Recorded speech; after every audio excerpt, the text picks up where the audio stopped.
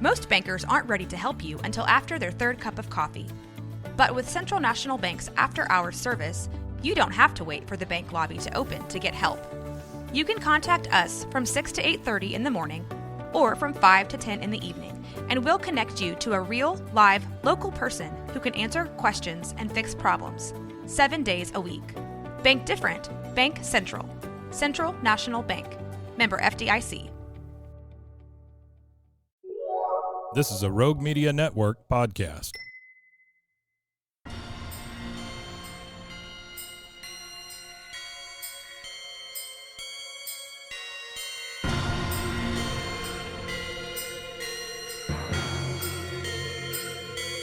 Boobies.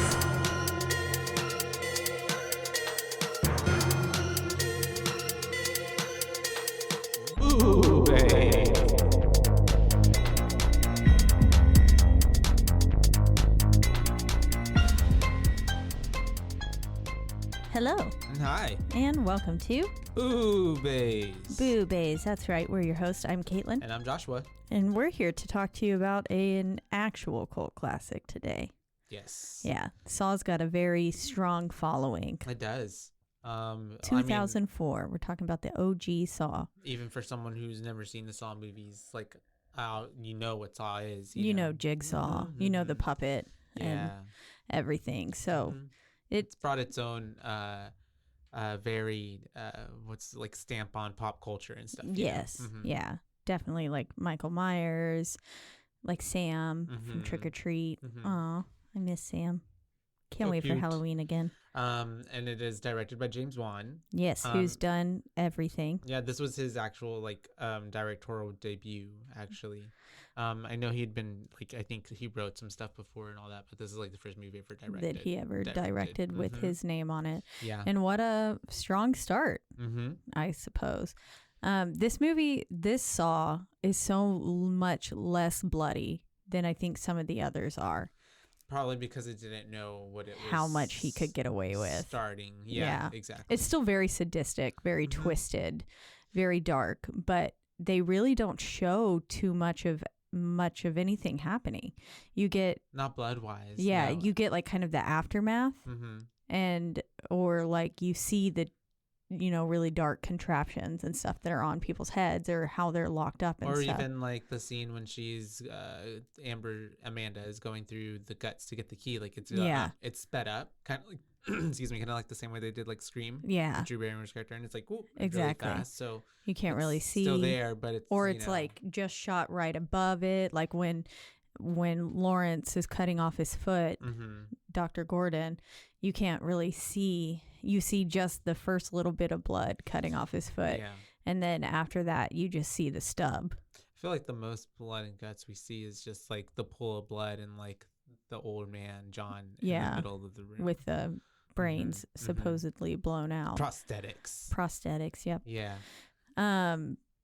Producers were Greg Hoffman, Mark Berg, and Oren Cools. I don't know. Cool Beans. With the Koules. Yep. Your pronunciation is the best pronunciation, and then that's all right. If it's wrong, I'm sorry. Sorry to that man. I'm gonna say Oren. I would call him by his first name. Oren. And it's. I was kind of excited to like get into it because I had never seen these movies before. So yeah. It was something. It was something. Yeah. I feel like this movie definitely Saw 1 in particular gives more action film almost a lot of the times with the music especially. But then also just with how much of it, I think it has a good storyline. I was surprised more like how much it was a cop movie. It felt just like a cop movie. Action cop movie. Yeah.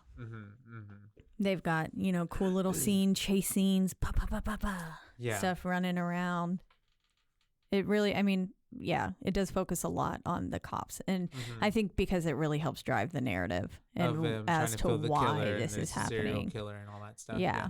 It kind of was, the movie felt like it was unfolding itself because it was more so like we started here, but then we got layers to it later, and then layers, and then it was almost like working all the way backwards. You know, until especially you get to in the last second, with it revealing everything, and then you see how everything was kind of set up before you throughout the whole movie. And connected, because like literally even the first shot, we see this guy floating in water who we later learn is Adam, and then we see something floating over his face, but then all of a sudden as he comes to, and I think that we get the title card there. Title card, Saw. It says Saw first, but then the guy comes to. He's waking up, and then that thing starts to go down the drain. We see it go down the drain, which is one of the last things that is mentioned in the film too. Yeah, it is. Which is really interesting. Which was pretty much the key to his survival. Yes. Which when that went down the drain, he's pretty much dead. He was dead. Yeah. He was dead. Adam was dead. Which pretty much sucks for him. But also couldn't care less. Kind of happy for it because he was the most annoying character. There was one point in my notes where I was like, Adam is kind of pathetic. And then like literally 2 minutes later in the film, it was like, you're a pathetic blah blah blah, and I was like, okay, good, Jigsaw thinks so too. But kudos to the actor because he really did make me like hate him. I just did not like the character. He was just so like annoying and a bad actor, unlikable, didn't really help the situation in any way. No, really. And then was hiding and being shady, so you're already just thinking like, there's what are you doing? There's something wrong. What's here. Up with you? He's being suspicious. Yep. But yeah, so we get introduced to Adam, who wakes up, like we said, in this room, and then that little blue light necklace looking thing goes down the drain, and it's very specific in showing us that it does. And then we do see that he gets out of the water and he's in a room and he's like trying to talk around, or no, he's just freaking out, and he hears a voice. He's in the dark. And then he hears a voice being realizes like, he's like chained to a wall and stuff too. Don't make all that noise because it's not going to help. Stop yelling. No one's going to hear you, basically. And it's this man who sounds like he'd already been in there for days. You remember like in Fresh? Yeah. The girls on the other side, he gave like them, but he of course hadn't been in there for days. I think he had just been awake already for a while. He woke up. And they finally turn on the lights, and the acting here is so comical. When Adam's like so bright and you can't even see. I don't know if he was like just that bad, or you're like the actor was supposed to be playing someone who's acting poorly. Yeah, but that was also not a point when he was supposed to be acting.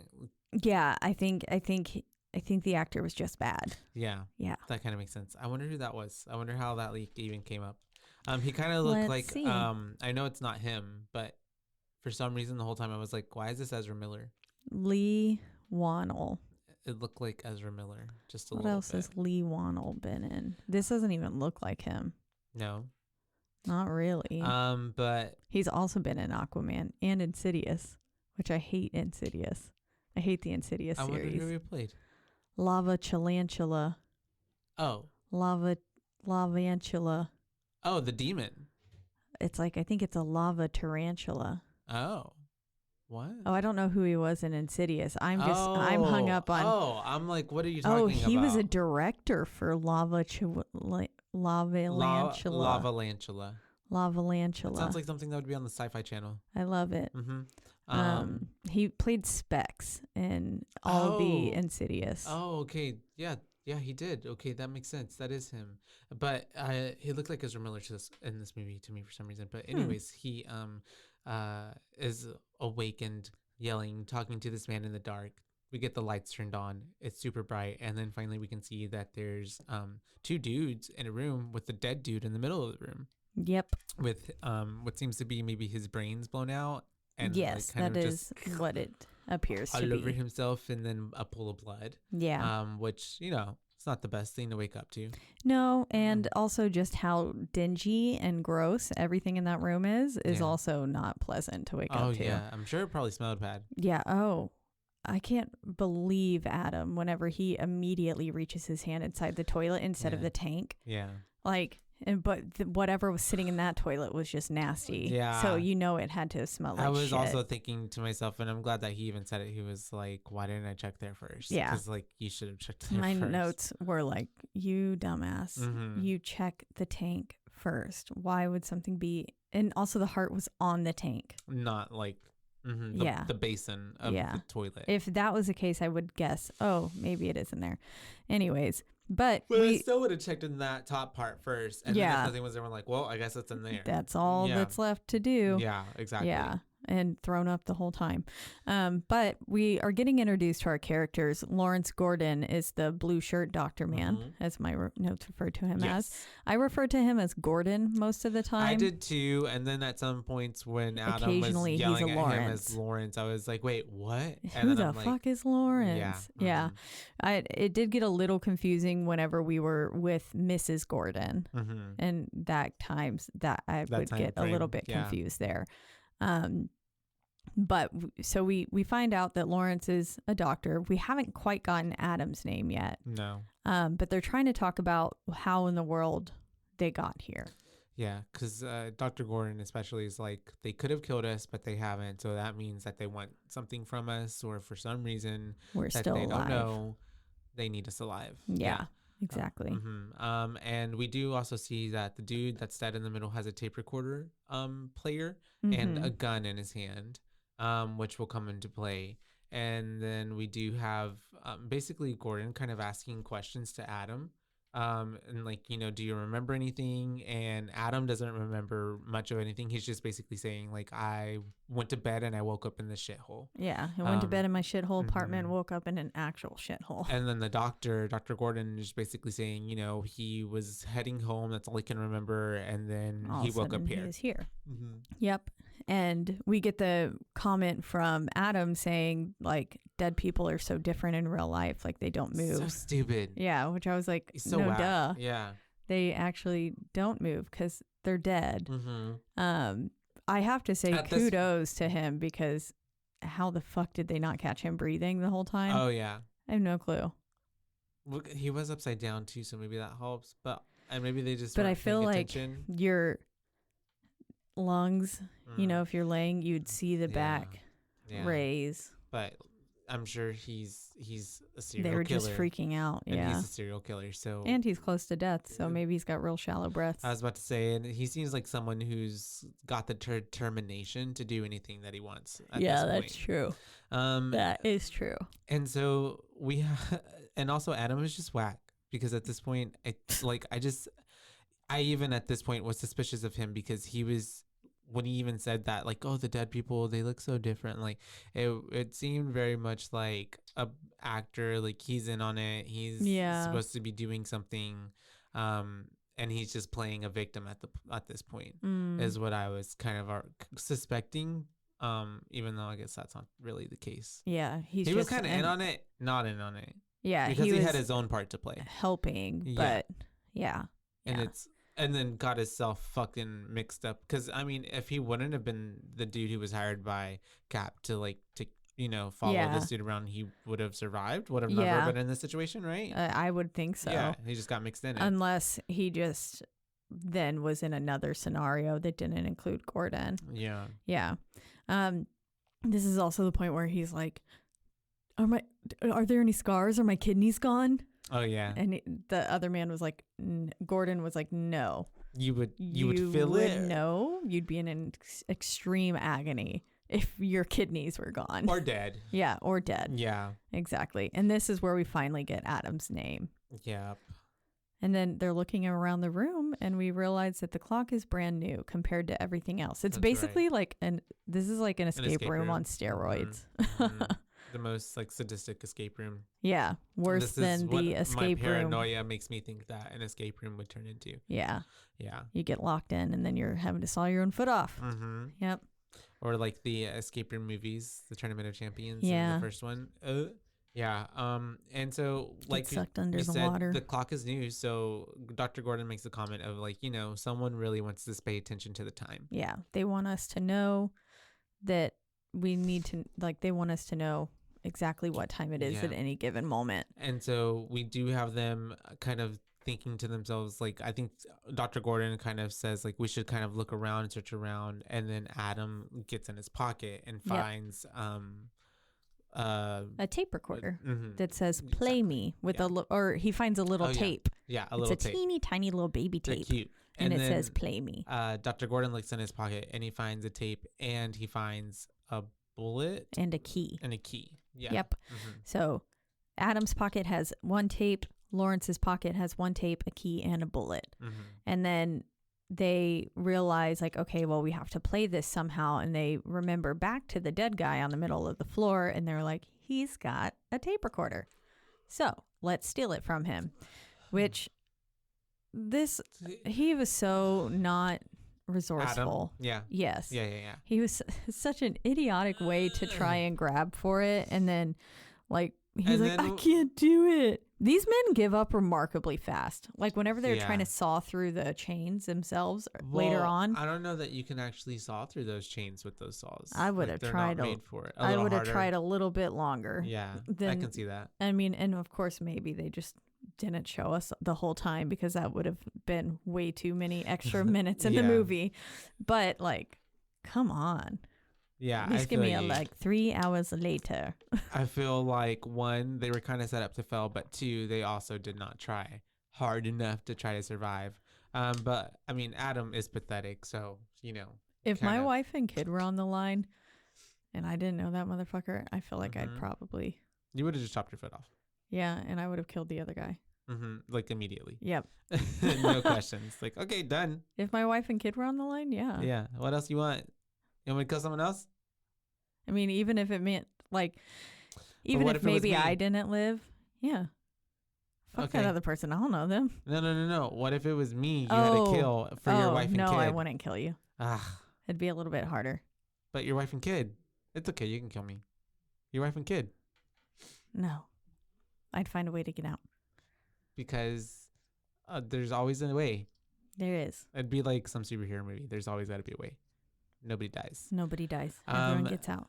And so we do have them putting together kind of a makeshift with the t-shirt and the little drain cork thing from the bathtub tied together. They're able to get the tape player away from the old man, which also I was just like, how in the hell? But okay, whatever. I know the way that it latched. Yeah, onto the. I was like, I was just like, no, I don't see this happening. But okay, at least that fast. But they end up getting it, and Mr. Adam is able to play his tape, playing the first one, and basically, Adam is pathetic. Yeah. He hides in the shadows. It's very cryptic, like what's being said by the person on the tape, and then says basically that he's going to watch himself die today. Yep. He says, are you going to watch yourself die, or are you going to do something about it? And I liked whenever he first started the tape too, he says, I'll tell you where you might be. You might be in the room you die in. And I was like, nice. Pretty serious. Yep. And then he says there are ways to win hidden all around you. And so you just got to figure it out. Yeah. I'm sure maybe Adam had even more clues for himself to like help himself get out of it. And he was just so ignorant to the like even look that he just did it. Yeah. But because I feel like what's his face, Jigsaw definitely does, like as sadistic as he is, he gives you a fighting chance. Yeah. I don't know about a fighting chance. A fair.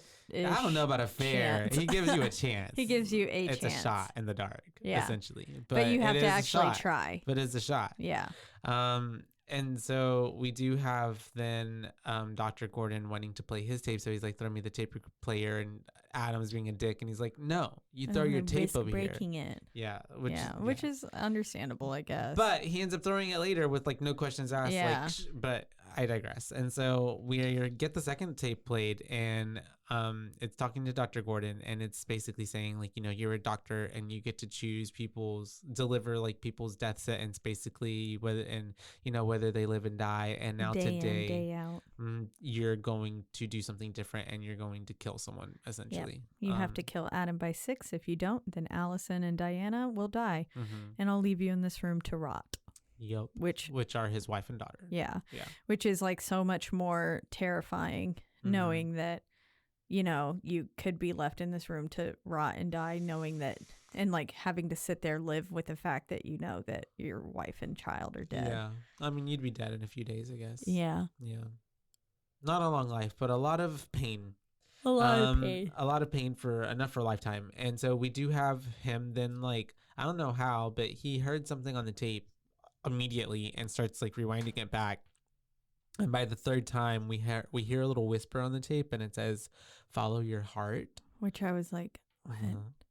Yeah, I was also like, what? I was like, and who would even hear that? Yeah, because I didn't hear it the first time. The last thing that I heard was basically X marks the spot.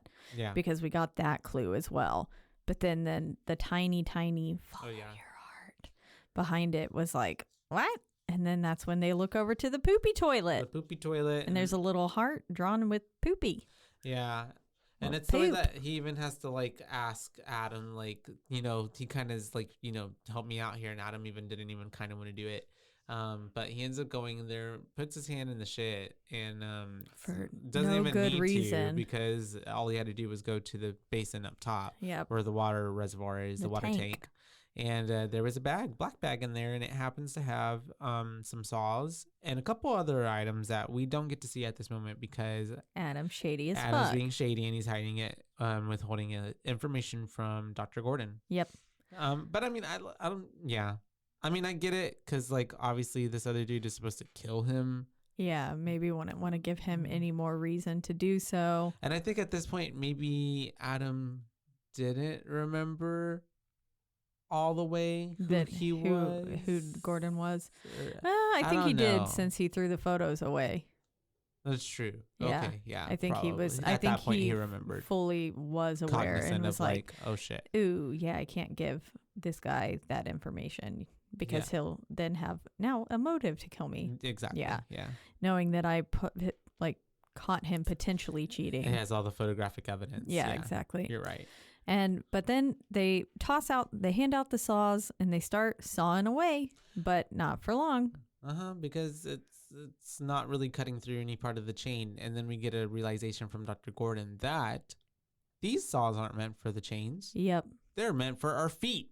He doesn't want us to cut through the chains. He wants us to cut through our feet. Which is like, wouldn't that be your leg, not your foot? But I also, he's Yeah. a doctor, not me. I mean, I guess you could chop off like half of your foot and then like slide it out. really low. Yeah. Like on the arch, Mm-hmm. maybe. And then you'd be able to maybe get no, you'd have to cut it off You'd have right to above the heel Yeah, you have to cut a lot of that hoe off to like get it out. to actually get it out. Yep. You couldn't even just like, And Adam's saw broke too, so he couldn't really saw Yeah. for much longer. the But teeth weren't working. anyways, But we also get kind of like a realization from Dr. Gordon, and he's like, wait, I know who this might be. yep. And we get a little bit of a flashback to information now that we're receiving from basically the narrative point of Dr. Gordon. Yep, and we're going through all the murders now we're getting like a little flash of each murder, kind of a little sneak peek of all of them. The first one starts out with this man who had to climb through barbed wire and like razors and stuff to get out, and because he had unfortunately tried to complete suicide or to unalive himself. Unalive himself, yeah. With a razor, probably trigger warning. Sorry, that's too late. But it's already happened. yeah. But a few weeks earlier or a month earlier or so, and then he was like, if you really want to die, then do nothing. But if you want to live, you can get out of here. Yeah.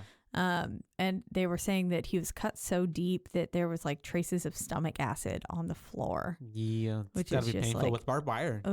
Just cutting into his stomach and stuff. Ouch. Ouch, ouch, Definitely ouch, ouch, not ouch. comfortable.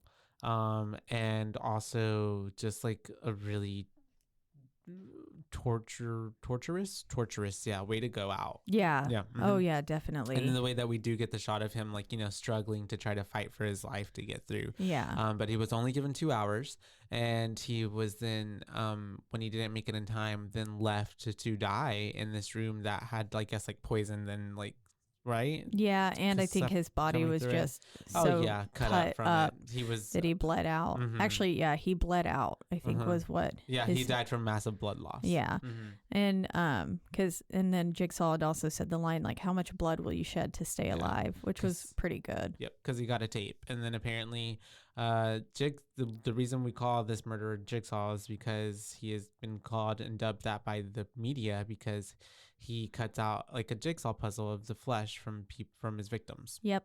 And then I guess he keeps that. What if he makes a little necklace, little charm bracelet? Yeah. Or his own little skin puzzle. Yeah, I was about to say a little quilt. Ew. That'd be cute. Skin puzzle. And an American quilt.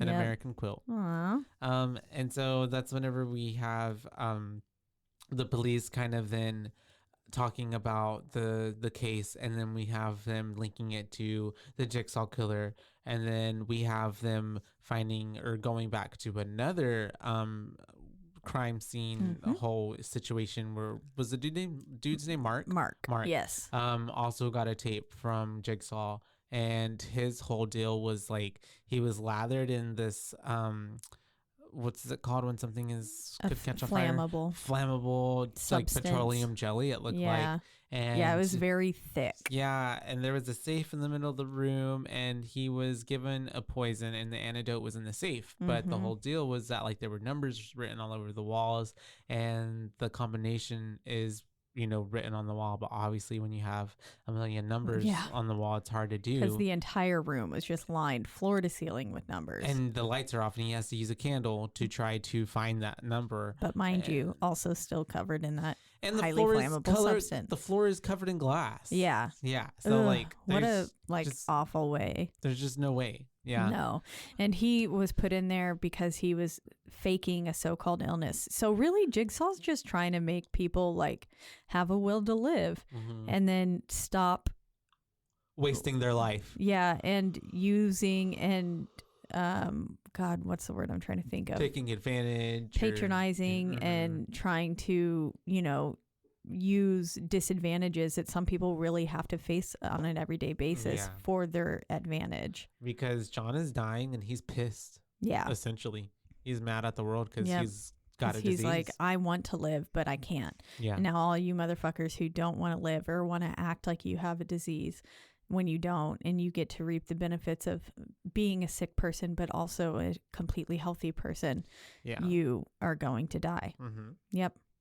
And he ends up, well, obviously Mark is burnt and he's dead. But at this time, I believe there was a pin that got left. He says, all the people you burned with your act will get their revenge. Yeah.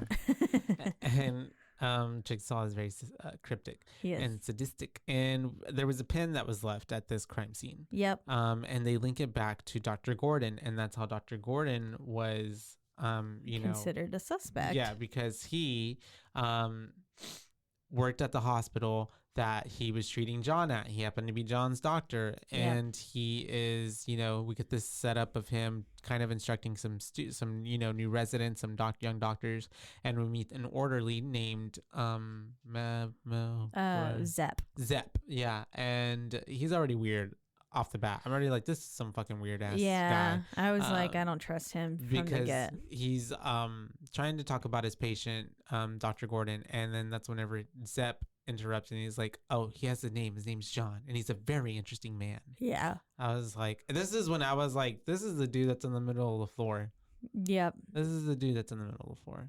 Yeah. I was already feeling that. I couldn't tell. I couldn't see the man's face close enough at all to like tell that was him.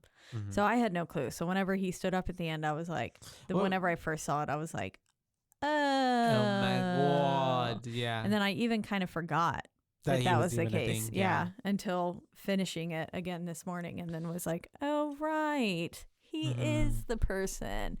Yeah. Because I mean, it had been such a long time since I'd seen this one. The Saw films are not ones that I've seen multiple times. Yeah. For sure. It's like one and done. Yeah. Not because I don't think that they're good films. I'm just a little squeamish apparently sometimes. So with the gore. Yeah, some of them get really intense. This one was easy to get through because again, they didn't show much of the gore. But there's some that where it's like, oh God, and it like That's makes all your you see. body hurt. Yeah. But Torture porn. yep. And whenever they were also looking through, they mentioned that he was watching through a peephole. Oh yeah. That's Sorry right. for Mark.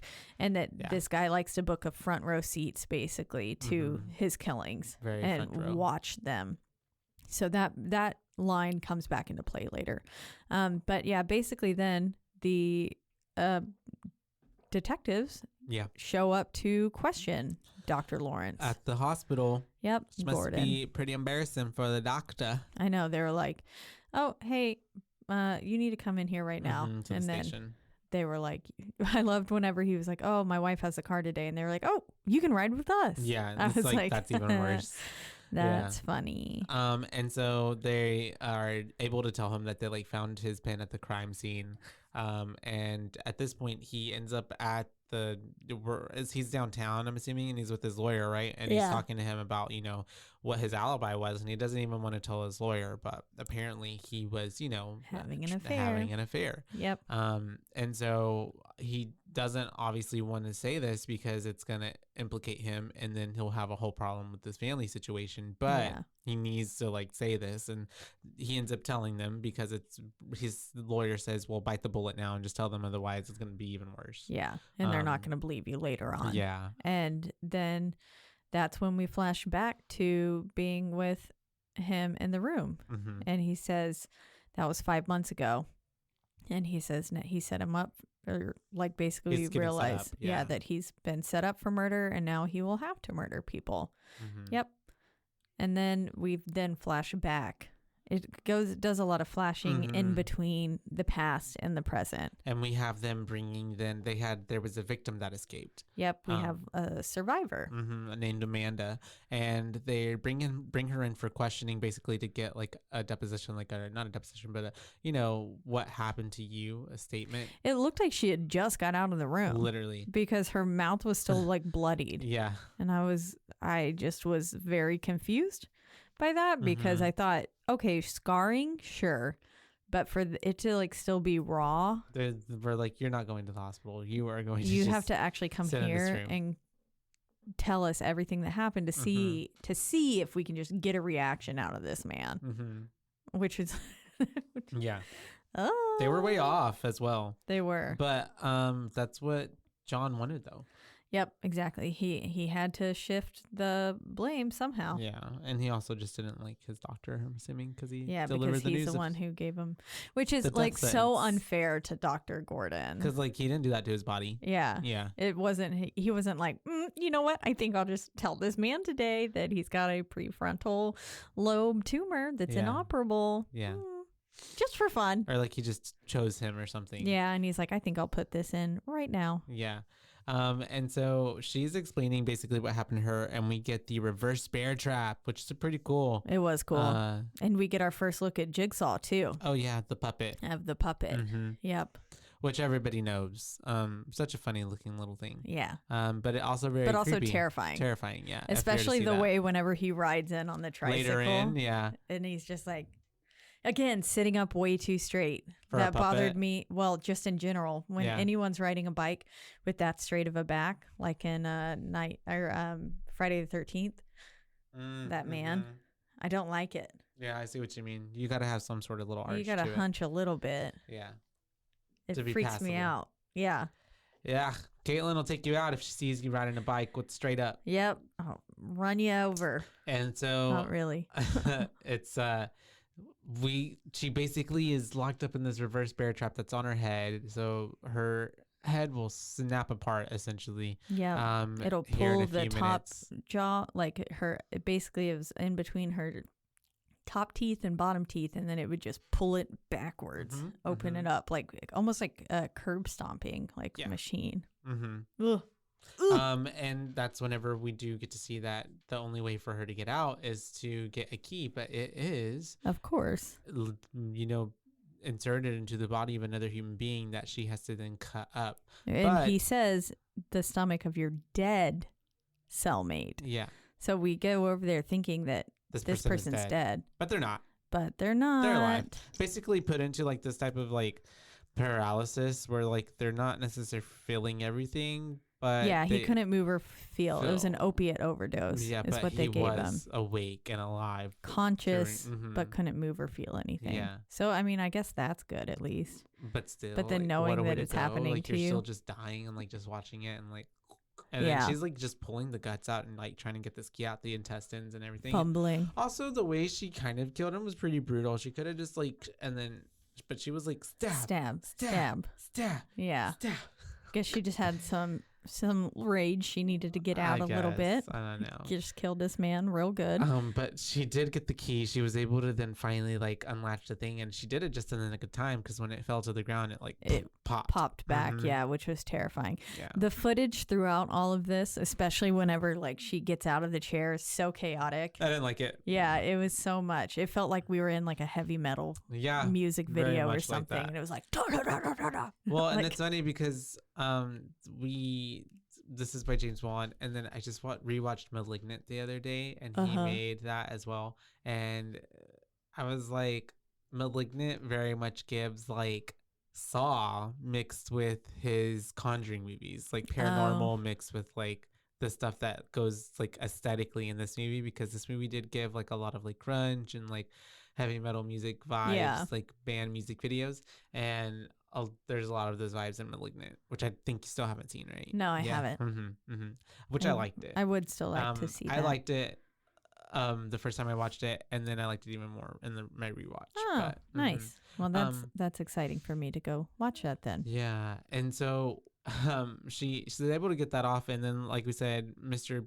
Puppet Jigsaw comes out riding on his tricycle all straight up and stuff. Yep, terrifying. Her mhm. acting here, I thought was actually pretty all right as she was Yeah. crying. I was like, okay, she's doing a Yeah. pretty good job here. She's working for it. And Sure. she survived essentially because She she's does. free. But then like they're like asking her, did you what did the captain ask her? Because the last words Jigsaw said to her were, most people are so ungrateful to be alive, but now you're not anymore. And then they said, so what did he do to you? And she says, he helped me. Which I was like, oh girl, she's crazy. Yep. Yeah. Because they asked her like, weren't you addicted to drugs? And so what did this situation do for you? And she said, he helped me. Because now I guess she's magically not cured addicted from drugs. Yeah. drugs. I guess she was like going through the worst situation in her life. She was like, no more drugs. I don't know. But also at this point I have, for some reason, Adam is stupid, and then two-way mirror. So mine says back with Adam and Gordon now. Adam, you're fucking dumb. yeah. It's a two-way mirror. Which we find out because he accidentally broke that mirror. Yeah. Doing something stupid. He was doing something stupid, broke the mirror, and they realize that they're being watched through a camera inside of that and someone as is well. watching them as well. Yep. And we hear him saying like, don't ask me for help. Yeah. Yeah. And Adam's yelling like, this is the most fun I've had without lubricant. Adam's a prick. Yeah, he is. And this is whenever we also do see that Mr. Gordon's talking about his daughter and like the last thing he ever said to her, and then we get like a little flashback to his daughter in her bedroom, something scaring her. We see this like it was pretty freaky of like, it was a long shot of her just looking in the corner at this like wind chime, and I was like, what is going on? I thought someone was about to come out of the corner. Yeah, just out of the darkness. Yeah. But it didn't really happen. But she goes to her mom because she's scared. And then they end up getting Dr. Gordon, who's working really late and is like he doesn't pay any attention to his family. It seems like he's definitely focused on his work. Yeah, he's disconnected for sure. And because the little girl's like, I want daddy to scare the man away. There's a man in my room and I want daddy. Which is really weird as fuck. Yeah. It gives very much, there's a monster outside my window. Can I have a glass of water? Yeah. And then they are in the bedroom. The dad is basically trying to calm his daughter down like any parent would when they're little. I don't like how he calls a foot a tootsie. Yeah, I was like, foot equals tootsie. Don't like that. That was weird because he's like, give Footsie, me your tootsie. And I was like, what's a tootsie? I thought butt. Oh. Not in a sexual way. Yeah. Like I thought he was just gonna like go to bed, like give me your fanny so I can pat it. Yeah, it was pretty weird. No, I didn't like it, but we did the whole little toe situation, the piggies going into the market. Yeah. And she's basically just saying, she's asking like, are you gonna leave us? And he's having a heart to heart with her and basically trying to comfort her and saying that he's never gonna leave her. He loves her. But then of course the pager has gone off at this point too, and she's like, I hate that thing, which was so sad because she was so young.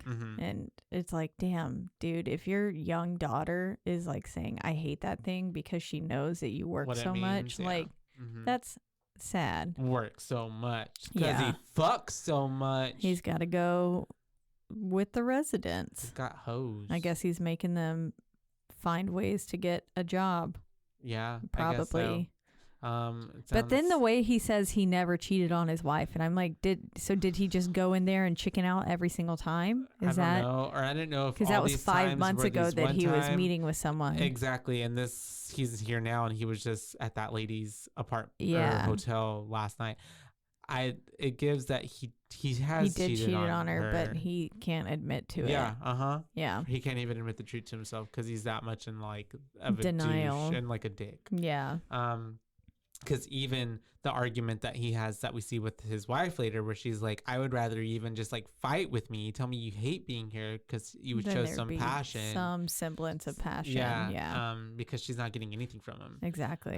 But yeah, he ends up, like I said, here we are fighting with his wife. And we get this whole where she's telling him that. And then it cuts back to Adam and him in the room, and he shows him pictures of them in his wallet. And he's trying to tell him to like look at a certain picture because it is his favorite picture of his family together, but it turns out that photo is not there. And what does Adam find in its spot? He finds a photo of Dr. Gordon's wife and kid tied up with an X marks the spot.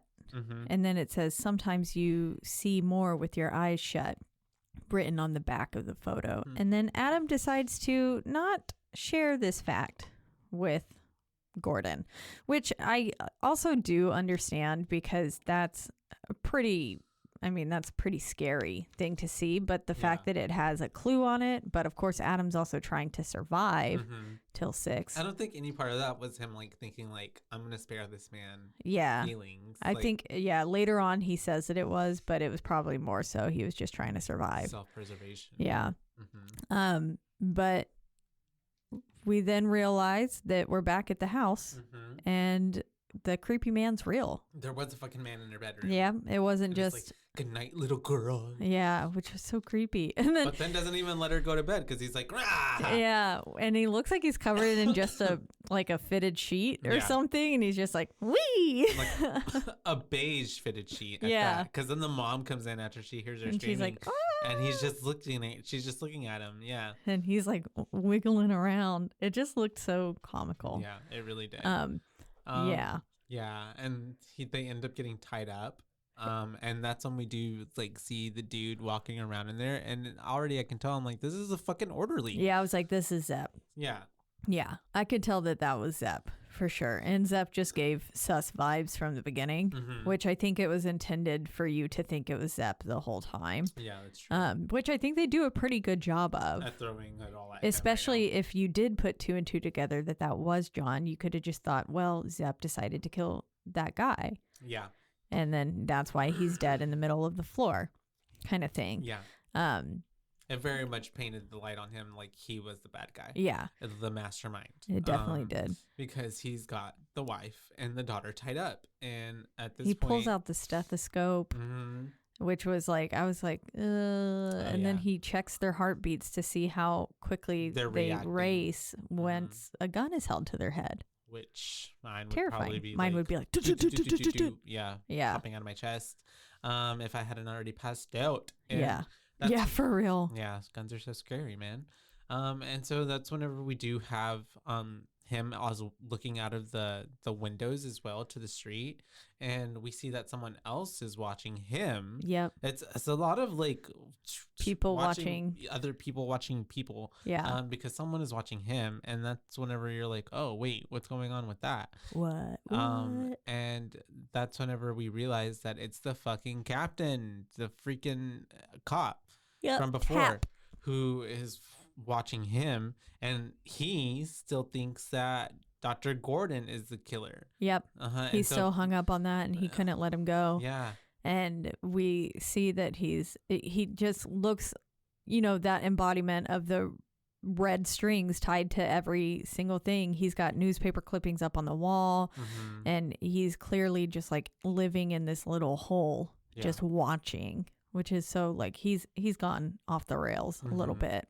Yeah, he very much has. He's lost it all because he's like hyper obsessing over this whole case. Yeah, because we do see that it transitions back to him going like leaving Dr. Gordon that day that, you know, they had the whole clearing of his alibi and stuff. And even then he was still like, I'm going to get you, basically. I'm going to get you. Yeah. And he is losing his mind, kind of going over the tapes and, you know, everything that happened with Amanda and the other tapes. And even his partner at this point is just basically being like, you need a girlfriend, like you need to get out of here. Like was already seeing like he was worried about him. Yeah.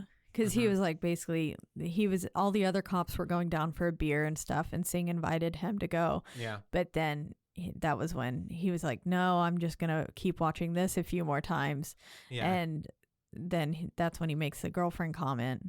And he definitely cares about his partner and stuff. For sure. And then he's on his way out whenever Tap notices something. He finally notices something on the screen, and I couldn't, was it like a graffiti tagging, right? Yeah. K2K gang territory is what it ended up being, because they realized, and then he can ever so slightly hear an alarm going off in the back of the video, and it leads them to look up the K2K gang territory's like radius, basically, and where they operate.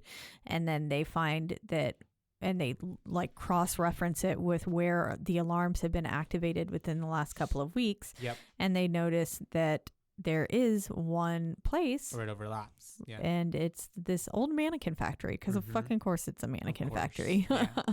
And I guess that's where they make a million little Jigsaw guys. Yep. And so they end up being able to like, and I love how the partner is like, okay, well, call it in and we'll get a warrant. And he's like, oh wait, no, we're going now. We're going right now. Yeah. And so they do pull up, and really fast they stumble upon a workshop. Yep. And they're like, whoa, what the fuck is all this? I know, yeah, like not hidden in the slightest. Not at all. But we do see like basically the Jigsaw puppet once it's revealed, and then like torture mechanisms and stuff like that. Yeah, as well as miniatures of the scenes. Oh, that's right. He's got it planned out. So we see that even 5 months ago, basically, because I'm assuming this was roughly around the same time, because Tap's throat had time to heal. Yeah, exactly. So this is what leads up to him getting his throat slashed. Yeah. And so this is roughly 5 months ago. So even that far in advance, he was planning out, because we saw the miniature of them in the bathroom. Yeah. And so, which is really, it's cool, but also crazy. And so we do have them finding that, but then they hear someone move underneath like this red hooded cloak thing. Yep. And they pull it off, and it's a man who's just like in this device of a chair. With like it basically looked like drills or like screws that would go into his throat. Very Frankenstein. And so also death. And so we have them finding all that, but then we have someone coming up. So they're like, fuck. And the partner's like, okay, this is it. But then the Cap is like, no, you know what? We're going to hide, because I need to see this motherfucker. Yeah. We're not just going to shoot him and take him out. They should have just shot him and taken him out. Yeah. Ugh. Because real fast we have John coming up, but they don't know who he is at this point, because he's pretty hooded, and he's talking to his victim, and he's basically saying, you know, you're a part of a trial or a test or something like that. He says you're a test subject. He says, don't cry. I've given your life a purpose. You're a test subject for something bigger than yourself. And then the cops pop out. Yep. And that's whenever John is able to like hit a little button with his foot, and it sets off the machine. Yep. And then here we go. We've got them playing his fucking game. Yep. He's got him right in the palm of his hand. Yeah, literally, because he's making them like, you know, get this key set and then try to open up a you just have to get it off the key, but of course it's like a key ring that's filled with like 1,000 keys. Literally. And like, it's easy. They're not, and at this point I'm just like, can we just shoot him, because they have him there in front of them? Yeah. And then he's not doing anything. Then oh man, I hate it, because Cap, what's his name? Tap. Tap. Yeah. He essentially gets distracted for about 2 seconds, and then he gets his neck fucking sliced. Slit. Oh, it's which so was sad. like, oh my God. I thought he was dead. I thought at he that was point. too. But then yeah. Then it makes sense that like, oh shit, no, because we're seeing back into the past. Yeah. And he's obviously still alive. But we do see his neck get slit, and then that's whenever John runs off, and his partner is able to stop the machine before it kills that one dude that was up there. He just shoots the little things and makes them done that stop a long time going ago, off. I guess. And then he chases after Jigsaw. Who which ends was up running down like an alley. very sad. Yeah, and then he almost gets him, and he ends up kind of like shooting him down. Mhm. But whenever he's walking closer, he crosses a Booby trap. a booby trap, Yeah, and trips a gets wire. shot from above him with like these shotguns, just all of them, and all up into his body, and he just like falls over and dies, which was pretty sad. It was really sad and because then he was funny. He was the one who made the comic. Well, you can just ride with us. Like, he was kind of comical and stuff. While Tap's very like serious. And like he really cared about Tap as well. So you're like, oh man, and you know that they probably had a pretty like serious bond being partners and stuff. Oh, definitely. Because then even Tap is like trying to run down to get to him, and he sees that he's dead, and he's like, yeah, you know, and then it goes to this very the grayscale frame. Oh yeah. And that's whenever we cut back to like now, and this is how we see that. Well, at this point, Tap has now lost his mind because you know he lost his partner, and he's trying to basically avenge him. And he's also, like talking to him. He's like, "We're gonna close this case," sing, and basically like you know just acting as if he's still there, kind of with him. Or you know, I think it's maybe not so much that. I think it's more so just like I still talk to Kitty sometimes, you know, and I'm like, but you're also not in an apartment with murder that's pages true. all over the wall. I think he and, definitely like, is following crazy. people. Yeah. And you're still functioning, highly functioning crazy. Yeah, that's true. That's true. And so we do come back with Adam in the bathroom, and he's holding that picture with the X marks the spot on it. And the Dr. Gordon is kind of yelling at him and being like, you know, what are you looking at? What's going on? Yeah. Like, you need to help me try to get out of Because here. he's not being secret. Like, he's not doing a good job of actually hiding it. No, he's not. And Gordon he's doing a good job of looking like he's trying to hide something while looking at it. And Gordon is basically just like, help me do something. Like, help me try to figure this out, you know? Yeah. And then Adam is just like, well, turn off the lights. Just turn off the lights for me. And he's like, why? And then he's like, no, I'm not going to tell you. Yeah.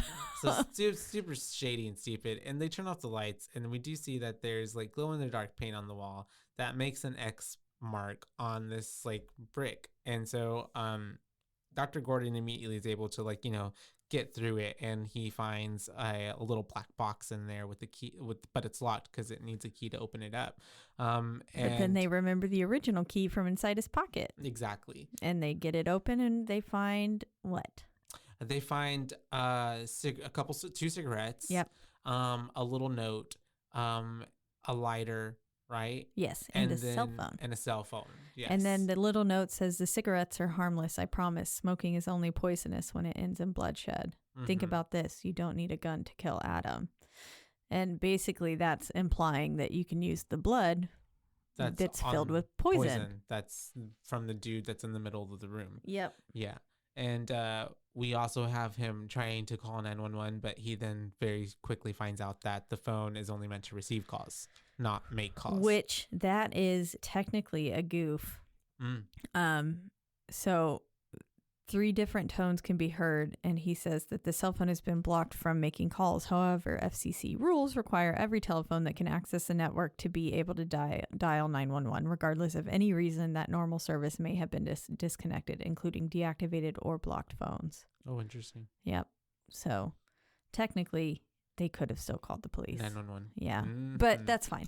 Yeah. We don't need that for the Hollywood, movie. baby. Yep. And so that's whenever we have him remembering, because I guess the phone noise sound reminded him of how he ended up in this room, and he's reminded of how he was walking after work last night and how he thinks he saw someone, and then he's like going to a phone to use a phone, and we see someone getting out of his car in like a red jacket and like a pig mask, which was terrifying because we saw the pig mask earlier whenever the 2 cops, detectives went into the mannequin factory. Yeah. But yeah, seeing it on someone is entirely different. That was terrifying because especially just the way that that person got out of the vehicle as well. Yeah. It was scary. Because you're watching it unfold from one of those like big circular kind of helps you see around the corner mirrors. Parking garage mirrors, yeah.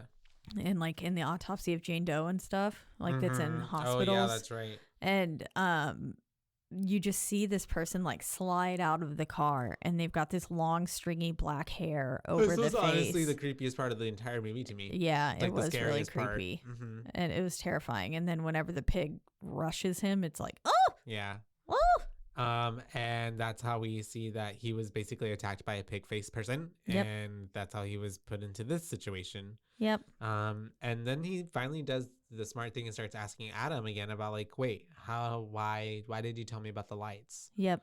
And Adam finally shares the photo. Yeah. Which he then tries to explain that like, oh, I was just trying not to like, hurt your feelings or like make you worried about your family, but it was obviously self-preservation. Yeah, exactly. And then this is where he decides, you know what? Nah. He dips a cigarette in the blood, but then he comes up with a plan. But of course, as we know, he didn't actually keep it a secret from the mastermind because the mastermind was in the room. In the room. Yep. And the mastermind probably already accounted for this. But anyways, he does turn off the lights and they try to whisper a plan of action. And when the lights come back on, essentially he gives a cigarette to Adam, and Adams pretends to then die from using the said cigarette, and his it's death the most so bad. Yeah, so bad, man. Like the worst. I was like, acting boy, I've you ever are seen. not convincing in the slightest. You look like somebody trying to act like they're trying to die poorly.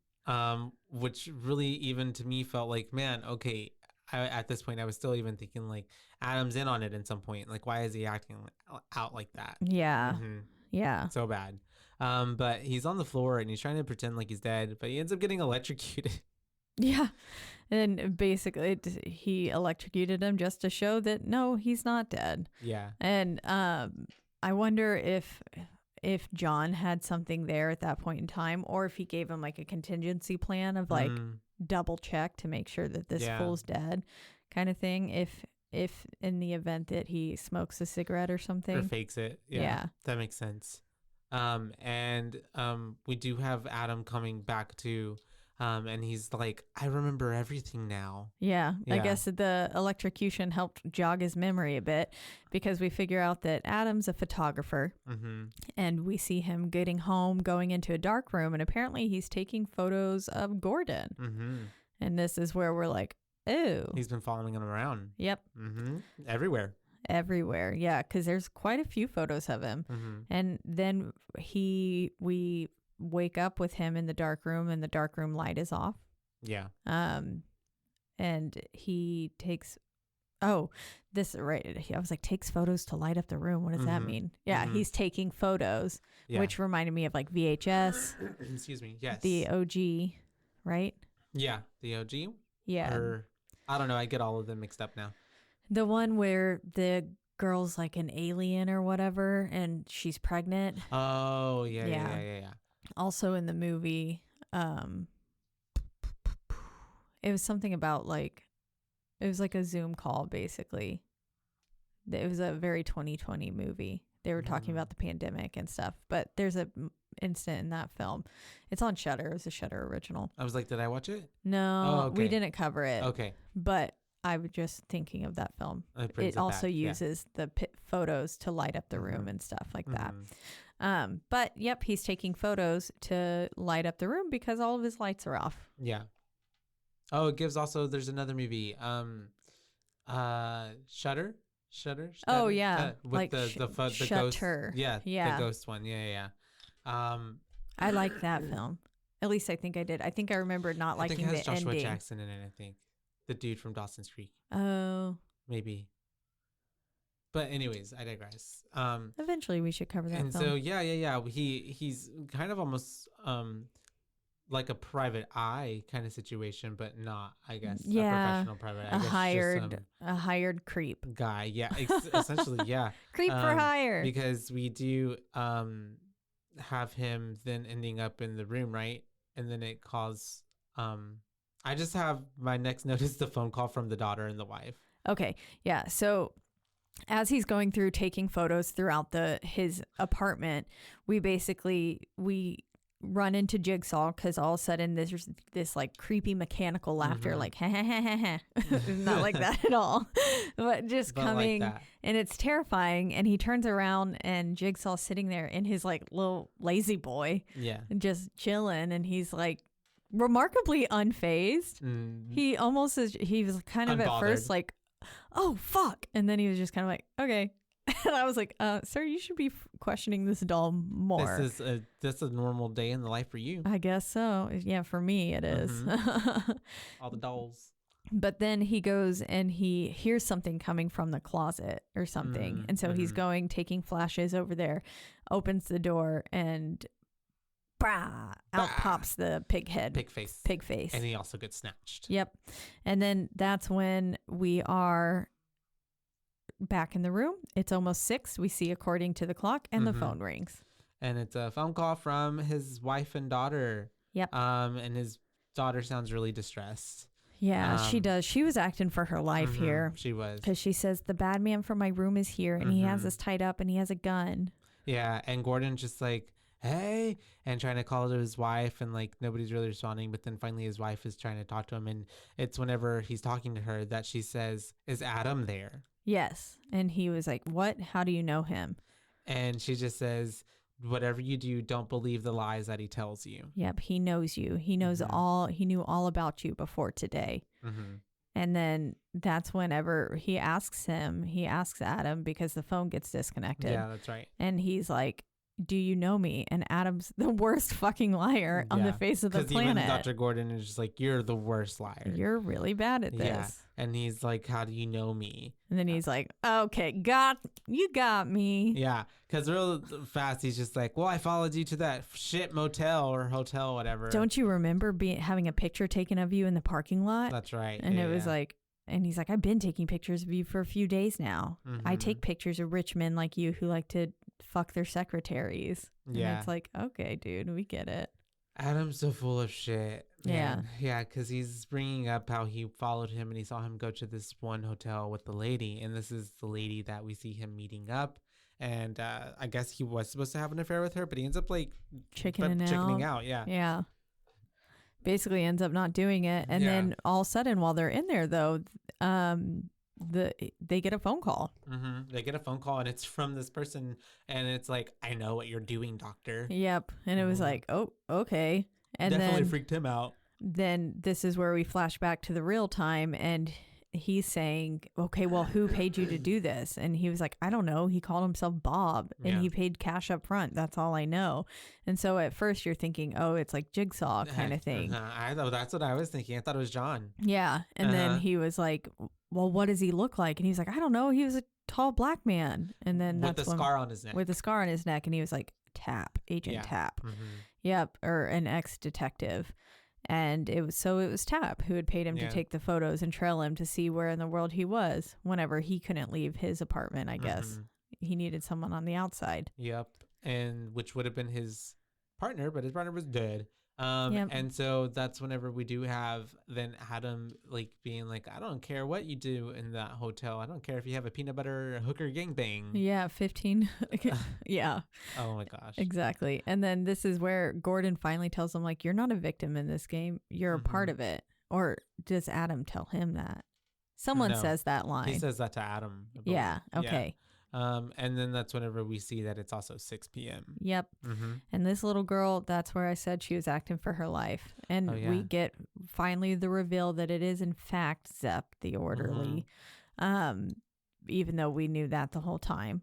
But he's out of time. And he comes in and he tells Allie, Dr. Gordon's time is up, and it has to be you who tells him he failed. Yeah. So what do? The mom was this whole time also untying herself from the bedpost.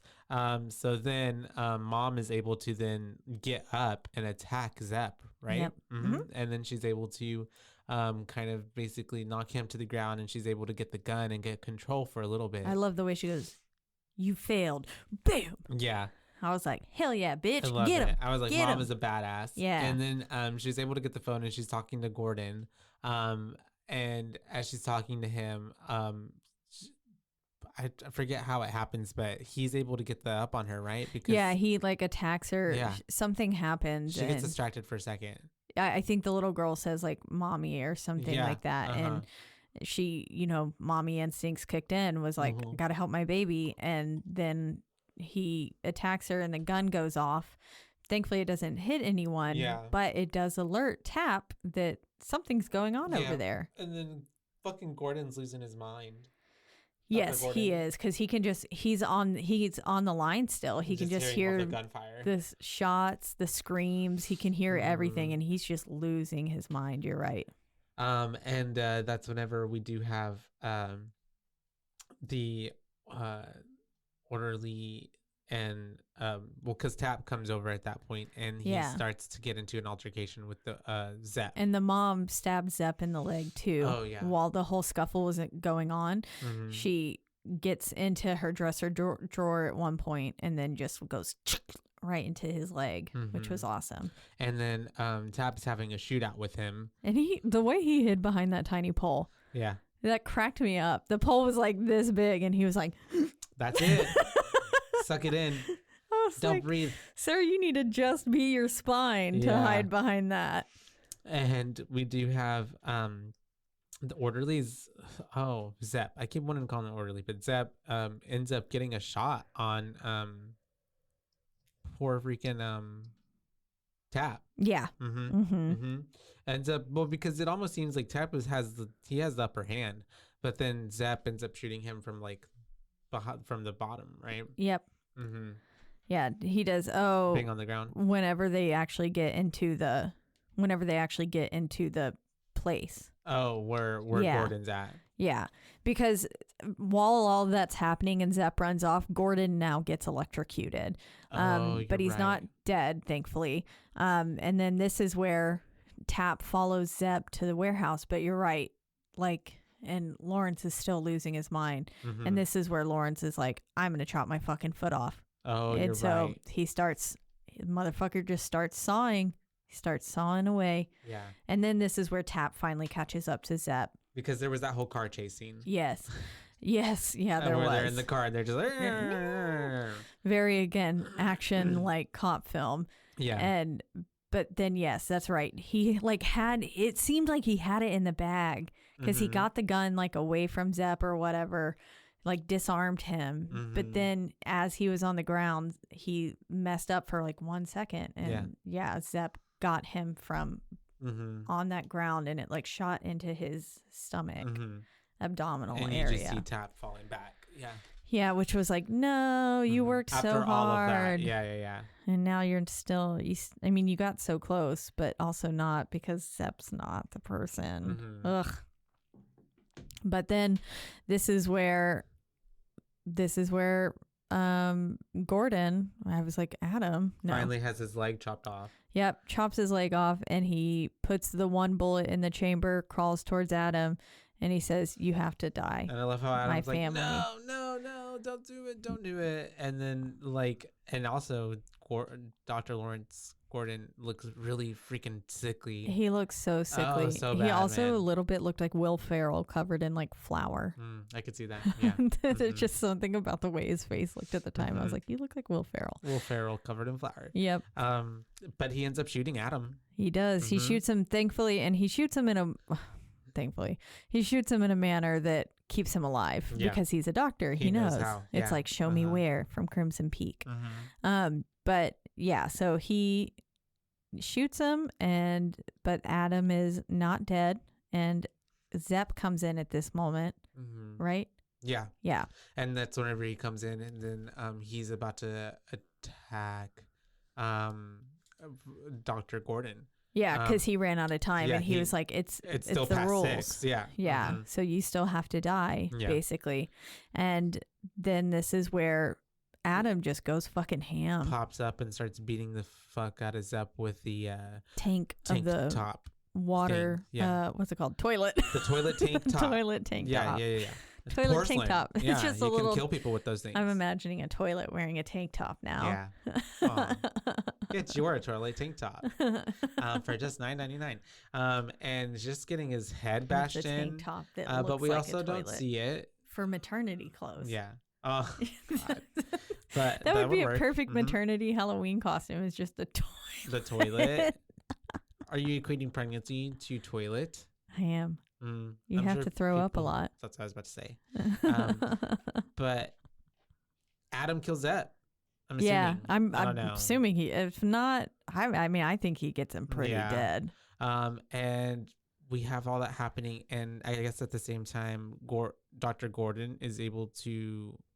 He's Crawl- like, I have to crawl go. out, yeah. I'm gonna come back. I'll promise I'll come back with help. And he's looking so pale here. I don't think he's gonna make it, but he ends up No. making it out of the room, I guess. Yeah, at least. Yeah. He was looking so pale, it almost made me nauseous looking at how pale his lips were. Mhm. Because I was like, oh God, he must feel so sick. And it He's made losing me all like, that blood. I yeah. didn't see him make a tourniquet for himself at all. He's just He literally- tried with his outer shirt. Okay. And he tried turning that around his leg, but Mhm. it's just a t-shirt. It's Yeah. not a legit tourniquet. So Mhm. he knew like, Yeah. I'm going to bleed out and Mhm. die if we don't get help like now, which of course too, with how far Tap had to chase Zep down, they're probably really far down in there. a isolated area. Yeah. So And it said raw sewage too, Mhm. was like around the area, which is like, so oh God. infections. Yep. You're dead. Galore. It's gonna get in the bloodstream. Ugh. And so we Cool. have him getting out. But then obviously there's got to be a twist. Yep. There's got to be a twist Always got to be a twist. And because Adam's just there, kind of like being like fucked. And then we do see the body, the old man getting up, rising off the floor. yep. We realize that Zep was made to do this too because he finds Oh, he finds a tape recorder. tape recorder in Zep's pocket. Yep. Mhm. And then he's like, oh my God. And he listens to the tape basically. And then we realize dead guy isn't dead. He faked it the whole time. He rips off the prosthetics, making him look like his brains were blown out. And I love the way he gets up and he was like, that key went down he was like, that key, that was your way to unlock that chain. Yeah. And he was just, That would have been your way out. yeah, Mhm. the whole time he's just like, you You dumbass. you only had to do this Mhm. kind of thing, but it went down. You let it go down the drain. Yeah. Yep, you let your life go down the drain. Which, I What a mean, metaphor. I feel, yeah. And poor Adam is just being left because then John is like, time's up, game's over, and is walking out, and Adam's just screaming as he's walking out of the room. And at the same time, we get the montage of like, It's showing us that John everything that happened and transpired. has the inoperable prefrontal lobe tumor, Mhm. and it basically flashes, through the whole movie. And he says, we get the line again, most people are so ungrateful to be alive, but not you, not anymore. And he says, game over. just And he slams the door shut, and it ends with Adam screaming in the darkness. Yep. I thought that was actually a really good ending. Pretty I badass loved the ending. ending. I thought it was pretty Mhm. perfect ending to it. I loved the way that he closed the door. It very much reminded me of the original Texas Chainsaw Massacre whenever he like slams that Yeah. tinfoil looking door shut. After he gets the boyfriend. Yeah. Yeah. Yeah. The first victim. It reminded me of that a little bit. Oh, it does, doesn't it? Yeah. Anyways, that's 2004 Saw. Saw. What'd you think? There was a lot actually because it's all still fresh. I just watched it, so Oh, you did say you didn't like the music as much, which I didn't is like the true. music. That's right. Well, it just no, at all It's, points. like, I didn't really care for the music. overbearing. It was overbearing, and then especially when they were just in the restroom, in that little like the beginning of the movie, there would be like this music playing, but it just didn't feel like the right type of music. That's all. No, It it, just- didn't. it It just seemed- felt very action film Yeah. Yeah. and or like a trailer. At one point, I asked you, "Oh, are you watching an ad?" Yeah. Because I literally thought a fucking trailer was playing, and I thought it was like, "In the beginning, No, there yeah. was blah blah blah." There was the legit movie. Yeah. So yeah. Other than that, I thought it was a pretty good story. I thought it was pretty cool, like that they had him basically killer was there in plain sight in front of the two people the entire time. It's it's a mix of a lot of things, like an escape room, like you said, and like a whodunit, and like a crime cop genre type of movie film. Yeah. So there's a lot of stuff going into play with it. I feel like I'm not as in love as I thought I wanted or was going to be in with it. Yeah. But I'm not disappointed. I think there was a lot of hype. Yeah. It was a lot different than I thought going into it. It was a lot different than I remember. I just didn't expect it being so like crime cop movie driven. I don't know why I didn't know that about it. The next ones are Same less thing. Oh, okay. driven in that way. I think it's more like we were talking about. It's more just like torture porn, basically. A lot more gore, a lot more blood, stuff like that. Which you get a little bit. I guess is synonymous with the franchise, so that's what I was thinking of. Yeah, and so I think we get more into that realm with 2 and 3. I was realizing I have seen Saw 5. I think I saw Saw 5 in theaters, and that might be the one with the leg twisting that I was talking about. Gotcha. But I don't remember. They all bleed together in my brain. And I've definitely seen Saw. I definitely had seen Saw 1. And I think I've seen Saw 2. I don't know if I've seen 3 ever. So I'm excited to go into it and see it as well. See how they all start to work together. I know nothing, so I don't know if they like are the same story continued or not, or what. But I would give first Saw, a solid 3. Solid 3. A 3, right in the middle of the road. Yeah. I didn't feel like it was like the best movie I'd ever seen in the world. Oh yeah. But it wasn't the worst. I guess I feel like it's really interesting. I kind of feel like I would have liked this maybe if it was even more like a series as opposed to like just a movie, because I feel like there's a lot where that you could get been, each of the deaths like an hour that would have been episode cool. long, and them trying to like get to rush to it, but they never get to it in time, and then it culminates in this big old like 8 limited series like episode, So I don't know. But that would have been really cool. Right? Of course, they weren't really doing that in they kind of 2004. like, yeah. But missed opportunity for Mr. I'm sure this was probably much more a great monetary means for him. Yeah. This was Saw was pretty lucrative. That's why they had like 7, 8 more that came from it. Exactly. But I feel like that's why I feel like maybe I would have enjoyed it more. But other than that, I mean, like, it's a pretty good film. There's a lot of big ideas that are in this film. And I think that it's always better to take a big swing and a big risk and get some payoff than like to make a really boring or just like really predictable movie or safe movie. It was cool. I liked it. It was pretty cool. And I remember, at least for the time and when it came out as well, it was very much like cultural reset in horror, because at that point now it became its own type of set of movies and genre, and definitely people then are now like expecting out of horror films. I would agree. I think I give it a 3.5. 3.5. Yeah, 3.5 is about where I'm sitting. Overall, I thought it was a really great film. Pretty easy to get through. Actually, really easy to get through. It's only an hour and like 43 minutes. Well, I will say too, this movie, like, you have to pay attention the entire way through. Yeah. Because I was noticing, I was like, oh, blinked and I totally missed like a plot point. Yes, or like exactly. a clue or something, Yeah. Very much like escape room and stuff like that, where you have to pay attention, otherwise you've missed something like, major. Oh, how did we get here? And so I personally do enjoy films like that make you have to pay attention the whole time. I don't want one that's going to make me be like, okay, I didn't need every hour and 43 minutes of this film was pretty relevant to the film, which was awesome. I will agree, the music was not great. Yeah. It was too much, way too much. And I was a little let down that there was less gore, but it was also very tasteful. I felt like the way that they did show it. And it's fucking dark as hell. It's so dark. Yeah, very I feel twisted. like a lot of parts of it were very dark. Like just the whole idea. Lighting and idea. Yeah. It was very gritty kind of film. Like it felt very like Grindhouse almost. Yeah, which was exciting. Yeah. Oh, we should cover the green room. Never seen it, never heard of it, but I'll look into it. Oh. Yeah. But yeah. The green room. Yeah, it's we're getting a film. thumbs up. We'll have to look. We'll have to put it on the list. Yeah. But yeah, this movie reminds me of like Saw reminds me of like there was this game that we used to have for our Sega Dreamcast.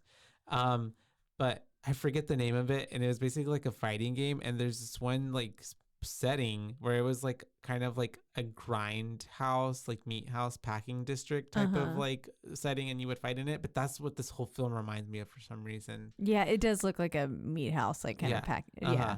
I think it's just because of the like tiled walls and everything like that too. And also you never see a bathroom that really is like that set up. Yeah. It was very bizarre. I mean, it was all a set. Yeah. But yeah. It was like he built it just for this little thing. Yeah. But yeah, so there you have it. A 3 and a 3.5. So a 3.25 from your booze for Saw. We'll see if the other ones can get a higher rating from me. Yeah. Yeah. Or maybe they'll get a lower rating. Maybe. We never know. But as always, we're in the lovely Rogue Media Network studio. That's right. They take great care of us, and you can listen to us or any of the other amazing podcasts on this network at one central place, which is RogueMediaNetwork.com. That's right. And then if you want to listen to us, you can also do so on a slew of podcasting platforms, the biggest two being Spotify and also Apple. But wherever you do listen, don't forget to rate, review, like, and subscribe. That's right, because that is the only way we can get ahead in this world.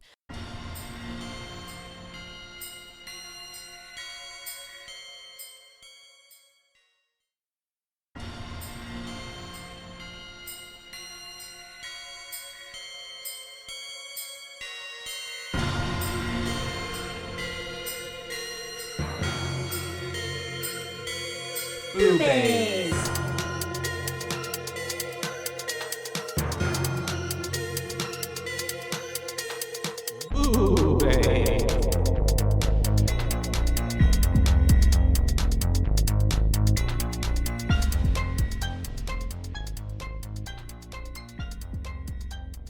Well, hi. Hello. And welcome to Boobies. Boobies. That's right. We're your hosts. I'm Joshua. And I'm Caitlin, and we're chaotic. And we're talking about some Donnie Wahlberg. Donnie Wahlberg. Because if you see this Saw title, 2. Saw 2. Continuation of our little I'm holding Saw up my endeavor. spa gloves. Caitlin's wearing her spa gloves tonight. Yeah, and my all the hands fingers are are chapped. the same length. Yes, my pinky, thank God. I mean, really, though, it's nice because my nails are so long. So it is, my nails are getting moisturized too. Yep. I guess. But yeah, these are brought to you by Spice Village. Spice Village. Sponsor us. No, I'm just kidding. No, they can. They can. I can have my own. This is from another shop, not my shop. There you go. In Spice. It's called Hinge. Super great. Anyways, I love my small gloves. Shout out to Small Gloves. Small Gloves. Small Gloves Club. It's a condom name. Small Gloves. Small Gloves. Yeah. Like but only for small people. Like an inclusivity, like makes, extra small condoms or something. I don't know if there's that side of the spectrum, so it could be explored. So Saw 2, 2005, direct sequel to our first Saw movie that we covered last week. But it's directed by a different human. Darren Lynn Boozman. But still written by Lee Whannell. Wait, I don't know if he did write the first one. Lee Whannell. And Boozman. But no more James Wan. No, not at this point. Bye-bye. They said, get. And said, get off. Let us try it this time.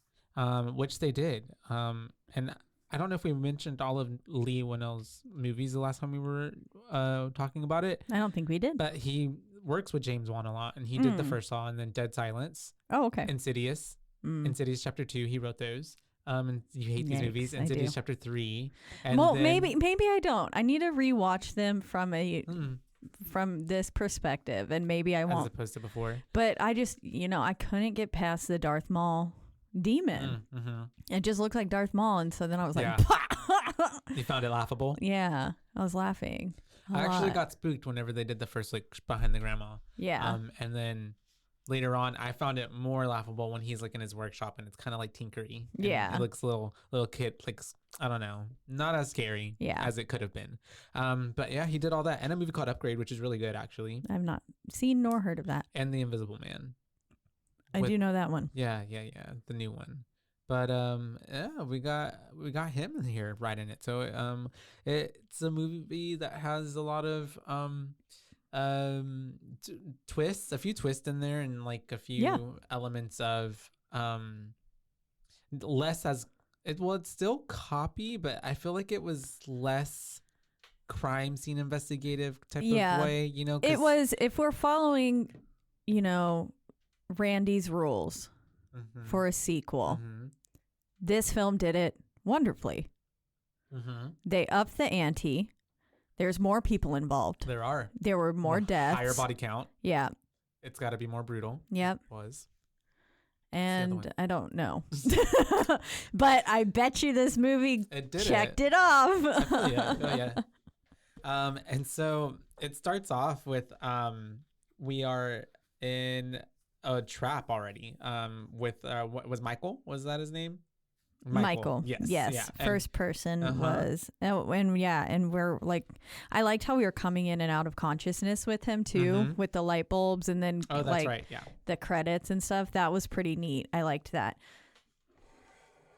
There you go. Thank you. And then we get that first person POV. Do you want to try it? It's really good. I do. It looks just very really tart. pretty. It looks like give it a a potion. shake. It looks like a potion. Give it a good shake before you drink Where is this from? OMJ. Shout out My to Juice. OMJ. They're my favorite. Here in Waco? Yes. Lovely. Right below Spice. I walked in today and asked for just some like cut. Yeah, just put your mouth on it. I don't care. Asked for some. It's really tart. That shit is fresh. Yeah. That is good. It's cold pressed. Oh, the after tartness. My lips are starting to pucker a little bit, but like in a good way. That is tangy. It's really yummy. Good. I love it so much. Pear, lemon, alkaline water, agave, and pitaya. Pitaya. That's how I say it anyways. Pear pitaya lemonade is how I say it. That's really good. Pitaya. I don't know. Below Spice? Yep. Oh, my juice. Have I seen this? They like also the have side, one right? they also have one in Hewitt and in the sub now at Baylor. Oh, that's delicious. Shout out to Oh My Juice. Sponsor us. So good. I love them so much. I sponsor them. Oh, quite you do? No, but with how much I eat there, I do. Well, it's so yummy. I'd buy a juice a day. They're like $7. Sounds, but it's worth really it. delicious. It is so That's really good. It's worth it.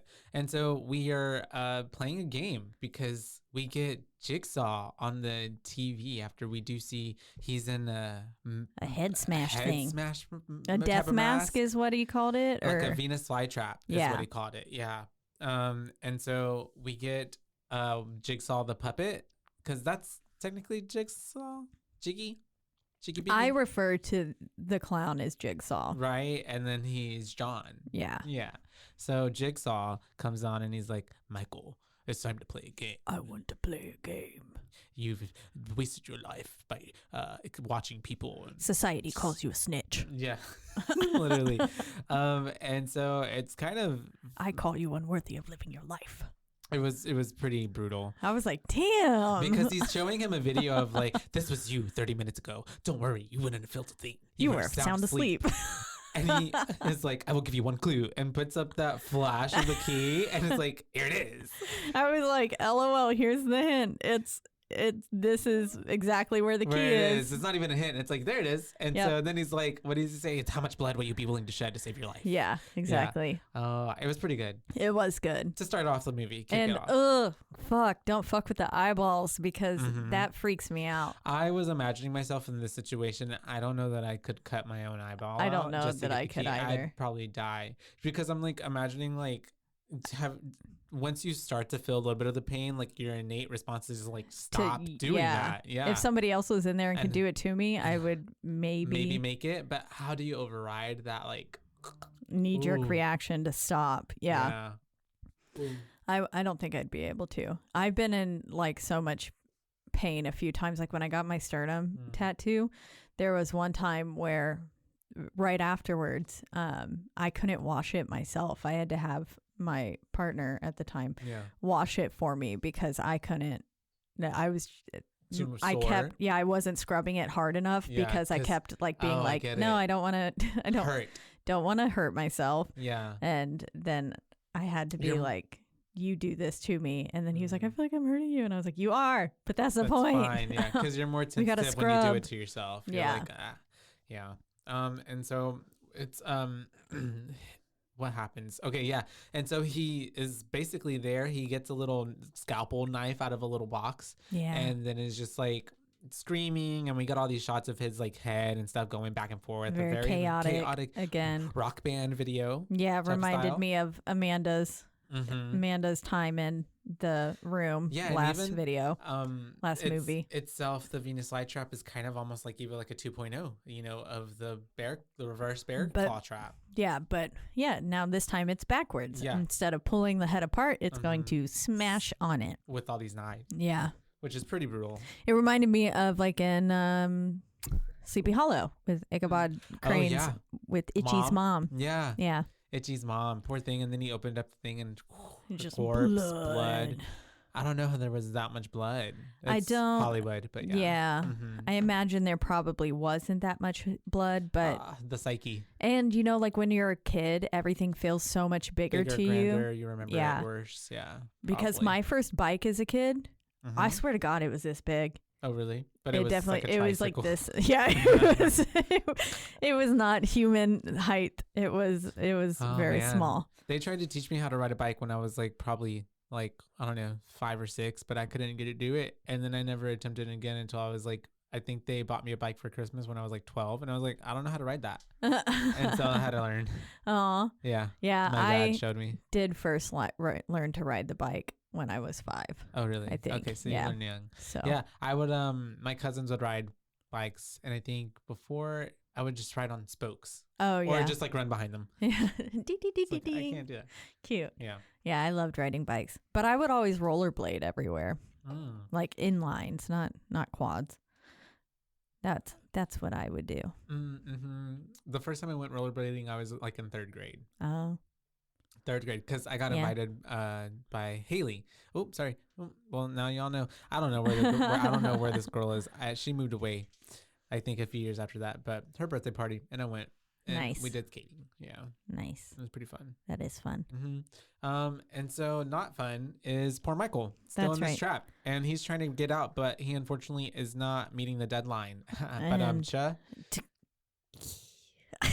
sorry, it's okay. And tick.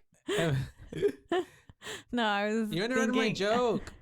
I was thinking of what? going patant like that Patent, too, but it was then my just tick, it kind of went backwards. all that came out of my mouth. I I'm like that sorry. one. It's good. We Tick. could put it on those little buttons that we record. I'm and sorry. it's okay. So poor thing, he runs out of time, and it just snaps on his head, and you just see him fall over. I liked that shot. Yeah. It was 'Cause cool. It goes with it, and then And you then have, just like, the POV blood type of coming thing. out, and I was Mhm. like, nice. It's pretty it's cool. pretty You cool. just see his eyes Yeah. through the mask, because it's essentially like a face kini. It's covering up his entire Yeah. head area, and you have like just the Little eye holes. mouth and eye holes. Yeah. Yeah. Which was pretty badass mask, pretty badass trap. Yeah.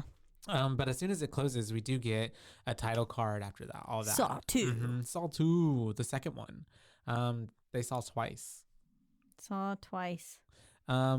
We get an introduction with Donnie Wahlberg. He is walking through what looks like it's a hallway, but it's essentially mall security, like mall prison. Oh, So- they were in a mall. Yeah. Mhm. I didn't know where he was. I was like, father's picking his son up from jail. Yeah. It's jail. It's prison. It's hard time. No, it was like a mall situation, like a mall prison. Oh, cop. okay. Mhm. Okay. Fun. And so he's picking him up, and they're walking out, and you can tell there's already some There's some tension. rebellious, maybe teenage tension, and then Yeah. the dad. But You're there's better at being a cop than a father. yeah, and he's like, I want to go back to mom's. Yeah. And then Donnie, which is his name is Eric Matthews, but I kind of just wrote his name as Donnie the entire time. Oh, I Um, definitely wrote Matthews, Matthews. the whole time. Because you don't know him. Yeah. Yeah. Mm-hmm. Don't know him. He's Mark's brother.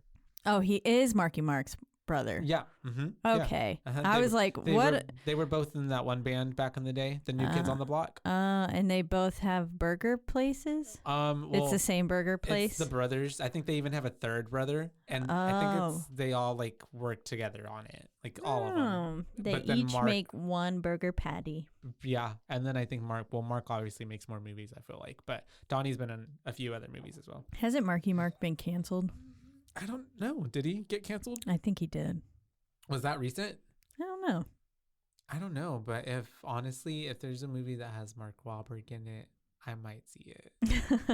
Because you like Marky Mark? I do, honestly. What was that one movie where he was like the stepdad or whatever? It's real funny. The stepdad. I don't think I saw that one. I could be confusing him with another white man. The stepdad. Marky Mark. And what's John Cena? Dum, dum, dum, dum. Yeah, he made a surprise appearance. Cameo as like a drug dealer? I don't know if he was a drug dealer. I think he was another dad. Oh, okay. I don't know. I don't think I saw that one. Because John Cena, I believe, does make a drug appearance as a drug dealer. But that's in, I think, one of the, what are those, 21 Jump Streets. Oh, yeah. He does. He does in there. Yeah. Love 21 Jump Street. That movie's hilarious. Which one's the first one? And which one's the second one? Yeah, the first one is the one with the Dave Franco guy, right? And the other people at the high school. Yes. And the second one, they go to college. That's right. Yeah. Mm-hmm. Wow, my hands feel so spod. The second one has that girl from Workaholics, the blonde chick. She's like a comedian. She's funny. Yeah. I don't know. But anyways, back to Donnie Wahlberg. Him picking up his kid. And then him, well, honestly, I don't feel like this was a good call either, because he then yells at him to be like, and he's like, well, then go. And then I'm like, oh, you're just going to like let this child walk away after picking him up from jail cop? Yeah. I mean, mall cop. Ooh. Mall cop. Paul Blart. Mall jail. Paul Blart. Shout out. Mall cop. And so I'm just like, damn. So because we immediately then like it just cuts away from there. And then we have him going to a crime scene, right? Yep. Mm-hmm. Yeah. He's been called in and asked to identify a body. Mm-hmm. Yep. By what's her name? Detective something. Carrie. Her first name's Carrie, I think. But it's Detective something. Anyways, she kind of frustrated me sometimes. She did a little bit. Mm-hmm. But Daddy's Home. That's home. The name of the book. Oh, movie. What? Daddy's Home. Oh, okay, gotcha. I didn't see that one. Sorry. No, I'll have to check it out. If it's got Mark in it, I'll watch it. It was a really funny movie. Mm-hmm. I think highly inappropriate, and I think I saw it with my father, and that was a mistake. Oh no. Yeah. I was like, this is uncomfortable for me. Sex scene. Yeah, something, or like talking about like masturbating or something. Oh, yeah, that's kind of weird with your parents. Yeah. I was just depends on your relationship with your parents, but that's weird. Not mine with my parents. Yeah. Yeah. Anyways, but yeah, he's there now getting to ID this body, and he basically gets a good look at Michael. He sees it's kind of hard to detect through the tell who it is through the mask. Yeah. Because then he's like, well, just let me look at his face, and then she's like, that's gonna be kind of hard because look at it. And he doesn't have a face. He does recognize the tattoos on his ankles, though, on his leg wrist. Leg wrist, yes. I hate that. I love it. I hate it. I love it. Leg wrist. It's a leg wrist. We all have 2 leg wrists. And 2 arm wrists. No, you just call those wrists. Oh. Yeah. Those are specifically just leg wrists. Yeah. I like it. Mm-hmm. Sounds like leg rest. It sounds like leg wrist. That sounds like a spell from Harry Potter. Oh, Legolas? Legolas. Leg wrist. Mount Everest. Chewbacca. There you go. That's perfect. And so he realizes who it is. He is then the detective lady, Miss Carrie, is trying to tell him that she wants her help with the whole crime scene situation, but he's basically trying to deflect because he says that he already has a heavy caseload and he doesn't want to have anything to do with it. Yeah. And then she tells him to take a closer look. Because it's in a book. Sorry. Oh, it's in a book? Reading Rainbow. Oh, okay. The song. I don't know what Reading Rainbow is. I wasn't a reader. Oh no. That's a movie? It's a TV show. It's a TV show. Okay, yeah. Gotcha. Anyways. Not like Rainbow Fish, right? No. Okay, that separate. Was a book. But that's the book. Yeah. But Reading Rainbow was never a book. No. What did they do on reading Rainbow? Read you books on the TV? I don't even remember now. Oh, okay. They just encourage you to read. Yeah. What worked? It did. Because you love to read. I do. I don't like to read, and I never watched it. So there's proof in the pudding. Full circle. Wow. And so she tells him to take a closer look, and he looks like at the ceiling, and it literally has painted in paint. Detective Matthews, take a closer look. Look close. Yeah, look closer, Detective Matthews. Mm-hmm. And she was like, she's getting mad at him because she's like, Jigsaw's literally asking for you. Mm-hmm. You can't just not come be a part of this case now. He's called you by name. When he said this isn't the first time a psychopath has called me out, I'm like, how many psychopaths have you dealt with? Like murderers like this? Or it's wild.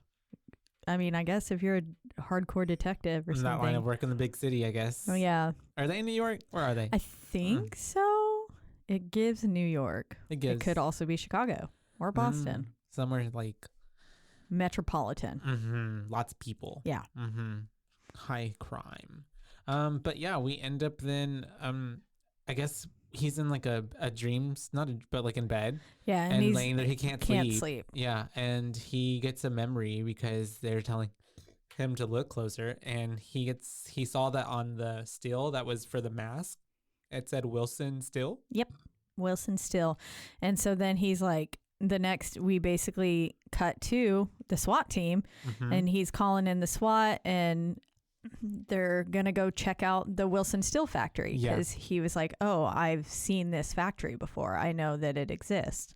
They really came in guns blazing, and I was like, you're letting him know that you're almost there. I do feel like because they've like, this is a serial killer, they've been trying to catch this person. Maybe like they have that like, you know, like a team before a football type of situation, where like just pumped and they're like ready to go and catch him. Yeah, exactly. Yeah. Maybe they felt like they had the upper hand, and I feel like that's what they did. Yeah. But they do end up going in. They start going up some inside like a warehouse looking type of situation, and they get inside, and these three officers start to go up some stairs. They're in the middle of the room, which I thought was already a bad idea because it was like in a cage situation. The cage itself too, there was this like humming that was happening, and I was like, nope.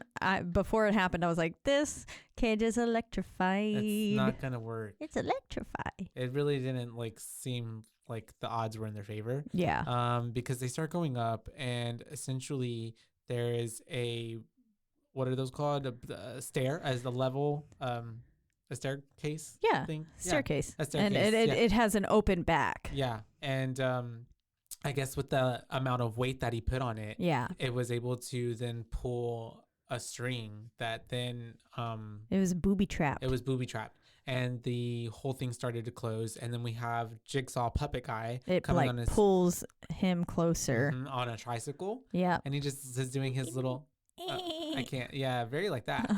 A child demonic type of laugh. Oh, not like that. That sounds like the fish from SpongeBob. Yes. I recognized it instantly. And so they end up getting stuck in there, and the poor dude has his legs like somehow he had a torture device where it like broke his legs, like both of them right in the middle of the shins. It was. And he just like kind of hobbled over and fell back. Yeah, and then they were just all getting, because then the electrifying started whenever they touch the metal of the fence. Yeah. And so then he like falls back, and then they're just all three getting electrocuted. It was pretty brutal. I'm sure the two that were on the metal, like they're dead. Yeah. The current, but he thankfully was still alive, and they were able to like drag him out as they start coming in. Because also they're like, y'all need to get in here now. As you're hearing like all this commotion going on. It was wild. I was like, damn. And I was thinking like they aren't going to make it in time to like help these guys at all. No, not at all. And those guys are dead. And so they pull them out of the way, and they are able to actually, I believe, is it they go up or they go around? No, they go up. I'm pretty sure they like don't even really pull the man out of the way. I think they're just like, go over him, and they start to get to the top, and that's where we do see that we have freaking John. Yep. Mr. Jigsaw himself. It's definitely his little hideout. They find John, and he couldn't run. No, he was just sitting there with his IV bags and everything. And oxygen. Yeah, because as they even come up to him and they're like, trying to ask him to keep calm or stay there, he's like, I can't move anywhere, right? Yeah. I don't know. He's if like, that's where now, am I gonna but go? that happens at one point. But yeah, they do end up going up there, and I'm like already thinking at this point, like this was way too easy. Like, well, I how know. is this? It's very. It feels like a trap. It did. Yeah. Because I was like, damn, they really couldn't find him in the first one. Yeah, no, and then now it's like, well, even when he was really there the whole time, in that game situation. Yeah. But yeah, it felt like it was just way too easy. Sorry, my throat. It made a gurgle. That was amazing. And so we have Detective Eric Matthews, and he walks up kind of very smug, and he goes to John, and he says, "Is this close enough? Is this close enough?" Yeah. Kind of to almost taunt him in a way, I guess, because he felt taunted. I love how coolly John replies. He's like, "Actually, I will need to remain here while you deal with your problem." Yeah. The problem in that room. Whenever he was like, "You're getting out of here." Mm-hmm. And he was like, nope. Don't think so. You need me here. Yep. I'm not going nowhere. And so he directs them to go to like this other area that's kind of caged up. And I thought which also already I was like, why would y'all walk into a cage? Yeah, I know. Like we literally just saw what happened to other people who did that. Yeah. And then I thought it was going to be Daniel on like just dead. Dead. Yeah. Or in a torture device where they had to get him out. Yeah. Mm-hmm. That's true. That could have been it. But, because that thing in the middle kind of looked like a weird body. Mm-hmm. I thought I think either that's probably what they were probably was alluding meant to look like. Yeah. Yeah. But no, what was it? Screens. Computer screens. A bunch of screens with people in a Very room. old looking computer screens. Yeah. Yeah, like just the oldest that you could ever get. They're those massive ones. And this is 2005, so I'm just like, could have, I don't know. He could have gotten something a little bit smaller. He probably got a good deal in like 1999. Yeah. And then just had all these and he's computers. like, well, and you know, he's put them to use. Maybe he's old too. Maybe he's not the best with technology. Mm-hmm. Just kidding. He totally is. Because he'd be making all those videos. He's doing everything. Yeah. He does it all. Uploads, makes different tapes, but he does use the tape player, so that it is very old school. That is. Yeah. That's true. He's a mix. He's a hybrid. Yeah. He's a hybrid serial killer. He is. With a God complex. For real with God complex. Yeah. Very like this man puppeteer. He is. Yes. Himself, you know. I mean, he's got a literal puppet as his. Mm-hmm. Yeah. As his thing. Which I never understand how he gets it to like and stands up so straight and like move its mouth and then like how it's able to like it's little, I don't know. Yeah. I don't know the mechanics. Because I mean, unless like his feet are just connected to the actual pedals themselves, and so like if he just pushed it out the tricycle, he could just, you know, the centrifugal force or whatever would we'll work, keep it and going. all the science behind that. Yeah. And the vortex and yeah, I don't know. The vortex. And then I think with this one, the puppet was definitely pulled forward by whatever that thing was that was triggered on the stairs. Yeah. Gotcha. But yeah, they notice that there are people on the screens, and we already see that like shit. There's something going on because they look panicked. Some of them are kind of walking around. Some of them are just kind of like this on the wall. Someone's in the corner, and that someone is Daniel. We find out Eric Matthews' son. Yep. Yeah, which isn't Eric Matthews one of the names from the boys from Boy Meets World?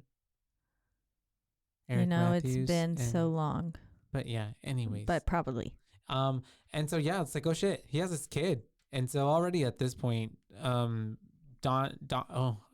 Eric is who is he trying to call? He's trying to call somebody.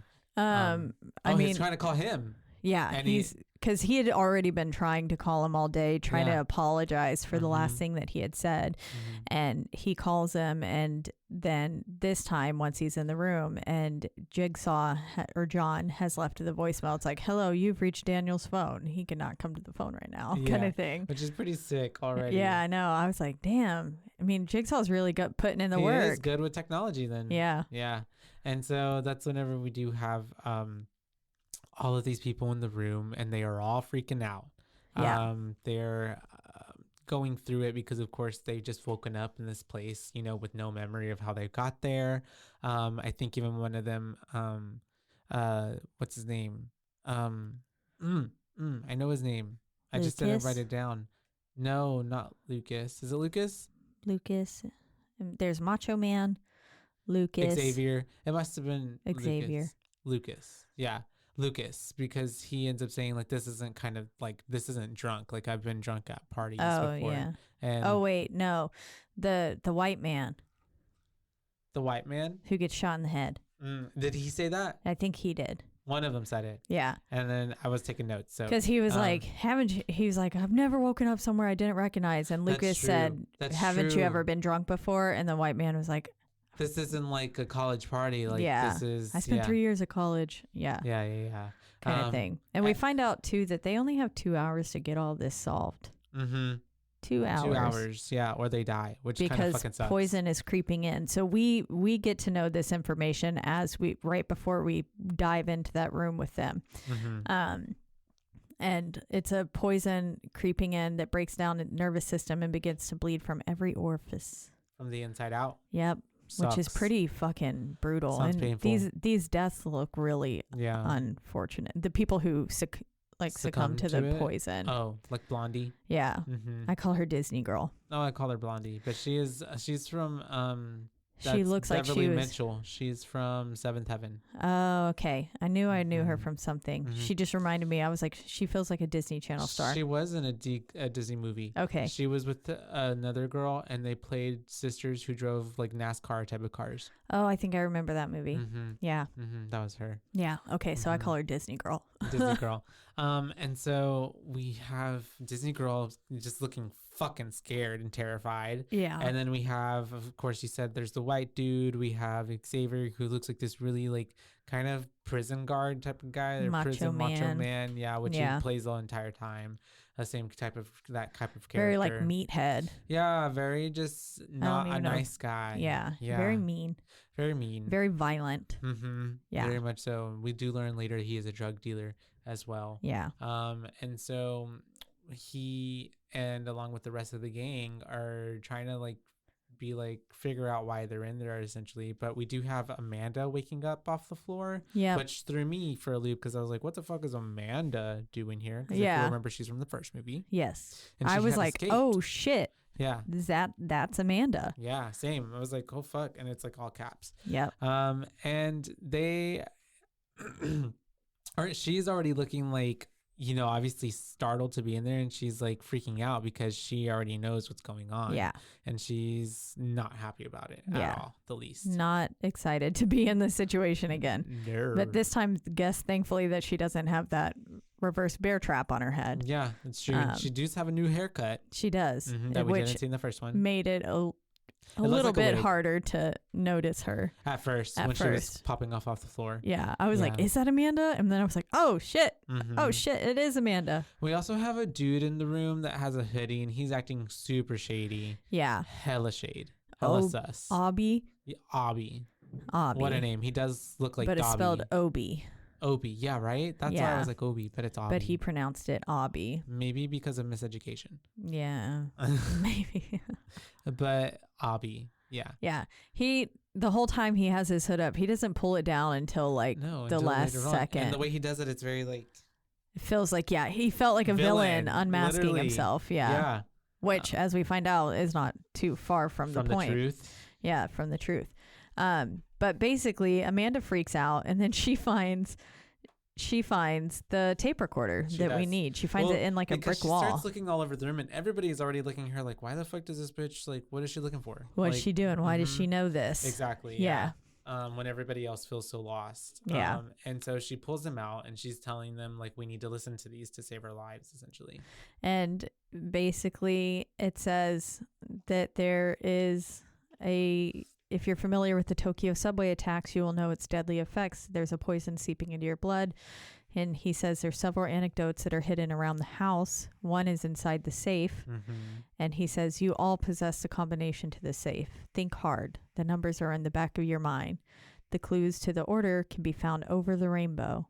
Once you realize what you all have in common, you will be in a better understanding of why you are all here. X marks the spot for that clue, so look carefully. Let the game begin. Yep. That's what and essentially it kicks off the whole thing, and we do have they would fail at an escape room. Oh yeah, they couldn't. They didn't start working together at all from the get-go. Communication's so important, you guys. And there were so many clues given throughout that entire little thing from the tape. I know, they just got like 5 to start with, while the other guys had like 0. Mm-hmm. And they end up finding that key as well that was with the tapes. Yeah. And they try to use it on the safe, but it doesn't work, I believe.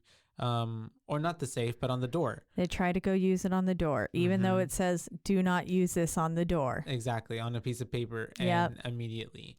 And they're like, fuck it, we're going to do it anyways. And it's the white guy that I don't think I ever remember I got a name for. Yeah, I don't know. He's listed in the credits somewhere.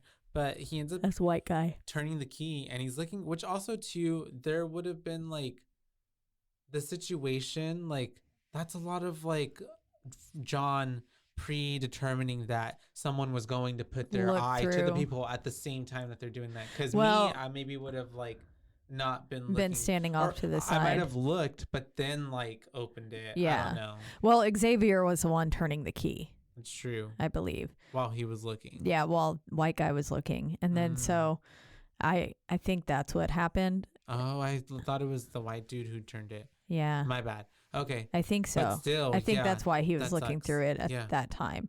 And then boom, he gets shot right through the head. Right through the eye. Yep. And it goes through because his head is just blown through the other side. Yeah. It was pretty gnarly. Pretty good practical effects. Yeah, it was. Whenever he was laying there and you could just see like the back of his head. You could like see little chunks of brain. I was like, ugh.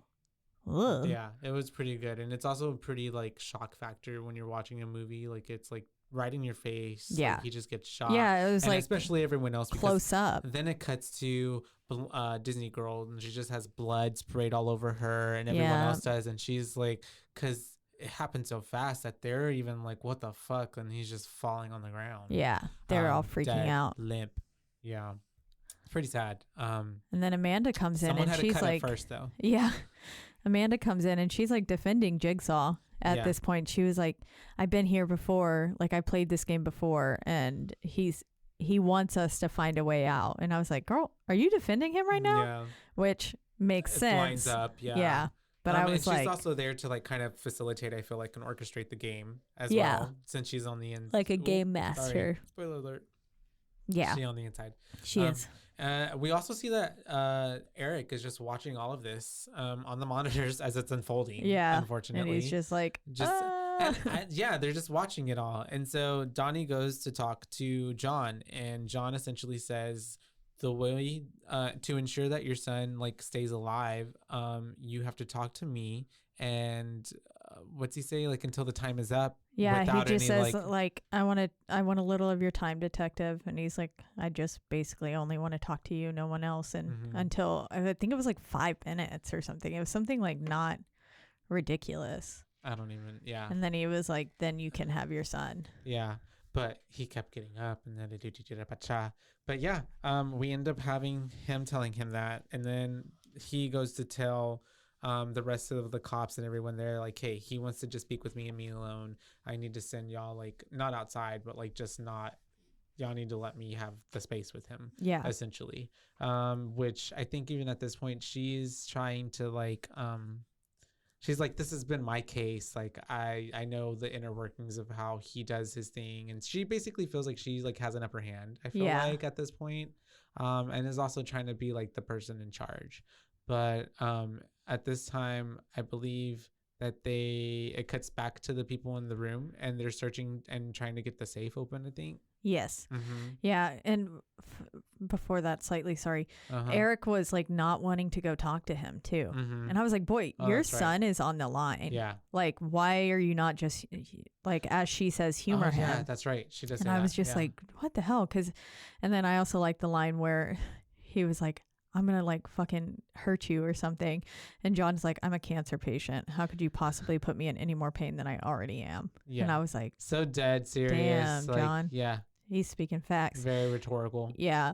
But I couldn't wrap my mind around like why he wouldn't even just give this man the time of day. I was like, since his son dude, is on the just line. if he says that he can, like, it's at least worth a shot. But yes, anyways, we are back in the room. And they're searching, they're kind of looking around, and then the door opens. Yep, the door opens and they can go into more rooms. Yeah, exactly. Because, well, at first they're a little apprehensive, but they do open it and they start looking around. And that's when Xavier starts going off, even though I think they start saying Lucas is like, hey, we should work together. Or something like that. Lucas the whole time was like a voice of reason, trying to really connect everyone and really work through things. He and someone else too throughout the whole thing was like, we should think back to the tape. It might have been Amanda being like, we should really listen to the tape, but everyone else, especially Xavier, was just going off the rails. He the whole time was at a like 10 when he didn't have to be. No, for real. And even Lucas was trying to like talk to him about that, because he gets outside out of the room and he gets into this where we see these big double doors that say exit on top of them. And I thought this was going to be the X marks the spot. Oh, that makes from sense. Exit. Yeah, from the clue. But it wasn't. And he starts like going ham on the door, doesn't he? Yeah, he starts trying. He's like hacking it away, but he can't get it open, of course. And they're all coming out at this point, I believe, right? Yeah, trying to look around, like kind of one by one. And we're getting Pretty Girl starts coughing up blood. Yeah. Yeah. I call her Brunette. I think we find out her name maybe later. I think I have it later down in the notes. But yeah, she's coughing up the blood. And then obviously the key won't work on the exit that's to that door. So Xavier throws it on the ground. And then Lucas picks it up. Yep. Which is important. For later. It is. And at this point, we do have the cops and they're getting the room cleared. And it's giving time to Jigsaw and Eric to talk. Yep. And this is where he says, the rules are simple. You have to sit here and talk with me. And that's it. Like, you just have to sit here and listen and talk with me. That's all I'm asking you to do, which is like, why the fuck is that so hard? I don't know.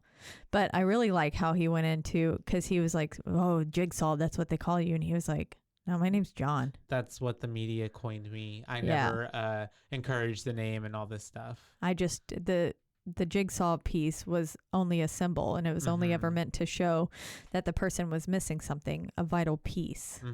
Which also kind of seemed like, well, that's very much like, if he's just trying to like prove to people like, you know, they could do better, give them a chance on this, that's also very sadistic on his part. Like, how does he not see that? Yeah. But also, he's a crazy person, so yeah. That's true. Yes.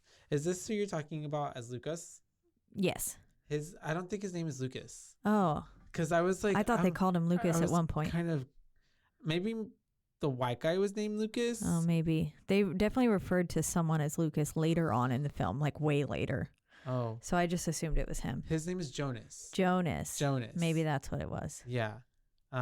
That's why I was like, wait, I'm pretty sure, but it's because I don't have his name till later on down in the notes, I think, like way later, whenever, that to the but yeah, sorry. Jonas. Yeah. Okay. Jonas, Lucas, same people. Which one was Lucas? I don't know. There might not have ever been a Lucas. Had to have been the white guy. There maybe was never a Lucas though. But maybe I just pulled that name out of my ass. But the white guy from the beginning, or the white guy who got shot in the eye. Yeah. His could have been Lucas. It could have been. Or I could have just made it up. It's okay. But I was getting confused because I was like, wait, I'm pretty sure that dude was not named Lucas. Okay. And so they end up, I'm sorry for throwing that off. No. But where were we again? I don't know. Because I was looking that up because I was like, wait, I feel like that's off. Yeah. There we are. John's basically with Detective Matthews, and he asks for a glass of water, which was very ballsy. Yeah, he was like, can I have a glass of water? And then he's like holding it out, and then it like starts shaking. Yeah, which I don't know if it was the cancer or just him just being like an asshole. I think if it was trying to be like a pity move kind of thing. But then this is where we flash back to the room, and we've discovered now that 3 of them have done time because Jonas asks Xavier, he says like, oh, is that a certain prison yard tattoo? Yeah. And he was like, oh yeah. And then they were like, I've served time there as well, kind of thing. And then we learned that the other girl, was it the pretty chick? Yeah. She's Yeah. also served time as well. Yep. Did they feel so soft? They feel soft. Nice. Yeah. Yay. They do. The gloves work. The gloves work, y'all. And so At least for 2 uses. I think while all that's going on, and even Amanda starts to come out and she turns on the light switch, she comes out with Daniel, not too far behind her if he wasn't already there. Yeah. But then Disney Girl, she finds a door. Yep. She finds a little door that leads to a basement of sorts. And in that basement, they find a body. Yeah. With a little word written on it. Says OBI. OBI. Which I would say is Obi. But other people call it Obi. Apparently. Like this guy whose name it is. It's Obi-Wan Kenobi. Oh, yeah. Yeah. Exactly. That's a good reference. And so we do have Mr. Daniel turning on the lights at this point, which they should have done at the beginning, but they didn't. And because Xavier's like, I need a flashlight. And then he's like, oh. There's a whole fucking light switch. And then I hate how he's even like, hey kid, like he's actually doing something that helps you. Yeah. But Xavier's just dumb. Yeah. The whole time. The skinny guy who had the hoodie on the whole time is like, oh, that's me. That's me. That's my name. Yeah. Yep. And then there's a tape attached to it, and it starts with it saying like, Abby, you fooled people with your lies and deceits, and even going as far as to help me kidnap these individuals to get them here. And I was like, I love how John just puts them on blast in front of everybody. Because then everybody's kind of like a little cock, like a little, their heads cock up a little bit. And then but I love how he is just so unfazed by it. He's not even like, he was like, oh shit. Yeah.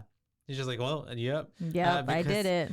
That's going on. And the whole tape is telling him, basically giving him some clues, essentially. And he can help. And he can essentially get them 2 vials of the antidote. Yep. And he says, once you're in hell, only the devil can help you out. Which is important because whenever he's inside hell, there's a little drawing of a devil next to like how to turn it off. I just put that together. I didn't even think about that, but you're right. There's a little Satan drawn up there. Yeah, it's like a little mischievous looking devil guy. Because and so after hearing that message, they do all kind of like I think it's like Xavier, he's like, what the heck does he mean? What you helped kidnap us or what? And he's like, yeah, I did. Yeah. He's just so nonchalant. Cleanly, yeah. Very just, He's like, you would have done the same if you And what about it? Yeah. He's like, and you would have done the same if you would have been in my shoes or something like that. Yeah. I guess because obviously John had something against him or was using him in some way. This whole thing was part of his game. Maybe he was already in another game before this and was very much like Zep was. Yeah.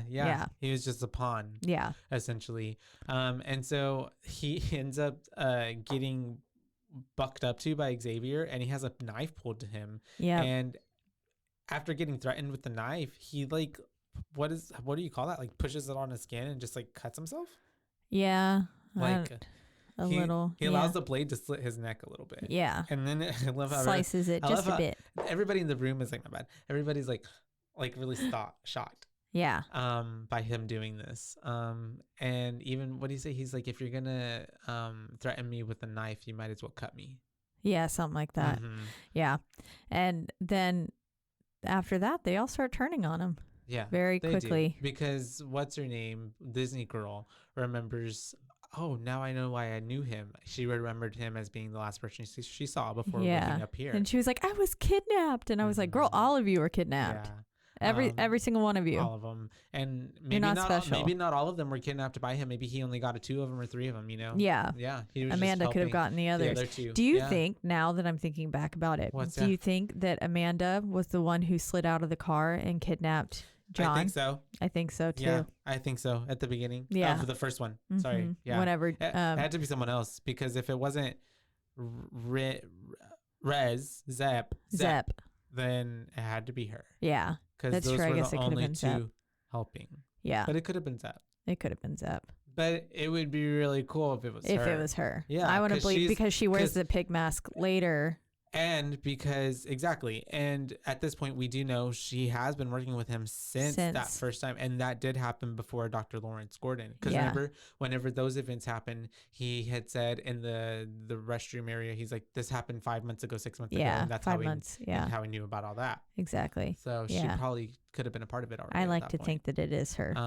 And so we do have then Obi saying, "Okay, if you don't mind, like getting the fuck out of my way, I'm gonna try to help y'all." Yeah. But one of them's for me. Yeah. Because there were 2 vials in there. And so he ends up. It's obviously like I wouldn't even have.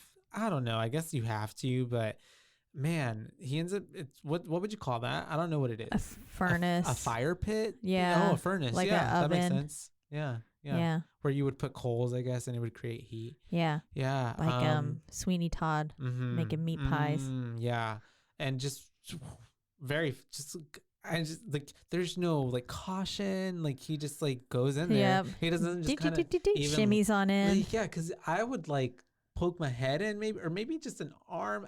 I don't know. Test something that's not your whole body. Yeah, before something just sliced me. And then also like look up a little bit before then, because he just puts his whole body in there. Yeah. Like in 5 seconds. And then he's just automatically pulling, which I agree. I would be acting quickly as well in that situation and like be trying to get those things down and get out before like some sort of timer went off and I was trapped in there.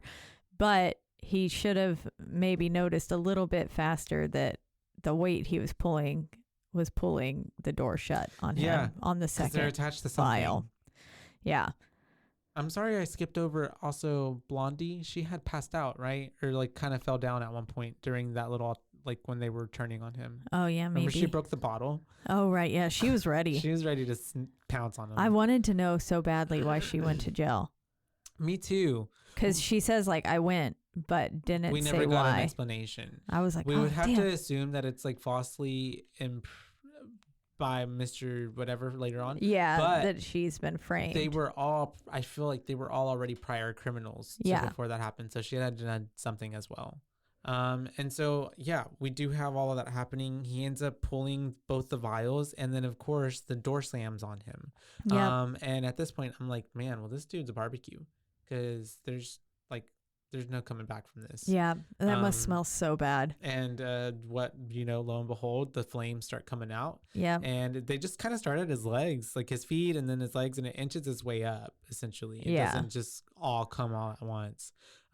Which is even worse. He does see, right? Because it's like impending doom, and then you're just cooking. Yep. Yeah, slowly. And so he does see, like you said, that little Satan that's drawn on the other side at this point. But he can't get to it because it's just he would have to go through the fire to get through it. Fire the whole time. I mean, I don't know. I don't feel like he has the will. Yeah, to do that. And so he ends up just kind of scooching all the way to the other side. Yeah. Which at this point, there is a door on that side. Or at least a little window. And they're all trying to like get the hatch open, but it's obviously too hot. So they're using like a jacket, but they can't get it open. Yeah. So I don't know. The dude's just kind of screwed, to be honest. And whenever they do actually bust that window open and he like gets halfway out, I was like, y'all could have got him out. They could have tried a little harder. They could have pulled him out, I feel like, because the hard part would be getting your shoulders through that. Yeah. But even though after that, like he would have died. He would have succumbed to the wounds. Those are 3rd-degree burns, and he would have just like, after a couple hours, just died. Yeah. A gruesome death. But what really sucked is that whenever he did punch through the opening, he got the side of him out that didn't have the vials in his hand. Yep. So like it didn't help anyone, which I'm sure at that point they might have. Or the vial was in his hand, but he used it on himself. Oh, okay. Too, or something like that immediately, or it got busted up in the thing. Commotion. Yeah, but there was one in his hand and it was ruined. That's right. So that was very, very unfortunate. At this point, Amanda walks out because I feel like it's all too much for her. Yeah. Quote unquote. And then we cut back to John talking to Eric Matthews. Yep. And he's saying like, the problem is that we have a human race that doesn't have the will to survive. So like everything that Charles Darwin talked about in survival of the fittest doesn't come into anymore. play. It doesn't It's matter. No thrown one out. wants to live. No one has the will to live. So there is no survival of the fittest because people don't want to survive. And well, it's all just too easy now, like they don't have to struggle. Yeah, like there's before. no foraging and hunting and gathering and stuff like that. There's no like food chain per se. And then he's also kind of, making a mockery of Eric and being like, you didn't care about your son until now you know that his life is on the line. Yeah. Death changes everything. It's causing you to act now. Exactly. Yeah. And he even brings up like, what's the last thing you said to him? And it was like, oop. And of course we flash back to him on the pier. Just go. Well, then go or whatever. And it's like, eek. Yeah, pretty awkward. And even at this point, I think John starts bringing up his cancer, and like, it's just he's so butthurt about being diagnosed with cancer, and he's just like, well, fuck it. Yeah, most people, I feel like, who are diagnosed with cancer just end up having, I don't know how, and maybe it's all false, but like I feel like all the time they're like, really like, I'm gonna beat this, and they're so positive and upbeat. Yeah. Well, because you have to be. Yeah. But really, I mean, I'm sure there's like, not everybody makes it. And I'm sure there's like, but yeah, I feel like that is definitely like the mind over matter. You have to most certainly be like, I'm gonna kick its ass. Yeah. Yeah. And you gotta fight. And John's like, John decided he wasn't gonna fight. No. And that was when he decided he was going to plunge himself and his car off a cliff. Literally. Yep. Tried to do it. And then he was like, oh my God, my body has cancer, but it can still survive this. What a like amazing feat of my body, basically. Yeah. And he says now that he's doing this to test people who want to end their life, to basically see. Which is the most like ridiculous and just crazy, like lunatic, like to make people appreciate the life that they do not deserve, basically now. He's really taken that trauma and went a really dark way with it. Yeah. Because he says that whenever after you've like experienced all of that. Yeah. And your timeline, like when your time is up, he says you see things differently, you smell things differently. And that was when he decided he was going to test people and make them figure out the vital piece of them that's missing or whatever. And find their will to live. They do. And well, that's what he believes he can make them do. Yeah. And so he's so like narcissistic that he actually believes that he's doing people. A good thing. Yeah. Yeah. Never mind the fact that he's fucking them up. Very Thanos. Yeah. But we end up having, I believe Eric is like going back to talk with the other Copperoonies. But at this point, every time that he walks away, because John keeps saying, don't forget the rules. Like, don't forget the rules. And so essentially I'm just like thinking like every time he gets up and walks away, like he's not following the rules of him just telling her, you need to sit here with me and just talk to me. You're just supposed to stay here and listen. Exactly.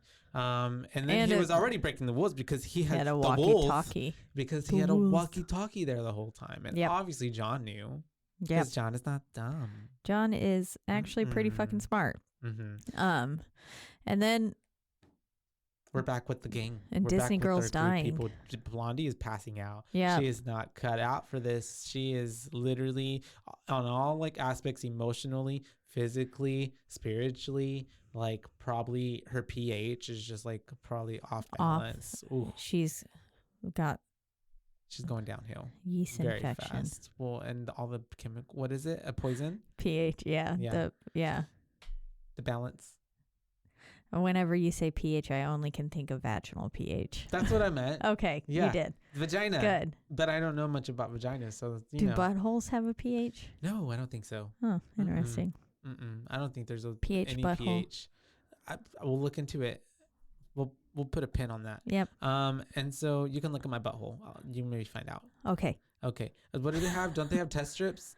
You can put a test strip up in there and see like what where it you comes pour out to as. see if it's like for too acidity acidic levels or basic. Yeah. Okay. Anyways, and so we do have whatever Miss Amanda being weird because Daniel's trying to talk to her, but she's kind of being shifty, and then she starts talking about how like why she's there. She tried to kill herself. Being very nice to herself. Yeah. She tried to kill herself. but then she tried to kill herself, but then she resorted to being a junkie, and then she went through the whole thing. But then after that, she ended up just cutting herself, and so that's why she's back here. Yeah. And then the whole time we figured out that she was falsely imprisoned for possession, or she went to jail for possession. I think she said she was falsely imprisoned at this point. And a cop put her there. Yeah. And then he framed her. Exactly. And he's talking to her about his dad, and he almost mentions his dad's a cop, but yeah. he's like, my dad's just a real hard ass. Yeah. And and she was really trying to prompt him to do it so that way they could all realize that he's Detective Matthews is the reason that they're all there. That's true. But of course, she obviously knew that. Yeah, she did. But then we flash to Macho Man Xavier trying to open the trapdoor. Yeah. What trapdoor? There's a trapdoor. Yeah. He's trying to get into a room. Yeah. He's trying to get into this room. And then as soon as he goes into it, because there was no lock on this one. There was no lock, but obviously they're like already telling him like, hey, you probably shouldn't even go in there. And then he tries to push it, and then finally he does get it open, but we do see that it's attached to a string, and it pulls, and then it starts a timer. 3 minutes on the clock. That's all we got. Fucking Xavier, because this is for him. 3 minutes save the world. He gets a little tape and he starts to play it, and we're already we've got 30 seconds already gone, I think, by the time they start playing the tape. Yeah, I was like, damn, he didn't really give them much time at all. No, not at all. Because the tape says, you've been a drug dealer, you've made your money of making other people offering hope to the desperate. Exactly. So now it's time for me to put you to the test of seeing you can do the same thing. Yeah. And he basically, at the same time, Daniel found underneath the bed this hole in the ground, and it's a pit full of syringes. Yep. Used needles. Yep. I don't know if they had drugs or anything in them. Maybe not. Maybe I'm or something. Guessing not, because Amanda was remarkably not high. That's right. Sure. Yeah. Yeah. That also had to have been a lot of drugs. Yeah. Because there's thousands. I would imagine thousands. Yeah, there had to have been. Because the thing is so full, and that's a thing. I don't know. Yeah. Whenever she hit the ground or hit the pit, this moment there wasn't even any, because poor thing. He says on the thing on the tape, he's like, it will literally be trying to find a needle in a haystack. Yep. And he's like, you will have to go through this, Xavier, and come out alive and better and whatever.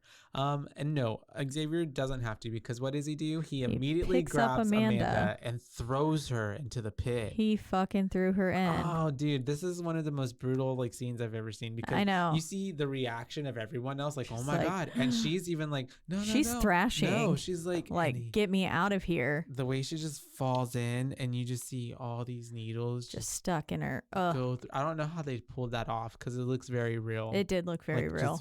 I don't know how they pulled that off. And maybe it was. Literally. She went through it all. She's a method actor. But it's really sad, because she's just in there, and she's at this point a team player, even though she's on both sides of the team.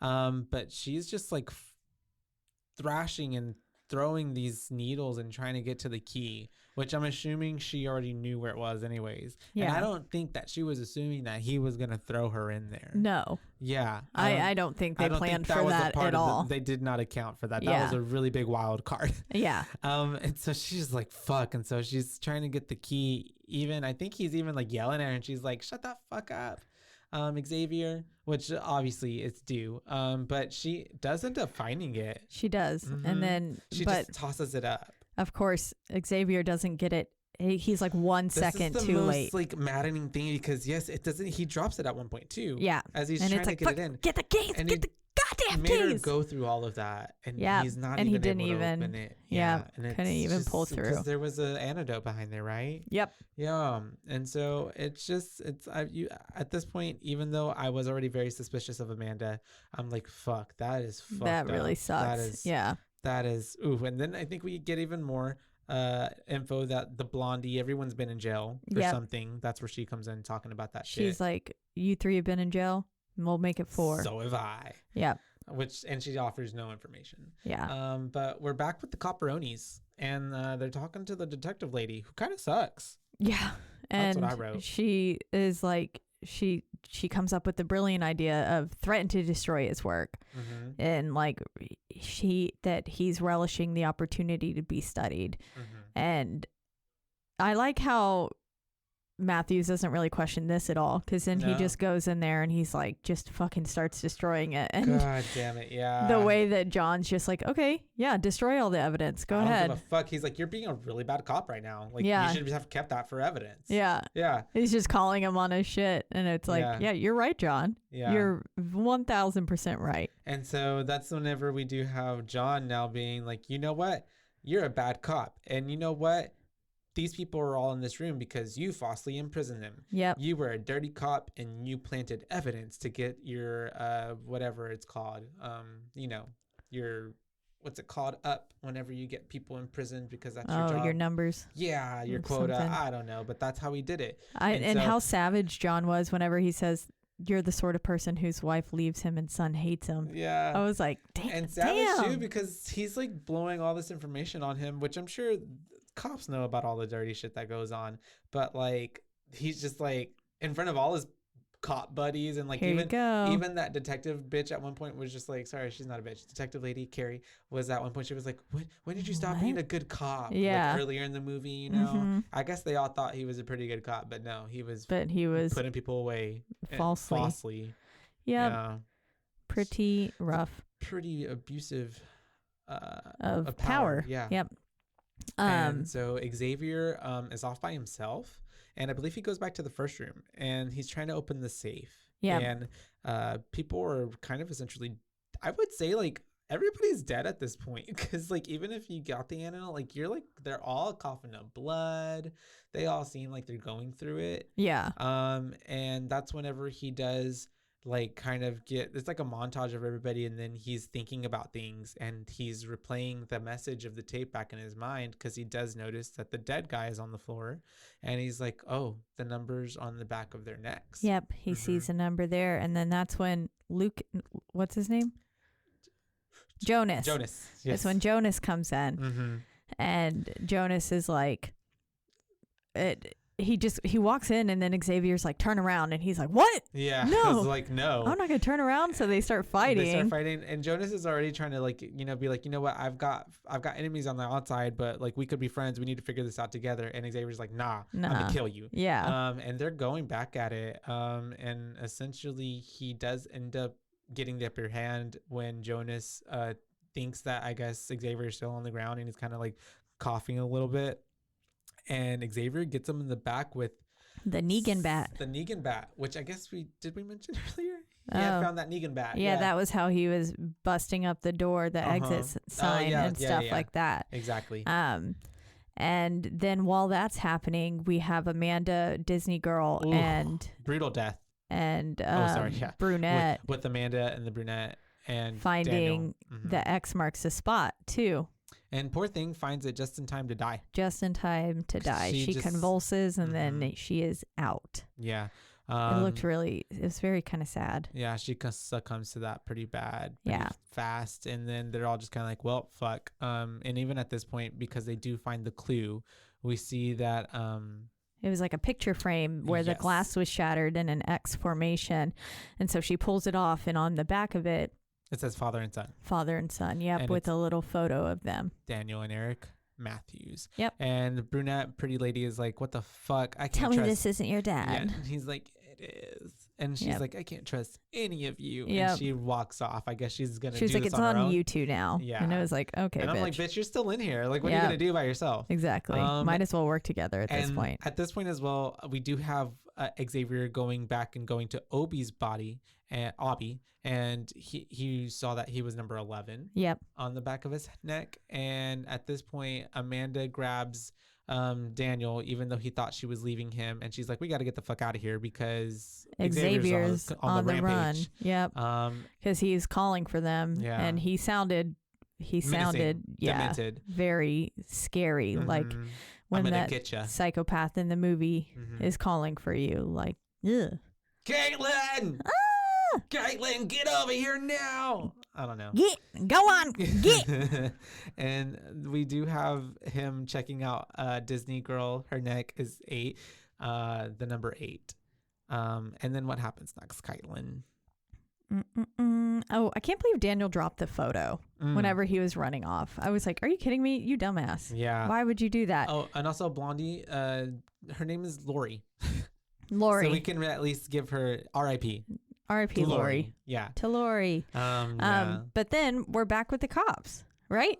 Yeah, after what did you just say how Xavier comes up to them and Amanda's like, do not run. And then they just like bolt. Yeah. Yeah. Yeah. But do not run. But then they're back with the cops and Matthews is gonna like basically kill John. Yeah. At this point. He's losing his mind. He's lost his patience at this point. Yeah. So he goes and he's like, you know what? No more nice cop. Let's fuck shit up. He's tossing him around like a rag doll. Like a rag doll. Just a little boom, bloop, and then bloop. at one point he grabs his finger and just snaps it really breaks easily. it. Like, he does. just snaps I imagine it. he's a rather frail man at this point. And so he's going through all of that. He's beating him the fuck up. And then our flashes are starting to get quicker now in between the cop groups. world and the people in the house. The trap house. The trap house. Literally. And then we're with Brunette.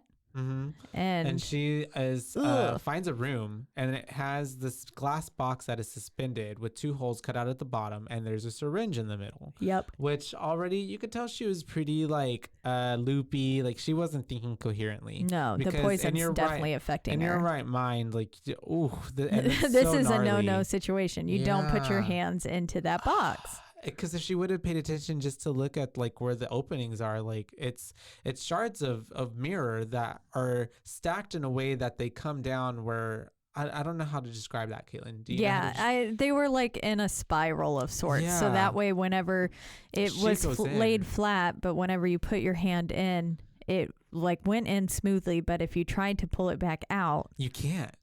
Especially if you have both of them in. Yeah. Like maybe she kept one out and then tried to do it. But it's like tire spikes. Whenever you go over them one way, you can go over, but then whenever you try to go back the other way, it pops your tires. Oh, really? Got it. I'm pretty sure. I don't know how tires box work. I think so. I'm sure they do. And so, yeah, poor thing is just trapped and she's cutting up her wrist with these sharp glass mirror and it was things. Like, you could see it kind of like really heavily pulling at the skin, like kind of like globs of skin. And I was like, to add insult to injury, as she's trying to get like the syringe from in there, it breaks on her. It breaks, It just shatters, and she's just like, no. Like, and then all hope is lost. Xavier walks in because he hears her screaming for help. So creepy. And he just walks up to her and like she's like thinking maybe someone's gonna help her, but he like lifts her hair and looks at the number and he's like, it's okay, you're gonna be all right. And he just walks out. Yep. And she is just like screaming bloody murder as Daniel and Amanda are listening, and they're like, fuck, okay, like they probably think that he's murdering her at this point. Yeah. And they're like, we got to get the fuck out of here. Yep. And so that's whenever they're in the room that they started in, and they end up closing the door behind them, and they are able to wedge the Negan bat in order to like stop him from coming in, even though he's like pretty strong. Yeah. And at the same time, Amanda's finally she knows everything about this fucking place. There's a fucking trap door underneath the safe. Yep. That she's like, hey, oh my God, we got to move the safe to like get out. And so they end up moving the safe, but it leaves enough time for him to bust through the door and see where they're going. Exactly. And while all this is happening, we have back with the cops, basically John says game over, and he kind of surrenders like, beat the fuck up. to what Matthews has done to him, and he says, I'll take you to the house, but I'll take only you, no one else. And he says there's a button on the wall, and they get onto the elevator, and Eric's like, deal. Yep. And then they're going down, they get into the van, and then they're driving off. Yep, they're driving off, and then of course at that time kind of car like scene, like the first one. And at that time, the people who finally fucking made it there to lock the location of where the video feed is coming from. The IT people. They finally make it, and they get that it's 237 North Hyde Crest. But as they're going back, then that's when all that stuff is happening. To John directing Eric as well. Saying last house on the left, which is a reference, to Wes Craven's, I believe. Yep. And so then we have Xavier trying to get into the room still as they're doing all that and move the safe. That's right. And then we have them finally getting through that little trap door, Mhm. he ends up going through it. Oh, and I guess, yeah, they did need the key, which was in, oh God, Jonas's hand. pocket. Yeah, it's in Yeah. his pocket, right? Pocket. Yeah. Yeah. And so they get the key that way. They're able to open it up and they go down. But obviously Xavier is really close behind them, so he's able to see that they open it up and he goes down after them. Yep. Which basically leads to some tunnels, Yeah. essentially. And so that's whenever we do have Mr. Eric Matthews and John getting to the house or whatever, the trap house, and John gives him a key and he's like, "You're gonna need this." Yep. And he ends up, but he says something cryptic about it. Yeah. I don't remember, but something like that. It's locked and you're going to need this, basically. And he does end up going inside and he's already calling out for Daniel at this point. And that's whenever Xavier hears that he's calling out for him and he recognizes who it is. And he's like, "Oh shit, like you're the cops kid." Yeah. And so he is chasing right behind Daniel and Amanda. And then Eric is like right behind them all upstairs still, just kind of scoping out the place. And then we also have the SWAT team getting there, but I believe it's at a different time in reality, because basically, or by that point, I think Daniel was never in the house. No, he wasn't. Yeah. So because it's the same time. So with Matthews being there, I don't know if Daniel was in the house really. Like, did he? I didn't recognize Xavier hearing and calling hearing. Oh, you're right. Matthews calling. Maybe that's just me and I insinuated. Yeah. Whenever he was looking back, because it's cutting real close together. But you're right. Yeah, because they do end up going to that location that was told to them by the tech people. Because I think Daniel was in the safe the entire time. Yeah. Yeah. He ended up. Because then Carrie, right? Carrie, the detective. That's her name? Yeah, because she's talking to the SWAT team and she's like, "I can't see you guys. And they realize that the footage isn't live. And so, like you said, it was pre-recorded. So then they're like, "What the fuck?" Thrown for a loop. And Eric Matthews is down there as well, kind of going through everything. And he's retracing their steps, basically. And so we see them running through the basement, boiler room looking thing, which we realize is where they were in the first film, whenever Tap was, right? Tap? Or was it Trap? Detective Tap? Tap. Tap. Yeah, was chasing Zepp and stuff through. It looks very reminiscent of that. And then they end up being in the fucking bathroom. In the OG bathroom. At first, I thought it was a fake house that they were in. Whenever she couldn't see them. Oh, okay. Gotcha. I was like, "Oh, is this a fake house?" But no, it's just that the footage wasn't live. Yeah. But I couldn't believe that Adam and Zepp's bodies were still there. I was like, "Damn!" And they were like, ugh. They looked like, if you left a apple out and it started rotting, and then it just turns black. Yeah, and gross. That's what their bodies looked like. Yeah, I was like, ew, ew, ew, ew, ew. And no proper burial whatsoever. Nope. Just dead. They were never discovered. And so they're in there, and then of course we get this. I love how the lights come on too, and we're like, oh my god, it's such a good nostalgic callback to the first one. Yeah, it was. And we do have them. I think there's a cure or something, right?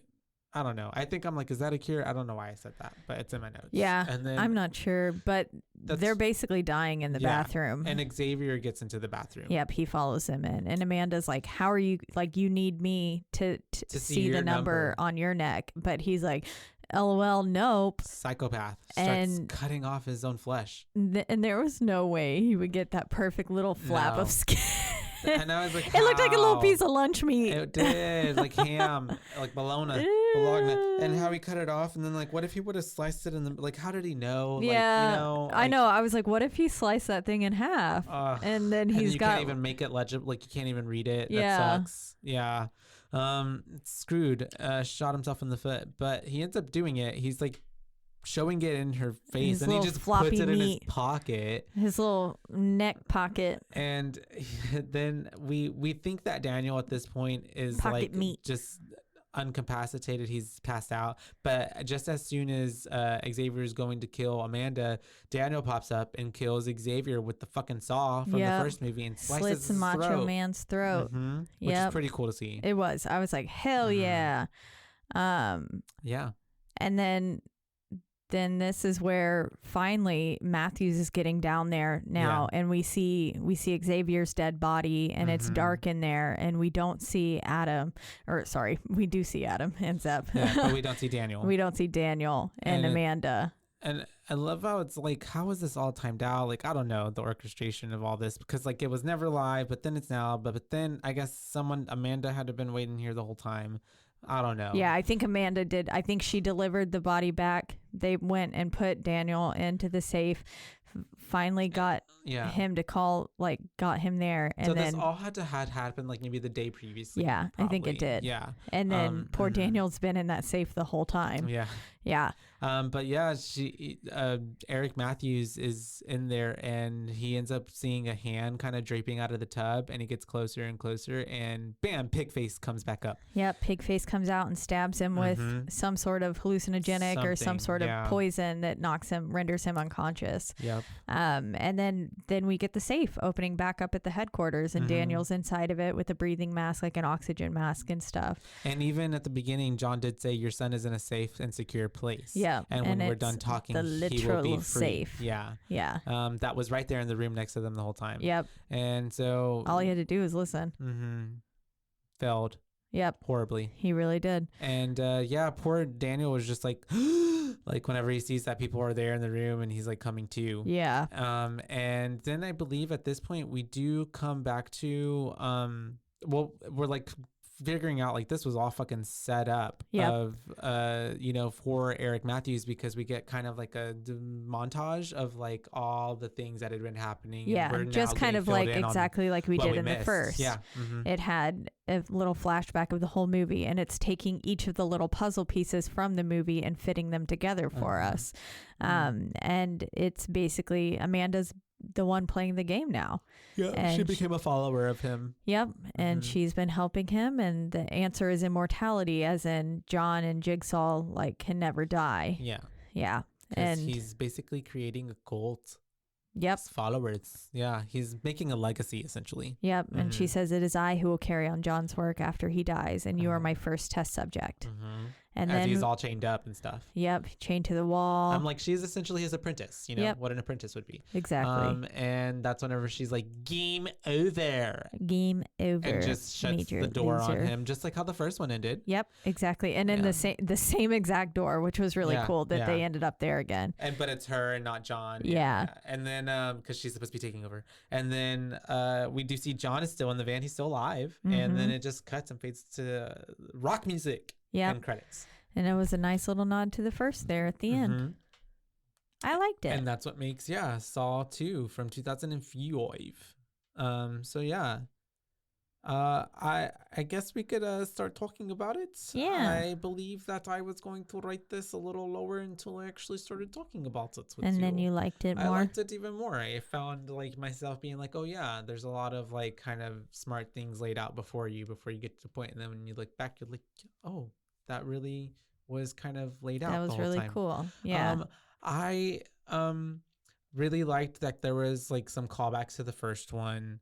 I guess it came out like the first one came out in 2004 and this one came out in 2005, so it was a very much like real quick bumped turnaround. This baby out. Yeah. I actually enjoyed, like you said, that there was more people in this. I enjoyed the style of like I have some fun facts here for you. I enjoyed the style of how it was more of us trying to figure out kind of like an escape room essentially for these people. It really was. And unfortunately they were just dying the whole time. That's the whole reason I don't like escape rooms, is because people cannot work together. Yeah. Shit like this happens and then it's just like, ugh. Especially this shit. Yeah. I thought the death scene for Abby was pretty gnarly. Yeah, that was. I liked it. And that scene with Amanda getting thrown in with the syringes, like what, like probably a top like moment for me in like a horror history if I were to make like a top 15 or 10. Oh, nice. Yeah, like that was such a like what? Like what he just hell? picked her up and just threw her in there and like all of did the not whole hesitate. Scene, it was shot well. The drama was nice. It was cool. I thought it was pretty badass. Poor Amanda, but yeah. Yeah. And then I liked how they connected everything. Yeah. It felt like like it feels like the same movie but separate, but like the same, if that makes sense. Yeah. Because it was a separate group of people, but yet it's still John, and it connected Amanda from the first one. So it's just it felt nice. And then we had, you know, like it was a really solid sequel. Yeah, the stuff with the bathroom. And so I would have to probably give it a good 3.9. 3.9? 3.9. Yeah, nice. Yeah. Good. I thought it was pretty good. Nice. Yeah. Okay. You go. Fun facts. Oh, fun facts, yes. So to conceal the ending, most of the actors were not given the last 25 pages of the script. Only the principal actors involved in the sequence knew. Gotcha. Which is like, that's pretty cool. It took 4 days for 4 people to replace all of the syringe tips with fiber tips for the needle pit trap. With fiber tips? Fiber tips. Yeah, so like little soft things. Interesting. Yeah. Well, I'm glad they did that. Yeah. And I'm assuming with prosthetics, they just glued like half syringes onto her, but it just looked like they were just going through. It looked really good. Yeah, it really did. 5 alternate endings were shot for this film. Oh, shit. Yeah. Did not know that. I want to look up the alternates then. And it took boy, were we wrong. It took approximately 120,000 syringes to complete the needle pit trap. Jesus. 120,000. And I just said, what, 1,000? Yeah. Yeah. We were like, maybe 1,000? 120,000? 120,000 bro. 1,000 syringes to complete the needle pit trap. I don't ever say bro, but like that made me say bro. That's yeah. a lot. That's a lot of syringes. Gelatin and a little water were added to the needle pit to make the syringes more movable and slippery as well. They replaced all those fibers with the 120,000 needles. Yeah, I guess that's why it took 4 people 4 days. Damn, that's what they were probably working straight. They were. Jeez. The whole movie was shot in 25 days, by the way. Oh wow! And all in one building. I can see it. Yeah, which I can definitely believe the one building thing. Type of situation. Yeah. Which is really neat. And then they had to recreate the bathroom scene. Obviously, it wasn't a like saved set or anything. At the same time. Yeah. But yeah, I think I think I liked this one more as well. Yeah. I don't know. Saw 1 was really good, and I gave Saw 1 a 3.5. I think in my mind this morning I was like, I feel like this one's a 3.5 as well, but I want the world to know that I like this one more. But I guess I could give it a 3.75 for that. Yeah. But overall, just like you talked about, the drama and how well connected and interwoven like the storyline was from the first to the second was really solid. And I did like that they upped the ante a bit. It wasn't just complete like torture porn, basically. It still had a really good storyline, a really solid storyline that made you involved, and they did a good job of fleshing out most of the characters to where you cared for them. Like, I mean, even Disney girl, Lori. Yeah. She had such a like kind of minor role, but when she died, I was like, damn, I feel a little sad. She didn't help the group or anything at all, but it was really sad because you could tell she was like really going through it. Like, poor thing, nobody deserves to go through any of this, you know? Yeah, but she was really, really not handling the situation well. But yeah, you get emotionally attached to all the characters, and you want them to survive. And I like the twist with Amanda. Yeah, I really liked the twist with Amanda, because while I was suspicious of her, like protecting or kind of defending Jigsaw at that one point in the film, I still wasn't really expecting her to be in on it fully. I thought that she like fucked up again and then was just like, okay, I know how to play this game. But whenever she was like, JK, I'm the new Jigsaw, I'm the one doing it. I was like, oh fuck. And then to think about the fact that maybe she was doing this even for the first film was really cool. And I like that idea a lot. We'll have to watch the third one to figure out if there's more to it. Yep. Which we are. That was such a weird. Yep. Yeah. So what would be your boo rating? A 3.75. Right, solid. Okay. Yeah. 3.75 and a 3.9, giving us a 3.8. Yeah. From your boos. I thought it was a pretty good entry into the, I guess, series that we're about to continue watching. You feel more excited about it now? I feel, I honestly didn't. I mean, I was pretty middle of the road with it. Like, I wasn't like, well, no, I was excited because I haven't seen them. But Yeah. what I guess I mean is I kind of thought they were going to be maybe worse than what I thought it was. I actually was genuinely entertained. Yeah. What is this a movie that I feel like I'm going to go back and watch this 10 times? No. Yeah. But I was entertained. Yeah. Yeah. It got you easy. It was an easy hour and a half. Yeah. I honestly really like that too. Yeah. And it's pretty, yeah. Again, just like we talked about for the first movie, every ounce of this film drove the plot. Yeah, exactly. Which is always a lovely, lovely thing to have in a movie. But as always, we're in the lovely Rogue Media Network studios. That's right. They take great care of us. Yes. And you can listen to us or any of the other amazing podcasts they have all in one central place, and that is at RogueMediaNetwork.com.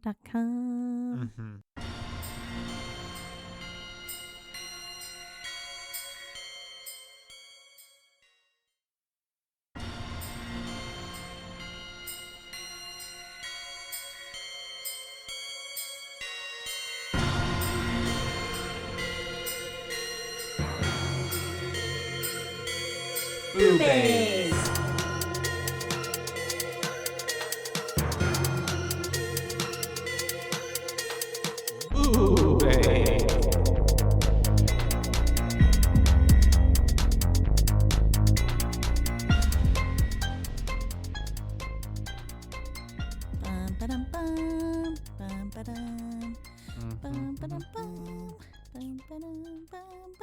It's our 100th episode. Dum da dum.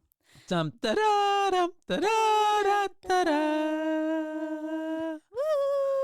Boo! If only we could have like real fireworks going off in the background. Oh, great sound effects. If we throw these gummy worms in the air, they'll look like fireworks. But let's not do that because they're my favorite candy. Because I want to eat them. Yeah, they're good. And on that note, the blue you guys, and red ones are my least favorite. So those are my biggest favorites. They're everyone's biggest favorite. The green and orange is my favorite, which is everyone's least favorite. So it makes it really easy to share very gummy compatible. worms. Yeah. Yeah. So, that's crazy. I didn't. Yeah. And then the yellow and red are middle of the road for me. Same for me. Yeah. But just reverse on the other side. Why? What is it about the green and orange that you like? Citrusy. I like citrus. You do. I'm the opposite. I like the more like sweet. Yeah, the red's a little too sweet. Like berry type of flavor. Yeah. So you know what? This all makes me think of Gushers, and I want some Gushers now. Ooh, I haven't had Gushers or even thought of Gushers in so long. They're good. They are so good. Gushers and like a fruit roll up. Oh yeah. I want one of those. You remember the fruit roll ups that had tattoos? Yes, I do. That was fun. Or that's like where my addiction started. It was gateway drug. The zebra gum. It is the zebra gum that had tattoos that came in those. Gum. Ouch! That came in the tin can. Yeah, that gum tasted good too. Good, yeah. I don't think the flavor lasted long. No. But what was that other one? The 7. It was in like a red tin or something. I don't know. Red tin. And it was. And it's 7 was a part of it. I thought so. I could be imagining it. I don't know. Like an Altoids tin? Like type of tin? No. Or like a more... Yeah, it's kind of like a Band-Aid tin. I thought that was the Ouch ones. No, that's the ones I'm talking about. My bad. Yes. What are they called? They're called Ouch. Oh. With like OUCH and then like a big exclamation point. And there was a red, a green, and there's a more generic one that I'm thinking of then. Oh, really? Yeah. Because it almost looked like watermelon in a way. And then there's Hubba Bubba Max, which was in that roll. Yeah, which I loved tape. Hubba Bubba. Yeah. Oh, the bubblegum tape, that was good as well. The Hubba Bubba was always really good because it was always very juicy. Yeah, it was. And you can make really big bubbles. I love Double Bubble, but those lost flavor. Yeah. Really fast. That's the yellow and blue, right? I think so. The tiny ones that were always wrapped like a little piece of candy. You get them at parades, and they have like watermelon and sour apple and like all those other flavors that are really good. Blue raspberry, so great, but their flavor didn't last that long. This is now a candy podcast. It is. You could do a candy podcast. But I could because I have such a big sweet tooth. But anyways, this is Boobies. Boobies. That's right. We're your host. I'm Caitlin. And I'm Joshua. And it's a party here today because it's our 100th episode. Oh, yeah, I remember that. Okay. But that's not the same that's one not you were what I'm talking thinking of. But that is not Bubbaloo. Bubbaloo. No. It had something like a 7 in it. You remember Chiclets? Yes, I do remember Chiclets. Those were yummy too. I liked them because I could just pour a whole bunch in my mouth and then just make the biggest bubble gum piece. I would just put them all in my mouth just because I was that kid that just wanted them all at the same time. Yeah. I don't see what you're talking about, but no self-control. Maybe it didn't have a 7. I have really bad impulse control. I would recognize the packaging if I saw it. Yeah. But we'll look it up. It's okay. Yeah. But for our 100th episode, what are we going to be talking about today? Saw 3. Saw 3, you guys. Continuation of the Saw franchise, which we've been covering if you haven't been following with us our past 2 videos. Saw 1 and 2 respectfully. Yep. Saw 3. This is the one that had the leg twisty scene. It does. Yes. Yeah. Gross. Yeah, that was pretty gruesome. It's pretty brutal. That is not a way that I would want to go. No. And then when his head was turned 100 all the way and around, you could see the little, top of the spine just protruding. Or like whenever his leg was turning and you see like his bone pop out. Yeah, that's pretty gruesome. I don't remember. Really painful. I don't remember any part of Saw 3 except for that. Okay, gotcha. But I remember seeing it in theaters. Oh, really? Yeah. Mm-hmm. Because or it could have been a Saw rewatch, like for Saw 5. Sometimes they'll like have those, re-release. Yeah. Yeah, and they'll like to lead up to it. It could have been that. Because we would have been like, what, 12? When that came out. I wouldn't be surprised if can I even get into an R-rated movie with an adult? Yeah. Yeah. So I must have seen it with an adult. But I do remember that scene, and I feel like I remember watching it on giant television. Gotcha. So like a movie theater screen. Oh, I can't even imagine watching these like in theater, actually. Wow, that's a lot. This one, actually, out of all of them, one scene particular, but there is a lot of it that was like, even for me, I was like, oh, this is a lot. I was like almost gagging at a few points. Yeah. The whole pig scene. Oh, that was really gross. That like triggered my gag reflex. I was like, ugh, and the way it looked when it came out as well. Oh, it's like chocolate milk. Yeah, it looked really gross. And like the viscosity of it and the way it looked on him, like gloss, like it looked really weird, like glazed. It was disgusting. And the surgery scene with her and John and the skull. That was making me. I couldn't look. I wasn't. I was looking through the corner of my eye. Was not looking. I was because even I found myself like Amanda being very squeamish. Yeah. In the moment, and I'm like, oh, that's really weird. But yeah. Yeah, that was. It was. I mean, they held nothing back. They showed it all. Yeah, it was like up close and personal. Pretty brutal, especially even with the in the beginning here where we're about to start with Troy and even with Carrie. Yeah, like it's still pretty gruesome. It was. Yeah, with Troy, I was like, oh, how Hellraiser of them. Yeah, it was this one was directed by Darren Lynn Bousman. Yet again, right? He directed Saw 2. And it's from a screenplay by Lee Winnell, the guy who had written the second one as well, right? And the first one. I believe so, yeah. And wasn't James Wan came back on this one to write on the storyboard. Yeah. So James Wan had a little hand in this one. And this movie made $164.9 million at the box office, and it had a budget of $10 million. Wow! Yeah. So it made a pretty decent amount. That seems like a really big payday to me. I'm sure the studio made a lot of that money, and none of the people who actually made it did. Yeah. But yeah.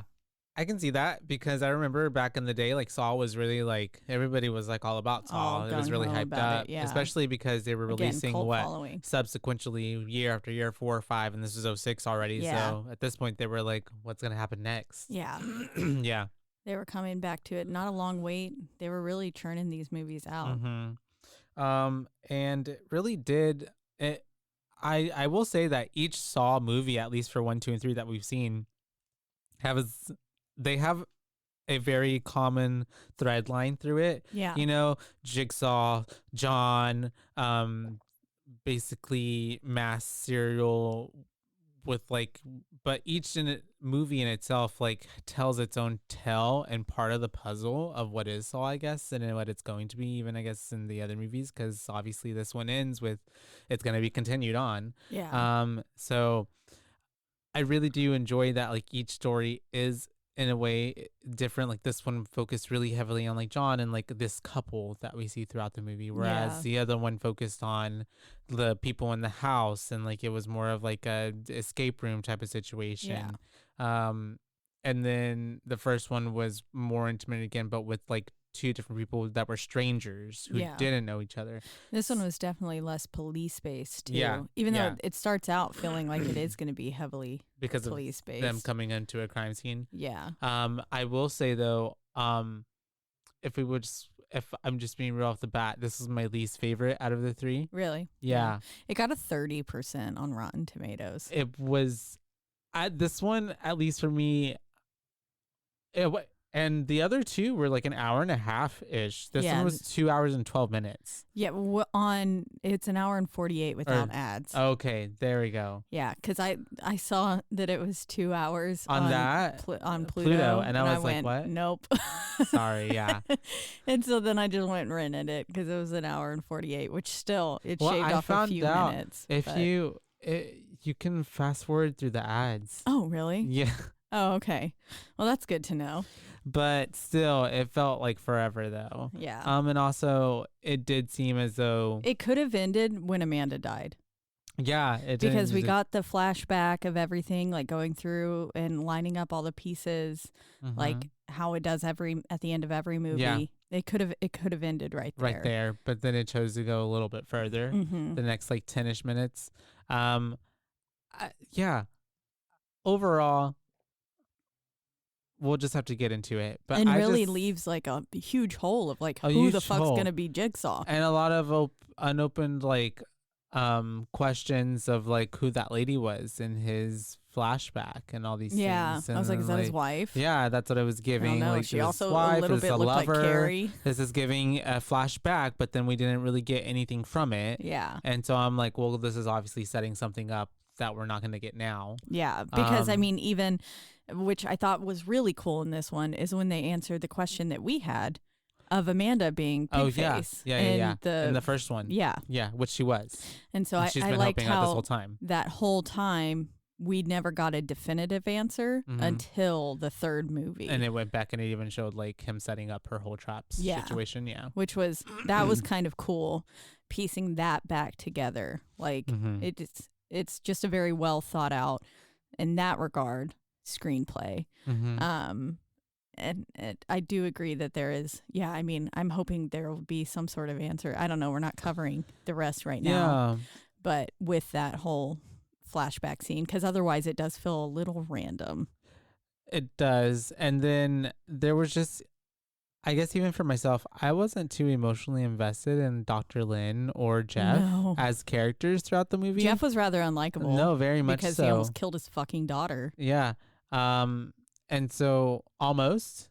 It felt like that's whenever he asked, what would mommy think if she saw us like this? Oh, yeah. And then that gun was under there. I thought he was going to kill her. I thought he was going to kill them both. Because, I mean, technically in the end, he kind of did kill them. Yeah. Yeah. I mean, they're dead. Yeah, he did kill his wife. And John was the only one who knew her location. So essentially, I'm assuming that she died and then the doors closed in behind them. So I'm assuming that he's dead in there. Yeah. I don't know. But yeah, no, Jeff was just a shitty character. I didn't care for him. And so the entire time, I just didn't really even. And then the whole like bit of him, like, it was the same thing each time. He's like, I'm not going to save these people. Oh, wait. Yes, I am. Yeah, oh, wait. It's too late. He would hesitate way too long. Oh, I'm not going to save this guy. Oh, wait. Yes, I am. Oh, wait. Oh, it's almost too late. But then he did kind of get him. But then the dude gets shot in the face anyways. Yeah, exactly. It's just like, okay. What did we? And then the last dude, same with this situation. Like, but this was all set up by Amanda as well, which we did learn makes traps that are unbeatable. Exactly. Yeah. Well, that's all three, you guys. I know. I was like, we just did a good job of recapping it. The entire movie. But like 15 minutes. We can get into it. We didn't even have the timer here, do we, today? No, we don't. I was just looking at that, too. We've probably been going about like 10-ish minutes, I'd say. Yeah. All right. Well, I guess we'll jump into it, you guys. Well, we start off with the voiceover of the ending of the second one. Oh, can I also just get into this as well? Yes. I hated that we started with Eric Matthews. Oh, yeah. And then we spend an entire movie on nothing about Eric Matthews. like we got him kind of circling back at the end a little bit with more explanation from John, but other than that, I was just like, but wait, where's Eric Matthews? I know. Yeah. I thought we were going to spend more time. A continuation directly from what happened in 2. Yeah. Especially because if you're going to start it like that, that's what it seems like. Yeah. And especially once we go into like with Agent Carey and them saying it's not him kind of thing and referring to Agent Matthews, but you also think it's Jigsaw. Exactly. And so we already know like the things that had transpired in 2, it's probably been like what, a month or 2 or who knows how long after that one. So because they've not been able to find him. And that, that is a little confusing. And it's just like, okay. It's something that I'm sure will get tackled later. But also I'm just like, why wouldn't we just do it now? Yeah. But like you said, we find him, we're opening up. He is in the bathroom that he got left in at the end of episode or movie 2. Yes. And it's the same bathroom from the OG one. And there's a gun on the ground and a flashlight. Was the gun like not loaded or what was it? The gun, it didn't have any bullets in the thing. Yeah. Oh, so the clip was empty. Yeah, exactly. Okay. That part. Yeah. It didn't have any rounds. So whenever he and he was like, and he just kind of chunked it. Yeah. I was like, is the gun fake? And then, And then he starts taking a look around and he's noticing like, the dead bodies of Mr. Xavier and then the foot from Dr. Gordon. Yeah. Just laying there. And I think finds Adam's body as well. Yeah, and then he sees Adam's saw actually Adam's body was gone. Was it? He was clipped to where Adam's body was. Oh, okay, yeah. She had removed Adam's body, but she saw Adam's saw, and I was like, Adam's saw was broken. But maybe they put in a new saw. Well, there was 2 saws though. Yeah, so maybe they went and grabbed Gordon's saw. But instead of he starts to try to saw the chains, and I'm like, bro, that's not gonna work. We've already done this. Well, and also, I feel like anybody with common sense knows that like a little saw like that would not get through some metal chains. Yeah. Yeah, they're made to specifically not be broken like that. Yeah.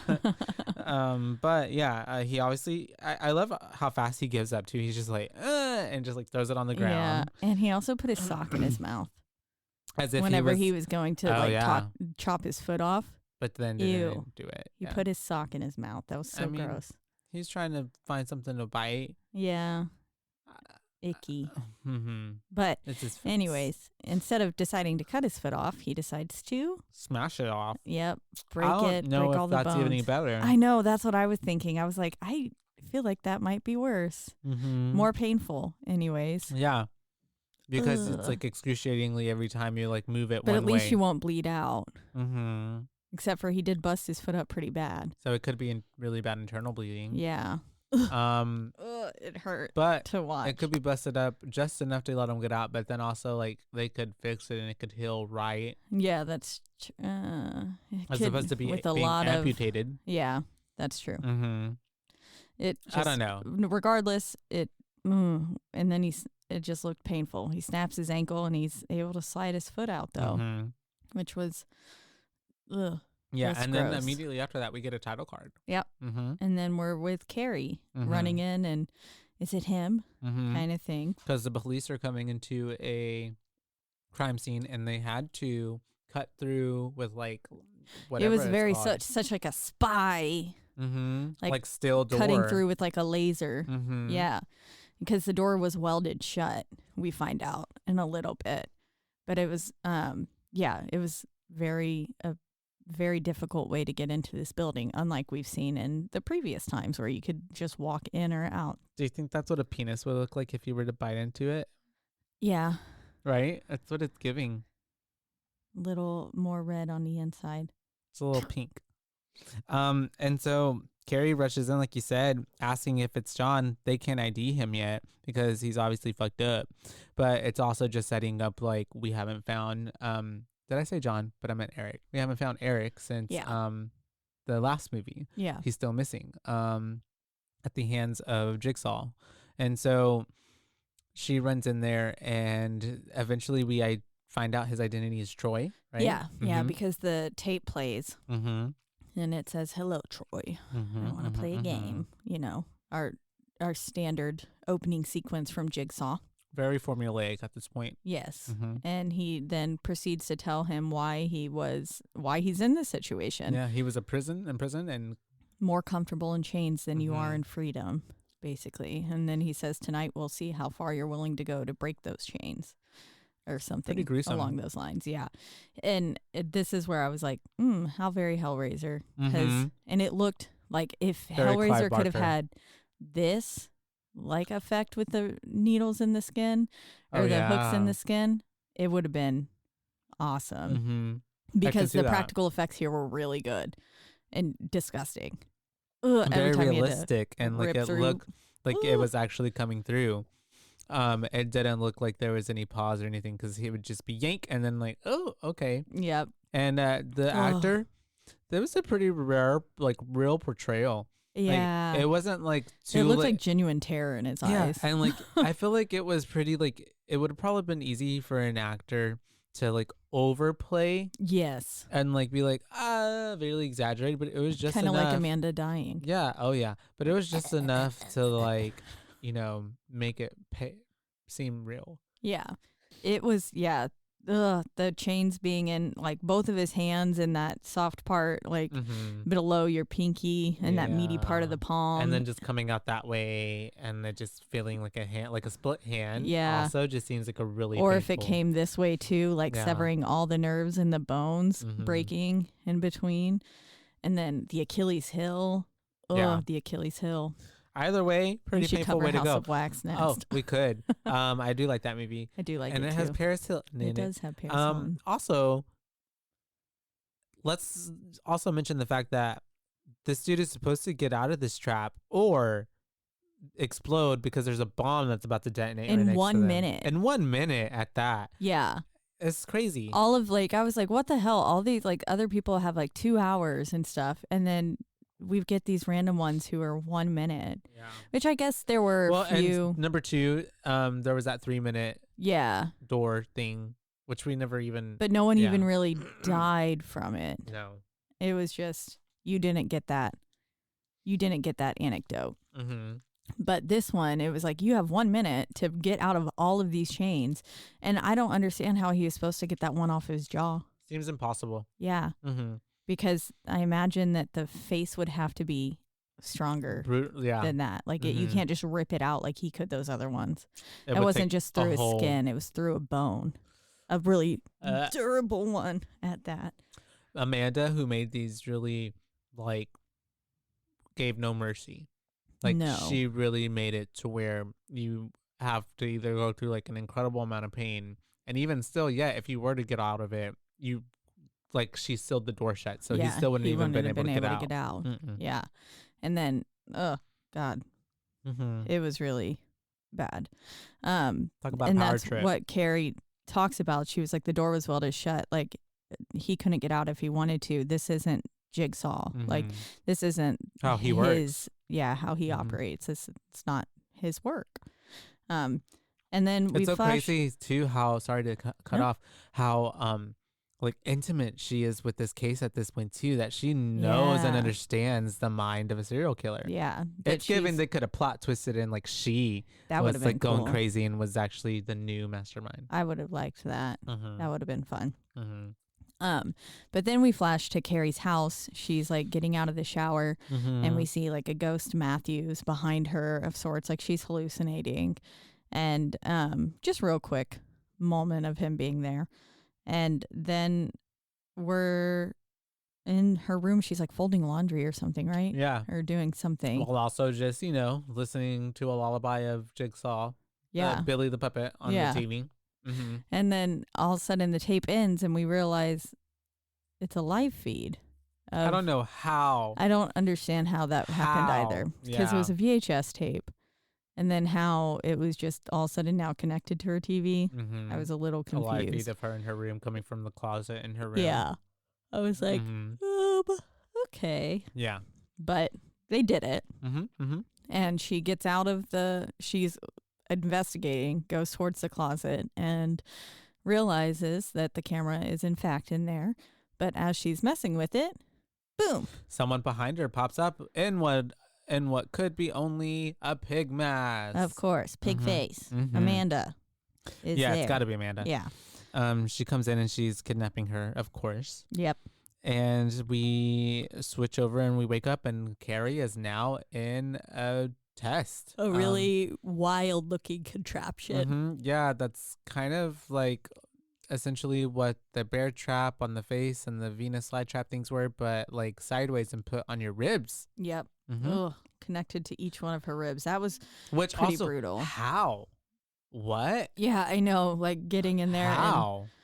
I Keep someone knocked out enough just to like to do all put that. machinery on them, and then that it like clamps into their ribs. Like I what? feel like she wouldn't be alive. Regardless, Yeah. like there's no way that she was getting out of that. She was doomed from the start. At this point Sucks. in time, like, so I kept falling asleep, Mhm. and like even to this point, that was when Yeah. I texted and was like, "Y'all, It's I don't just know a if few I can minutes do it." in. Yeah. Because I was only like 10 minutes into the film, Yeah. and I was like, I've already like fallen asleep like 3 times. Yeah. And and then so I paused it, and then whenever I woke up from my nap, I was hungry, so I got food, and Andrew's here, and he was like, I'm gonna wait to eat until we start the movie, and I was like, are you sure? You sure you want to eat and watch this film? And he was like, good suggestion. I was like, it's pretty gross, and he was like, no, Schlotzsky's holds up well, and I was like, no, I'm talking about Saw. I'm talking about the film. And then after this scene happened where her ribs got ripped off, he was like, okay, this might be a little difficult. And I was like, yeah. Yeah, I could have there's told no you way that. that I could have been eating and watching this movie because it made me squeamish, and I don't get squeamish. Yeah. Mhm. I had to eat beforehand. I was like, I'm going to eat right now. I'm just going to scarf down 3 little pieces of Schlotzsky's pizza, and then we're going to start the movie. Yeah. And that was what I did. But Good call. yeah. Because I ate after this, just ate before coming out, and before knowing that I was about to go eat, I was already kind of getting turned off from like, oh, I don't feel hungry anymore. Like, I don't think I can eat. Yeah, and like food does not sound appetizing right now. Yeah. And so she unfortunately has to play this game of putting her hand in a bowl, cup, a beaker of acid, a beaker of acid where a key is at the bottom of it, and supposedly gonna disintegrate in a matter of a few seconds. It yeah, said. There was some sort of tablet that was like, I guess, making it more basic or something at the time, and then I don't know. As the video went off, I don't really understand. I don't know the science, but apparently she had to beat not only the key like fizzing out, but also a timer that's gonna make those things pop off of her ribs. So yeah, it's crazy. It was. And Jigsaw was savage. Whenever he was like, hello, Carrie, I want to play a game. And he was like, you're dead on the inside. You identify more with a cold corpse than a living human being. I was like, damn. And then whenever she wasn't reaching in there at first, I was like, bitch, you only got a minute. You don't got time to sit there, be chugging on these chains and stuff. And then she was just like, she put it in one time and then took it out. And I was like, no, you should have just went in and just committed. Got it over with. Yeah.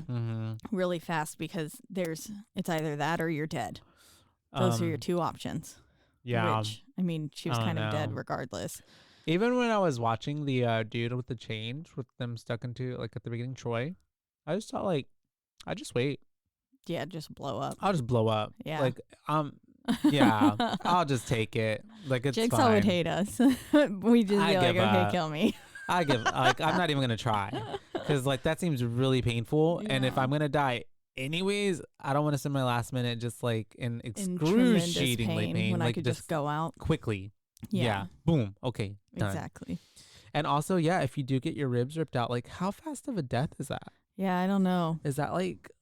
I don't know how fast you die. Maybe it's a slow death. I mean, her internal organs were exposed, and I imagine still pumping, and that maybe her intestines could have fallen out a little bit later. Does your body just go into so much shock that your psyche just shuts out at least? Probably.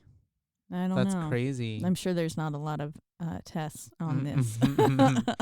We'll have to Google that up later. But right before I was also like, damn, I hope she doesn't drop that key from how much her hand was shaking from the acid, obviously. Yeah. I was like, what, man, imagine if she fucking dropped it. She can't get it. What she did end up unlocking it. Yeah. And then dropping the key because she was done with it. But then they weren't coming off. Yeah. Yeah. Which was like, what the fuck? Mm-hmm. It seemed like a cheat. She looks up, and right before she explodes, we see Amanda walk in. Which we don't know at this point is Amanda, but I already at this point knew. Oh, yeah. It was Amanda. I was like, that's Amanda. Yeah. Mm-hmm. It looked like her legs. Mm-hmm. And since she was the accomplice, I just assumed it was her. Who else could it be? Yeah. Mm-hmm. It's John. John's got some skinny legs now. It's Dr. Gordon. Yeah. And so that's actually, yeah. And also at this point, where the fuck has Dr. Gordon gone? I know. I'm wondering. I was hoping they were gonna when they explained Adam's death, because I was like, Adam didn't necessarily have to die in there per se, just because the game over thing happened. He still could have probably gotten out. But they really wanted us to know, like, no, he died. Yeah. Because, and then, like, of course, we got that once his corpse was in the second one. But yeah, they haven't explained what happened to Gordon at all. Crazy. Yeah. And so I was hoping that once they explained Adam's death, they were going to explain Gordon's death, because they also explained Matthew's death. And I was like, okay, but I need Lawrence. Yeah. Where is it? Because now that I thought about it, I was just like, oh shit, I've got no no. Yeah. Did he ever make it out, or or are we just supposed to infer that and assume that he bled out? What's that word that you get like at the end of relationships?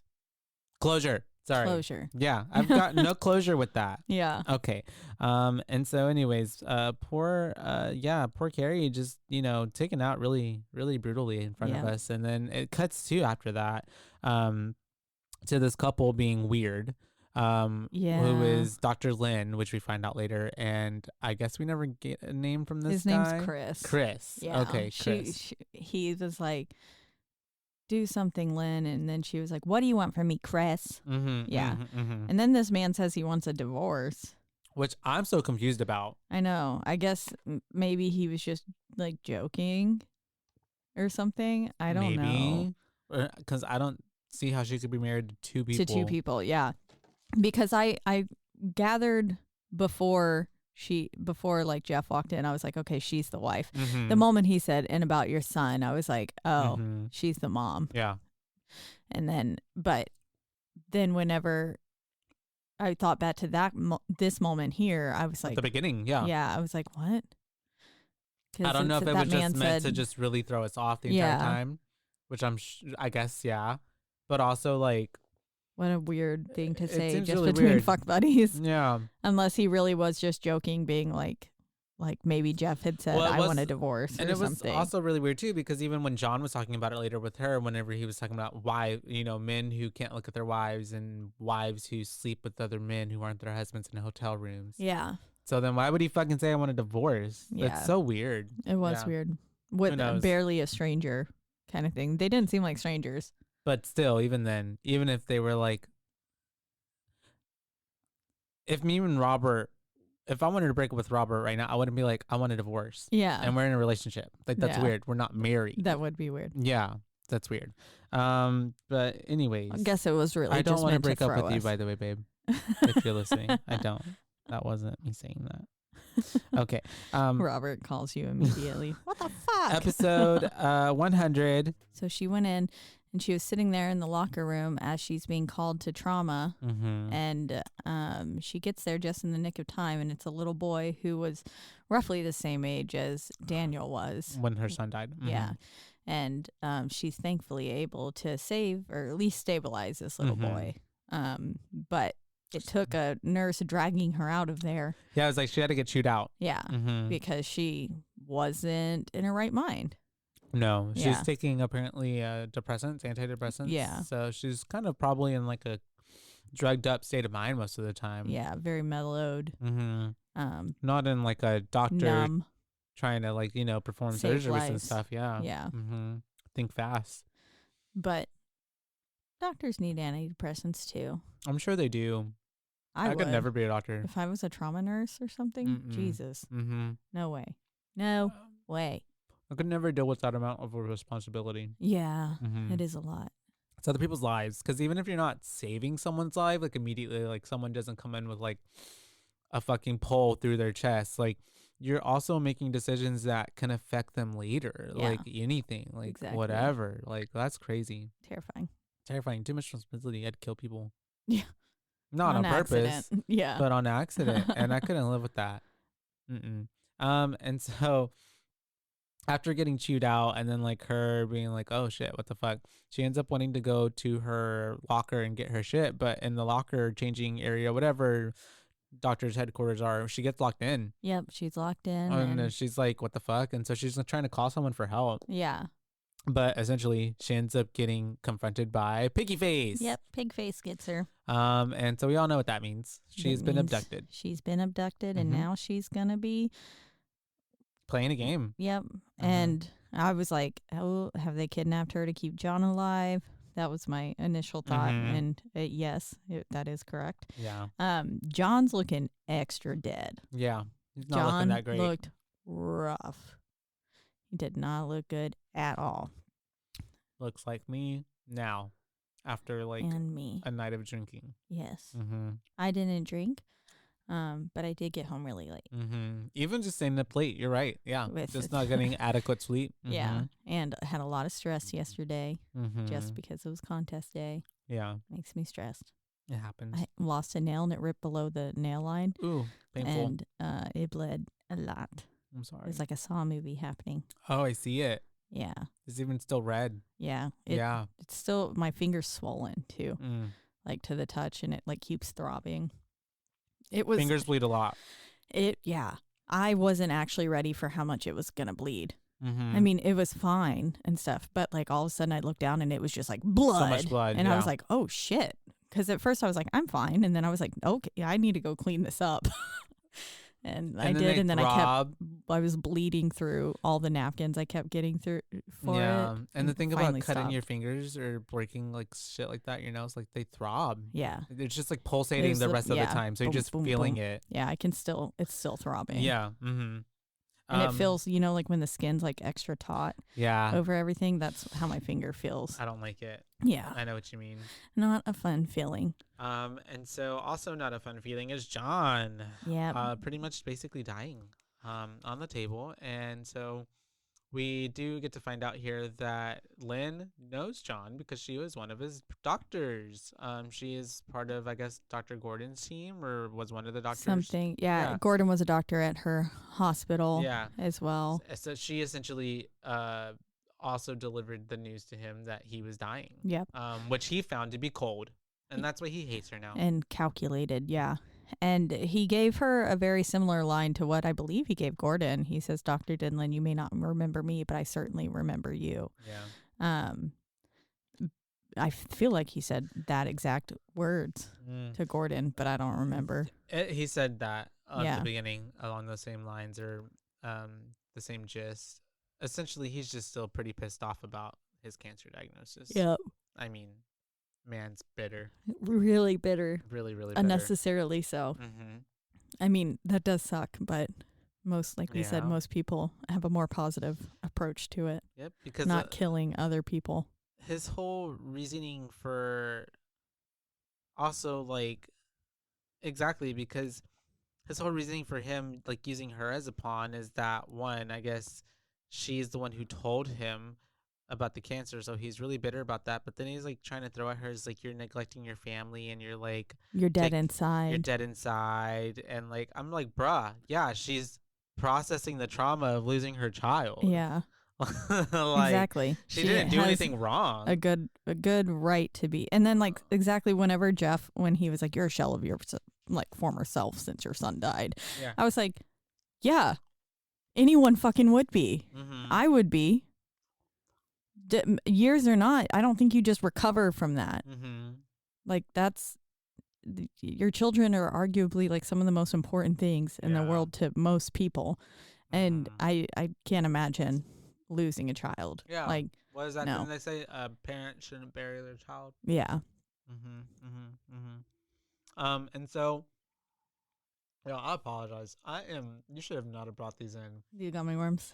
I've just had a gummy worm in my mouth non-stop this entire time. Oh, I found the timer. Oh, God. It's in the seat with me. It's okay. We're chaotic. I made it work.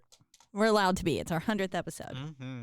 And this was our celebratory cake because I wanted to bring some sort of cake or something, but I didn't know it was our 100th episode. And I was like, well, I have these gummy worms I was eating on the school bus yesterday. I love gummy worms. I love anything gummy, honestly, though. Yeah, me but too. Sour is good, I'm not supposed to because it has gelatin. Oh, is gelatin bad for you? Gelatin just technically has animal byproducts in it. Right? Yeah. Isn't like horse ground up? Yeah. Hmm. Same with glue. Glue is horses ground up. Gelatin has like bone in it. But how do they do that? Why? How does that turn into one thing to the other? You know what I mean? Yeah. Like that's crazy to me to think that like that would turn into something like this. Or that they turn into glue. Yeah. And marshmallows as well. What is marshmallows? What is marshmallows? It has gelatin. Oh, I didn't know that. Anything that's gummy or like gum, like fluffy like that. Yeah. Because marshmallow fluff. Yeah. It's a gelatinous kind of form. And that comes from ground up horse bones. I believe so. Right? Maybe not horse bones, but it definitely Animal is bone. Yeah. Human bones? Maybe. We're cannibals now. Eating gummy worms, cannibals. Look, and they're in a animal shape worm. They are.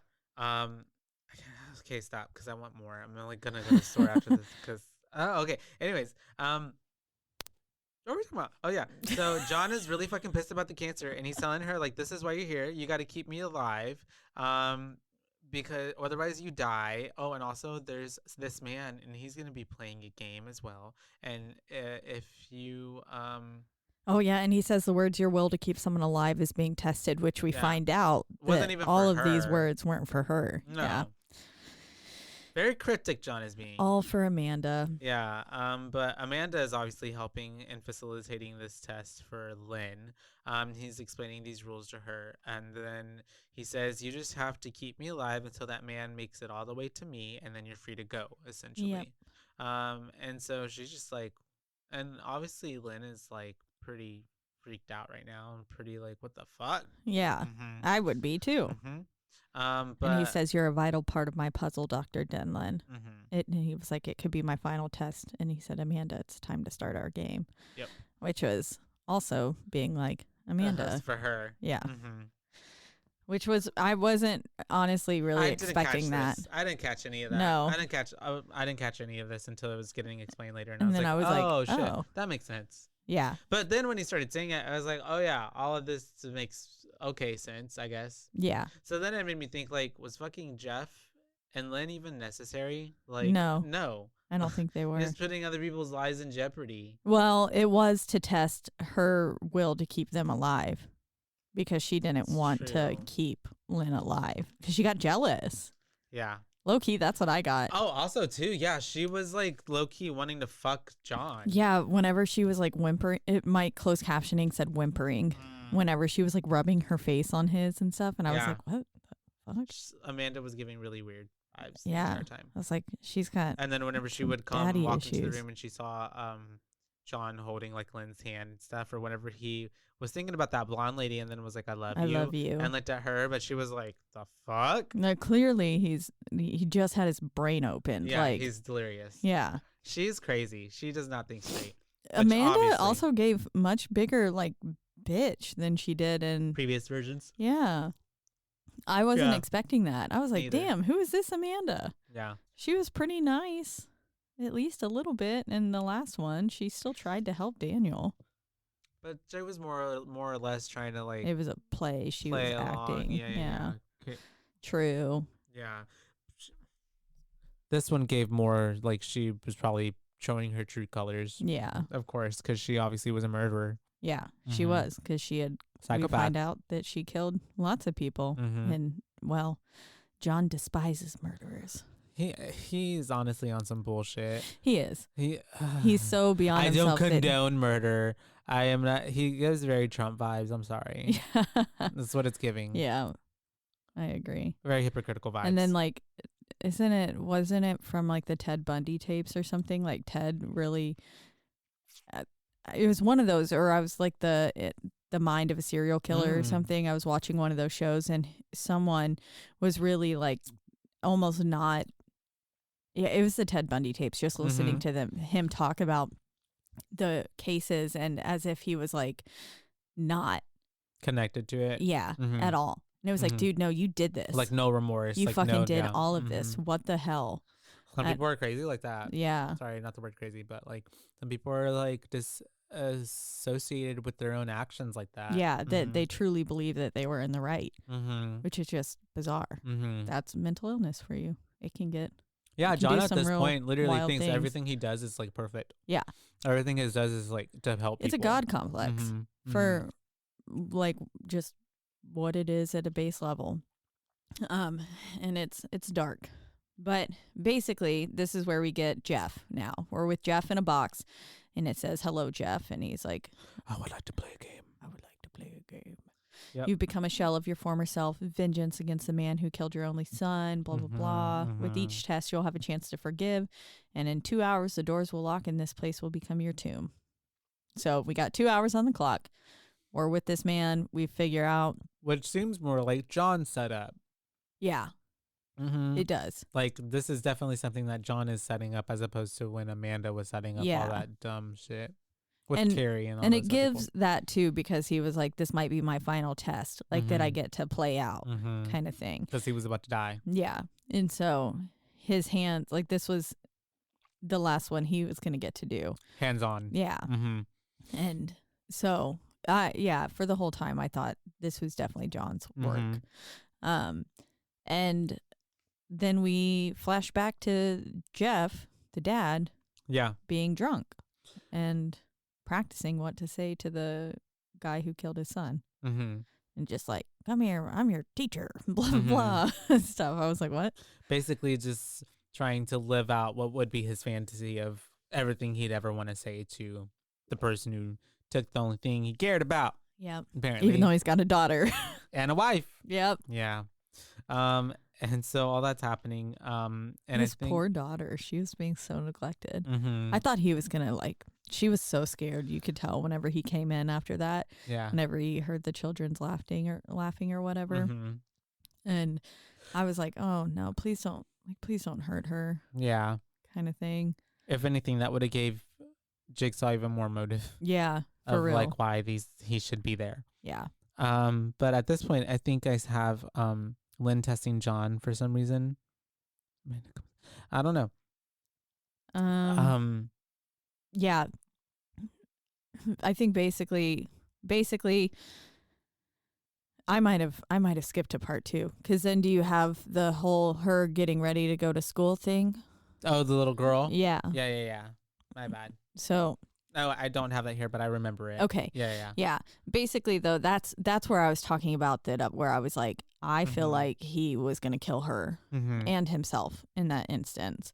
Whenever he said, "What do you think? Like if mommy would say if she could see us like this or something like that," and sounds deranged. Yep. And then whenever he pulls back the T-shirt and we see the gun there, I was like, ugh.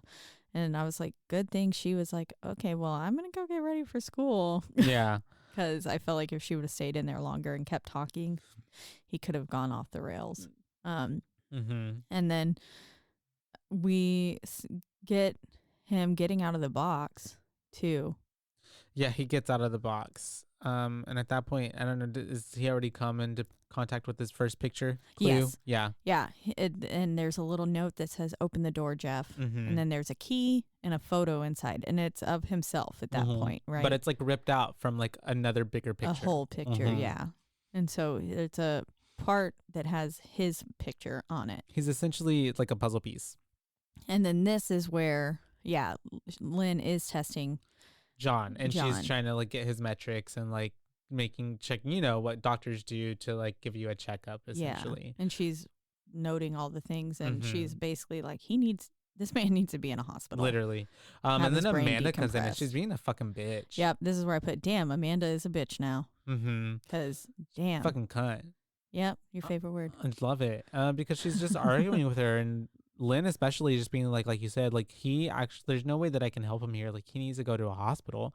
He is on the verge of death, and like there's nothing that I can do for him. And here. she's kind of like, good try. Yeah. But it's like, no, she's telling you the truth. This man's really close to death. And then I think even at that point, because she's Amanda's arguing with Lynn, she's telling John starts to yell at Amanda and get on to her. And he's like, our doctor can't do what it's being asked of her if you're threatening her. Exactly. Because Amanda's like, he chose you. He chose you. With a gun or something. Like you can already tell she's unhinged at having to go along with this plan for some reason. And it might be like striking up some insecurity she has. And John ends up convulsing at this point because he's having to yell at her, I guess. This part was actually pretty scary. And he starts like going into like a fit. Kind of sad for Amanda because her acting was pretty good there, where she was like crying and stuff. I thought, but she obviously at this point cares a lot for John. In a weird, maybe love interest type of way. Yeah. Who knows? Maybe or father figure type of way, which is really weird. And she's like trying to seek his approval, but he's fucking dying, and Lynn's like.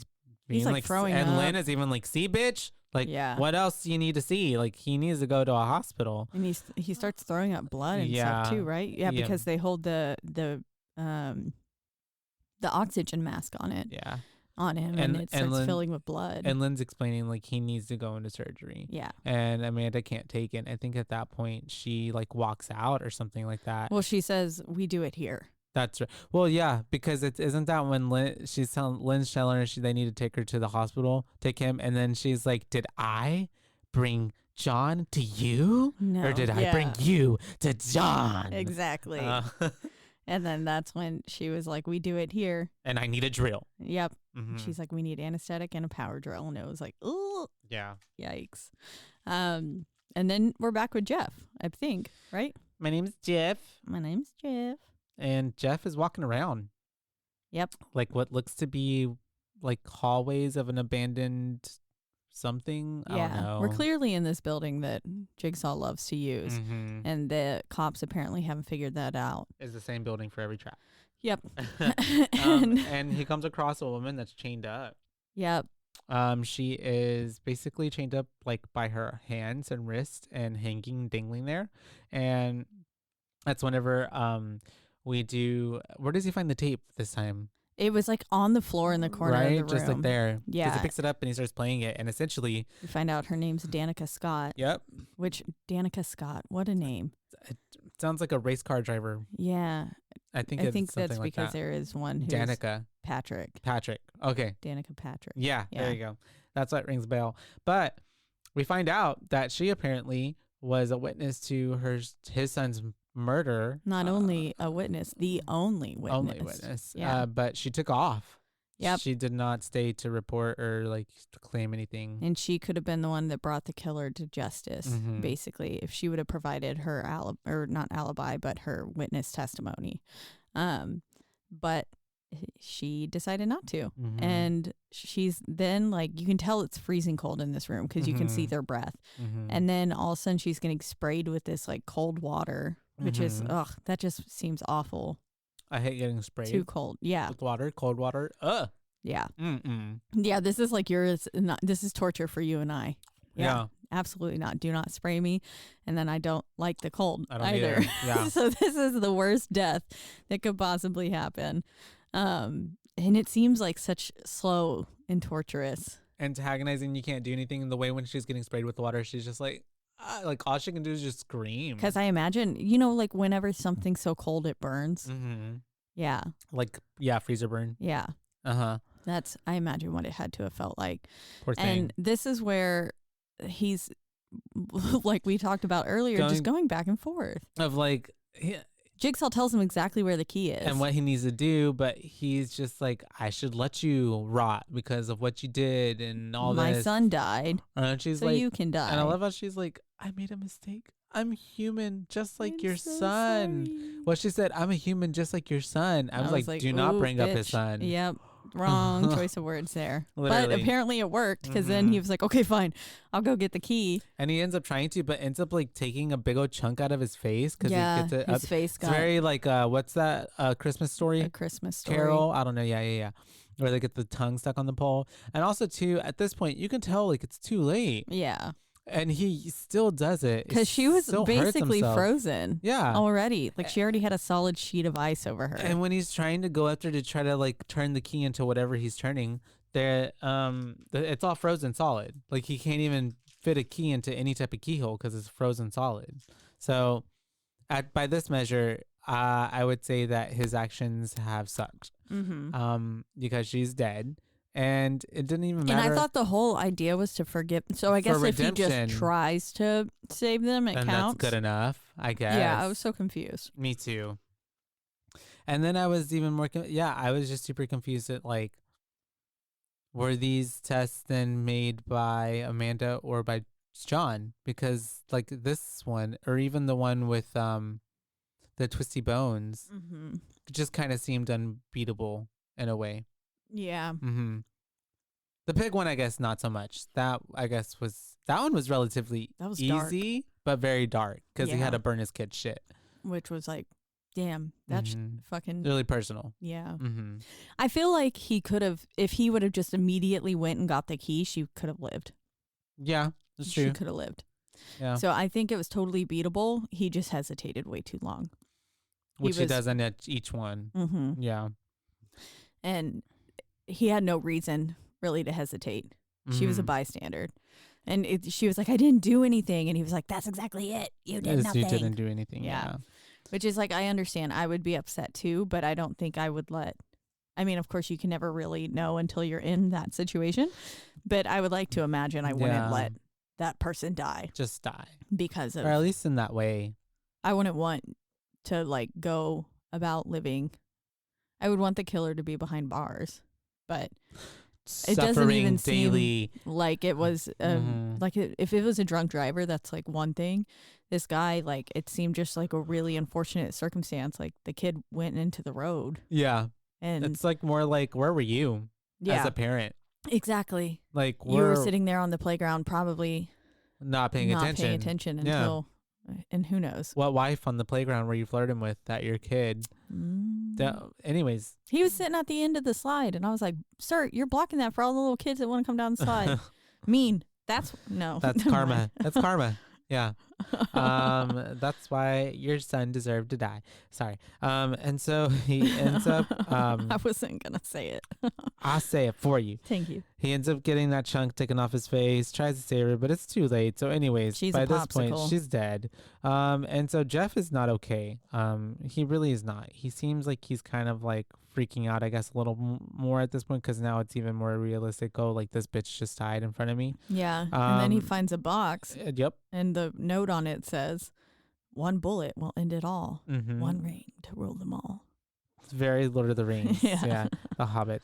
And he ends up finding another picture, and it's a picture of his son. Yep. And you can tell it's clearly a part of the same photo. Yeah. It goes together with his picture. Yeah. And that's whenever I think it cuts back to Lynn and she's getting things ready for surgery. Yep. And she finds Amanda's headpiece. Looking around the room and stuff. She's seeing all the torture shit. Yep. Which makes us harken back to the first movie. I keep wanting to call them episodes. They seem like episodes. And so Amanda and Lynn are talking, and Amanda's being very cryptic. And I remember, I think, they're talking about their surgery, and Lynn is basically just trying to warn Amanda and just being like, if we do this here, like he's gonna die. Yeah, she says, I have the tools to cut someone open, not save a life. And then she says, this is where Amanda says, right. You'd be surprised what tools can save a life. And this is where we flash back to see John building the bear trap, reverse bear trap rather, for her. And also making Billy, excuse me, so sorry guys, the puppet. Yeah. Making the little puppet. And is that its name, Billy? Yeah, I think that's what people call it, Billy. I saw it on the thing online. Good to know. But I haven't heard anybody call him Billy in the film. I just read it. Yeah. Interesting. On a Reddit. I always just refer to him as Jigsaw, but that could just be me and my ignorance of really knowing this. We don't care. We're gonna call him the fuck we want to call him. Yep. Yeah. The little puppet thing. But yeah, and then we see this is where she flashes back, or we're with them now, and he says, "There's some things I need you to do for me." Yeah. John is talking to Amanda now. Oh, okay, yeah. After we got that whole setup of him putting her through the first test, and how we came to Amanda, and it's also at this point I feel like we were getting more insight of like it's giving like she's in love with him. Yeah. I don't know why through the storytelling it just seems like he says something like, you're giving me every ounce of your body, like in your soul, like it's every so bit weird, of you. yeah. It felt very odd. The cultish. And at this point, she also informs John that Jeff has passed it through the first room. Yep. And then she goes and finds that envelope with her name on it. And then she's basically coming back, right? And says that she can't do this. Yeah. And he's saying, like, you're stronger now, blah, blah, blah. She's like, throughout this whole movie, having like an internal dialogue or breakdown or whatever it is. Yeah, she seems very conflicted. Struggle. But also not, because she's like killed. Yeah, she's a murderer, but I think it's more so because things are going the way that she wants them to go. Yeah. Like I feel like at this point is in a phase of like more so trying to take the game from Jigsaw. Yeah. But Jigsaw is also still alive. And then also in a way she still wants his approval, like almost in like a daddy look how good I am way. Yeah. But yeah. She's also just a fucking psychopath. So nothing makes sense. That's true. And so we were back with Jeff and he's walking through and this is whenever he finds that tricycle.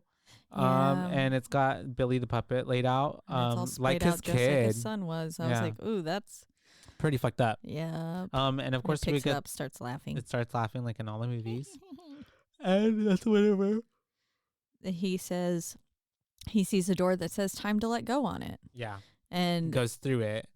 That's where we find some man locked inside this metal vat kind of thing, this giant metal cylinder. Yeah, which I was like, wait, what is that? Because you can obviously hear him calling out and we don't see him at first. But yeah. And climbing up, I don't know what that is even all supposed to even be anyways. Like what? I guess a mill, some type of something where they make probably sausage. Maybe. But we have this dude and he's chained up and he's at the bottom of the hole and we get a tape and it's basically saying that this is the judge from the case of his son who had sentenced the dude that had killed his son to a very light sentence of 6 months. Of 6 months only. Yeah. Which I was like, that's it for like vehicular manslaughter?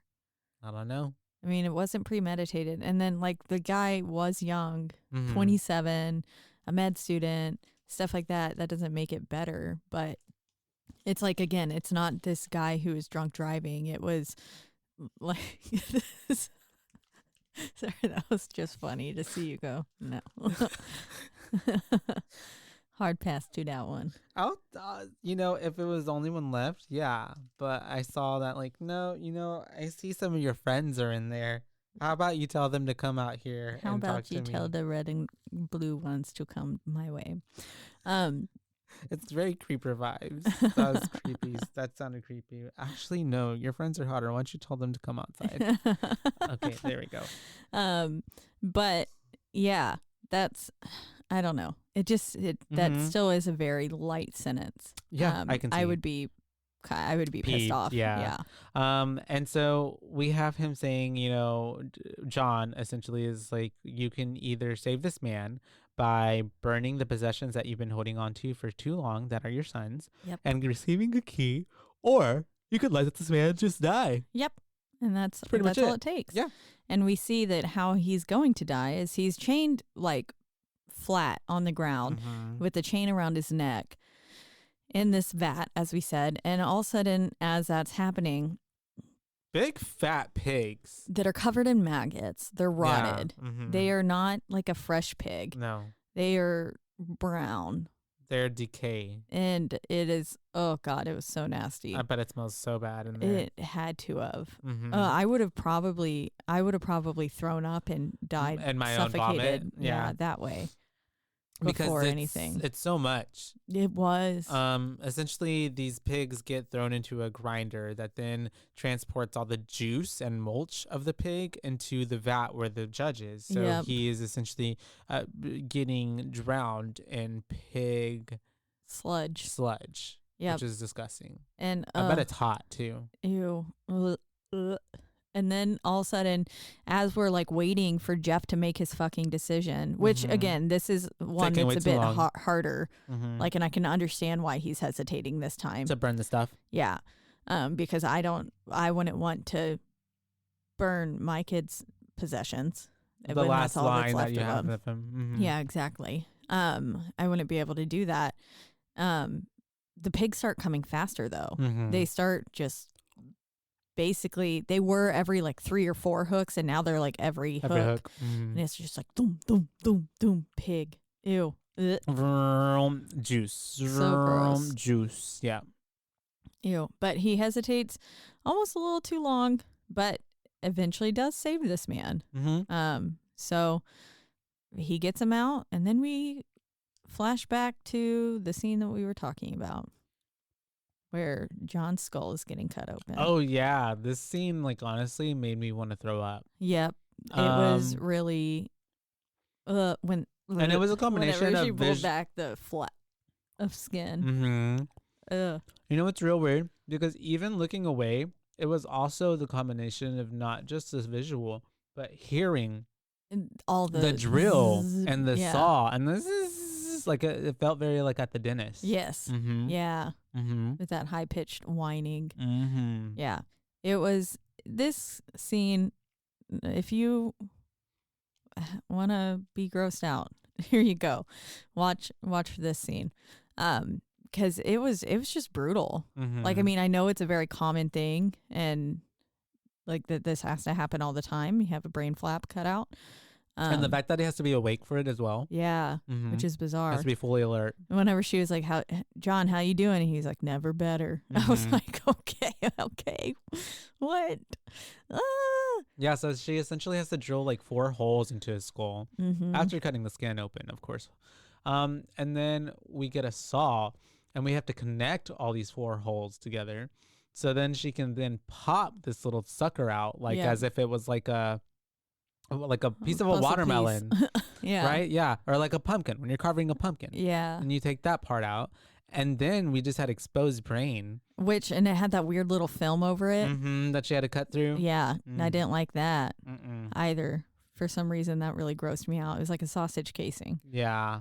And at this point, she's in there all the way. She's deep in there. She's asking him again, like, if he's okay. But then he starts to go into whatever it is when it's bad, and he passes out. Yep. He's crashing. Because at first I was like, oh, she did it. And then I was like, immediately, like, JK, maybe not. Because at first he was stable for a minute, and then he just started going downhill. He starts plummeting, and it was like, and then he starts going into that like dream state, and where he's having visions of his lover of sorts. And then as he wakes up and kind of comes back to, he's like, I love you at Dr. Lynn. And that's where Amanda was like, nah. She does not like that. Yeah. From that. And then we flash towards where we see Adam being kidnapped by Pigface. That's right. And this is where we get that definite answer that it was Amanda who kidnapped Adam. And she did kill him. Yep. She suffocated him. And that's whenever we do find out as well that Jeff is finding another pic of his clues, and it's a picture of his daughter. Yep. And the judge is trying we also get her cutting the inside of her leg. Oh, yeah, that's true. Yeah. Which was, I think she cut the inside of her leg each time she killed someone was what it was. Yeah. And then I like how it also answered, because remember in the first one, I was like, I wonder how in the hell did they not see him breathe? But he injected himself. John did. Oh, yeah. Whenever he was on the floor. Yeah. He injected himself with something that slowed down his heart rate and relaxed his muscles. So that way he basically was in an almost dead state. The whole time. Yeah. And then whenever he's talking to Lynn, he says in the end that Amanda will be the closest I've ever come to being understood, but her emotion is also her weakness. Yeah. Kind of thing. But you're right. Then that's where Jeff finds the other clue. Yeah, Jeff finds the other clue, and it says, here's your chance, written on the door. And that's where the picture of his daughter is. And you're one step closer to your revenge kind of thing. Yep. And that's whenever we have him walking in. Yeah. I think the judge was also trying to talk to him at that point too, like being like, no matter how long I would have sentenced someone, like you would still be angry. Like there's nothing that will take away your pain. Like the judge is trying to like reason with him like 500 years or something, and that still wouldn't bring your son back. But they end up in that next room, and the killer is in there. Yep. He's strung up in your favorite trap. Yeah, and that's what Jigsaw says. It's Jigsaw's favorite trap. Yeah. He says, "You're strapped to one of my personal favorites, the rack." The rack. Okay. Yeah. I didn't know if it was the wrath or the rack. I think it's the rack. I didn't have the captions on. Captions aren't always correct. So, that's true. But I think it said the rack. Did it get brighter in here? That's just me. Maybe. Oh, okay. Maybe your brain turned on. I think it did. But yeah, he's strung up, and essentially, this is obviously the guy who killed his son that we've been kind of building up to the entire time. And this trap will essentially twist all of his extremities. Yeah. Just keep twisting and he says twisting. He has the potential to survive it, but he doesn't because it had the head one. I don't see how he could have survived it. Yeah. And even if in time. Andrew was like, how is he not passed out yet? And I was like, from just the pain. Yeah. Because even if you were to break one or two, they're like even to if you were them splintering, everything splintering, like your body would just shut down. Like your body cannot handle that much. No, I don't feel like it could. I feel like he would pass out. But and then of course there's a key that unlocks this trap, but it's strapped to a shotgun. A shotgun, yes. Yeah. So when you pull the key out, you also get a bullet. Which I was like, that's not just a normal bullet. That's a shotgun shell. To the face. Yeah. Like you're dead. It makes no sense. Yeah. Yeah. I was like, this, you can't help. But obviously Jeff did find a way to like. Yeah, he tried to like untie the key, but of course it doesn't actually work because then it just shoots the judge's face off. It did work in essence though. It didn't shoot Jeff. That's true. But the judge just happened to be there in close proximity and got blown off. And got shot. Yeah. Which honestly is probably karma. Because if anybody of all these people, the judge probably was a bad guy. Yeah, probably. Could have been a bad judge who looked slimy. If not just this occasion, but like a lot of other cases where he might have been like doing something shady. Yeah, exactly. But this is where we get the famous like fucking shin bone splintering through that I've mentioned a few times. Yeah. It was in this film. I don't remember any other bit of this movie except for this part. Yeah, because it's pretty like realistic, and then like it just pops right out. And even his arm bones, the way they look, how it's all twisted. Yeah, it's not cute. It's just really sad also too, because I guess Jeff in a way as well, he at this point is already like, you know what, like I'm trying to save you. Like he's trying to save him. He at this point has forgiven him, and he's like, damn, like seeing like this is really fucked up. Like nobody should be tortured like this. Yeah. And he's trying to save him, but he just literally can't. He can't. Yeah. I couldn't tell if he couldn't get the key in or he couldn't find where the key went. I think he couldn't find where the key went. Or it was just already too late. And by that point, it was already, like, the dude's head was already, like, twisted. Like, halfway twisted, yeah. And it twists, like, almost a full 180. Yeah. Right? Yeah. And it just... It was really bad. But, yeah, his head is a little twisted and popped right off. Yep. And so then... we do go back to John, and he's asking Lynn about her husband. And at this point, this is whenever they're talking about the whole, like, you know, husbands that can't look at their wives and wives who cheat on their husbands. And she's like, you don't know what you're talking about. And he's like, oh, but I do know. I know everything. Do know. Yeah. And he asked her. And she says right now she would give anything in the world to see her husband. And I think at this point, too, this is where we get from him where he's like, I don't condone murder. I despise murderers, he says. Yeah, that is exactly it. And Amanda walks in, and I think she is trying. This is where they're holding hands. Yeah, that's right. And they're kind of having a moment, and Amanda walks in, and he's like, it's okay. We're fine, Amanda. We don't need you. Yeah. And Amanda does not like that one Was bit. Not a fan. Oh, it broke her, honestly. Yep. Yeah. And because then this is where she was like, well, he made it through the last room. And then that's when John's like, okay, well, she's free to go and lock her collar. And Amanda's like, I think not. Yeah. I don't think we're done. He's not done yet. Nope. He hasn't made it all the way completely out. Yeah. Yeah. Uh-huh. Yikes. And so Amanda definitely has her own ideas. Yes. She ends up, I believe at this point, and at the same time, we saw John, as he was talking to Lynn, was pouring wax on something, a tape, I believe. Yeah. You saw that, right? Yeah. But I didn't know what it was. We don't get any payoff from that, but he's doing that. So I'm assuming that's going to come back later. And at this point, with Amanda freaking out, she has a fucking gun. Yes. And we see that she's unhinged at this point. He completed the third test and all that, and she was free to go. But Amanda's like, nah, you know what? We're not letting you go. And we're going to wait for what's-his-face to come here and walk up. And at this point, that's whenever I think John is then telling her, like, you're a murderer. I know what you've been doing. I tried to fix you, but I know that you've made tests that were unbeatable, and you did not give people a chance. You made them suffer. Like Detective Matthews. Mm-hmm. And then that's when we flash back to the beginning of the movie and her trapping him. Yep. But then him getting away, and then him like essentially beating her up a little bit. Yeah. Then having a whole altercation. He bit her in the leg. Mm-hmm. I was like, damn, he just bit her fucking leg. The only parts of this that made me like really like were those 2 times that like when he was on his broken foot and like, and then like she kicked it the other time. Ugh.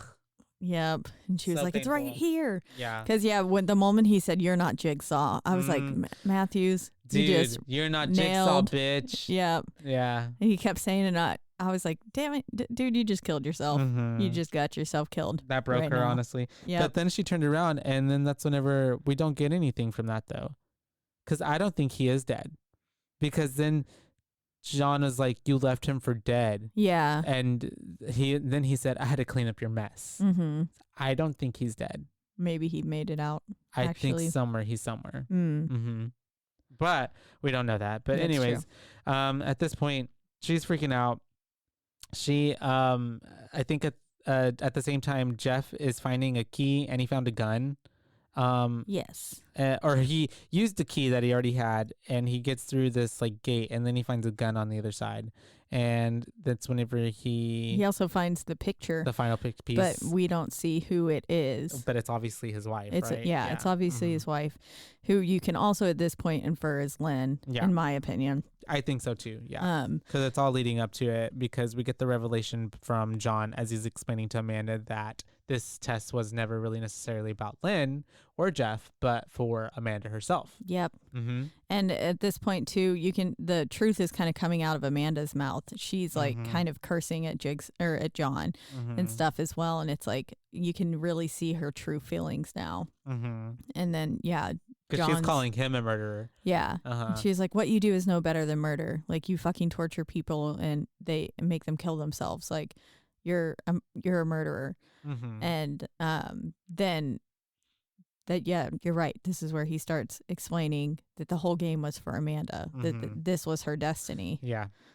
Because she shoots Lynn. She ends up shooting Lynn whenever Jeff is just coming out and he's screaming out, Lynn, and she's like, Jeff, and then like the way that Amanda's just like sideways, just like boom, like it's so cold. It was like she's just like she just takes the gun, bam, pops her sideways. Lynn gets shot, and then immediately Jeff's like fuck and shoots Lynn in the neck. And Lynn's on the ground. Shoots Amanda, sorry. Yeah. And that's when Amanda goes on the ground, and you're right, that's when John's like, this is your destiny. Mm-hmm. Because she's fucking dying. Your games are unwinnable. Mm-hmm. And then he says, game over, as Amanda goes, yeah. And dies. And at this point, Lynn is on the floor now. Jeff's like, what the fuck? And so then John starts talking to Jeff. And essentially, this is whenever he starts talking to him and being like, now this is your test. Like, you can save your wife. One final test, yeah. You can leave her and save your wife, and like you can whatever. Or you can choose to get your revenge and like kill me and then kill yourself, I guess, essentially. I don't know. Yeah. Basically. That's basically it. Yeah. Tells him that you want to forgive me, but doesn't tell him why. Yeah, exactly. And then of course Jeff picks up that saw. Yep. And he said, live or die, Jeff, make our choice, which I thought was I mean, Jeff clearly didn't catch what that, like, on the that, hints and that meant that, like, if he dies, his wife's going to die. But he says, I forgive you to John. Yeah. And it's like, oh, okay. But and then picks up that saw, which is pretty fitting. Yep. And cuts into Roll John credits. slashes John's neck. Yep. Slices it right open, and he's like kind of dying. He presses play on another tape. Yep. Which pulls it out. And then like, what? Then reveals that, essentially I was your final test. Yeah, and Jeff didn't know that if John died, that Lynn died. So now we already know Lynn's fate is sealed at this point. Yep. So that's happening. But what Jeff didn't know is that John was the only person who knew his daughter's whereabouts. Yep. And she only had a limited amount of air, and she was going to die soon. And he basically just sealed her fate. Yep. She's dead, and now Lynn's dead because she just blew up behind him. Her head just blew up, which it looked pretty cool. Yeah, it did. And then at the same time, the doors in that area basically becomes his tomb because everything shuts. Because it was that 2-hour clock that we talked about. And we get like a flash of all the things that have transpired throughout the movie, just like every Saw movie as well. Coming through, and then that's when it like lingers on her blown up head. Yep. And that's whenever on the tape, I think he's like, the only way for you to get out of this is like we're gonna have to play another game. Yep. Yeah. And then it was over, and that's it. And that is Saw 3. Saw 3, you guys. If we want to go straight into the ratings, honestly, this one I'll give it. If I gave Saw 2 a 3.9, right? Yeah. And I gave Saw 1 a 3.5. I think so. I would give this one a 2.5. I think you gave it a 3, actually. A 3. Mm-hmm. And then I give this one a 2.5. Okay. It just didn't hit for me.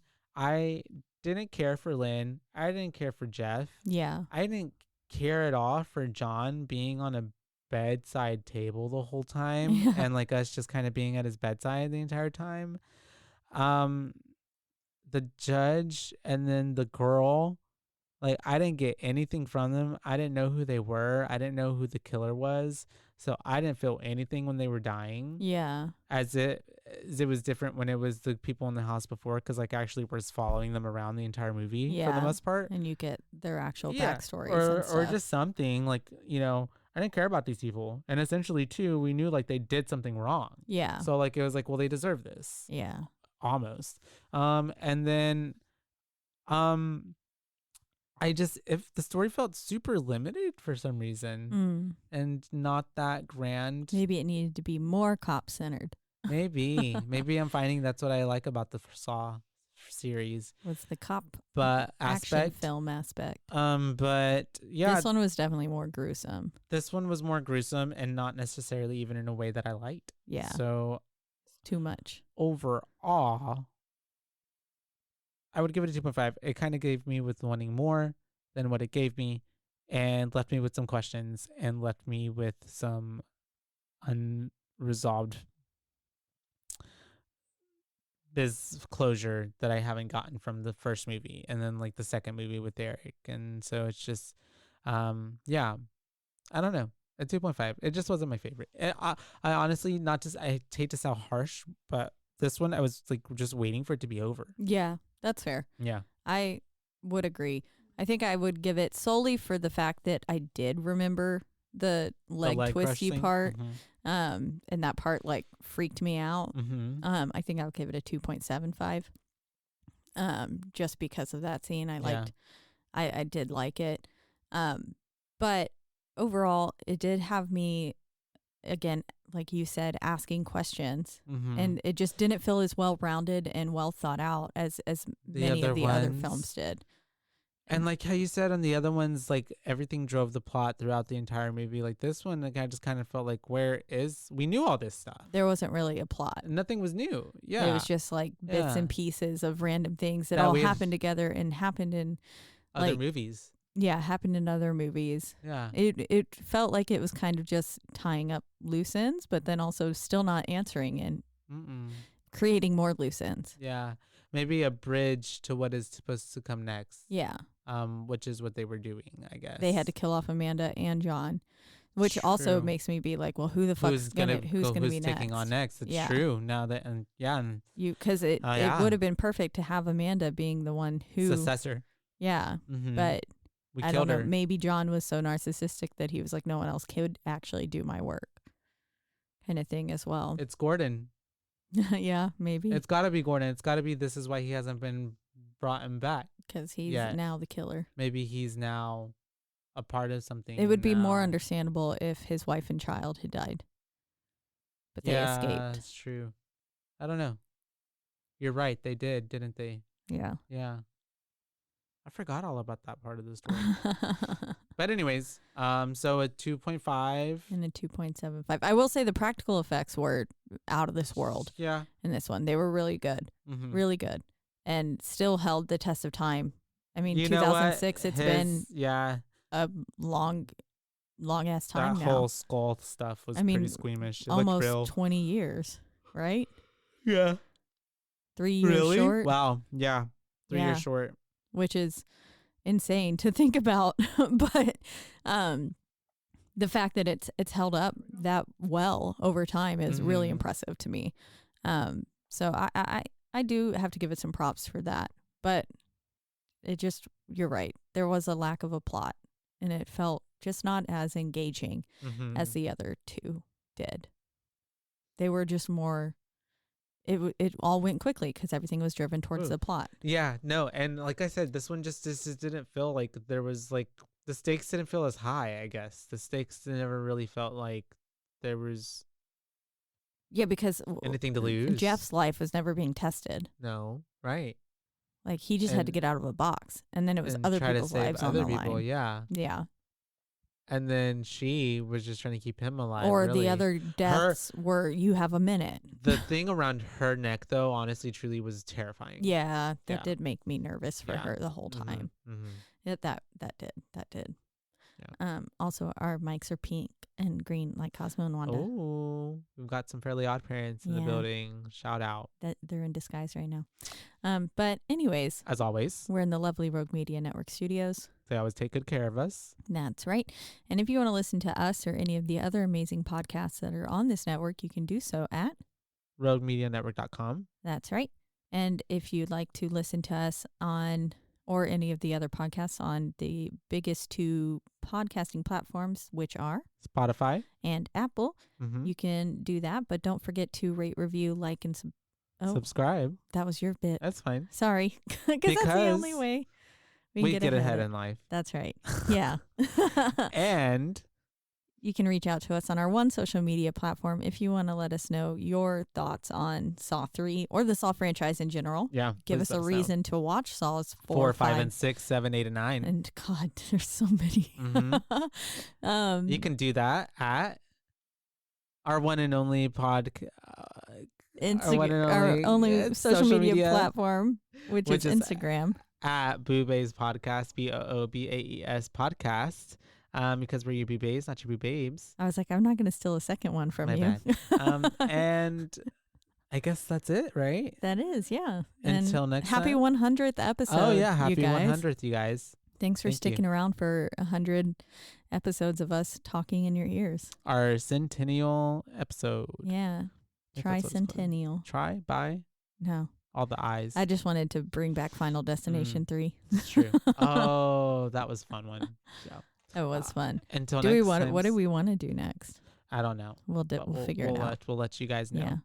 And until then, surprise. Bye, bays.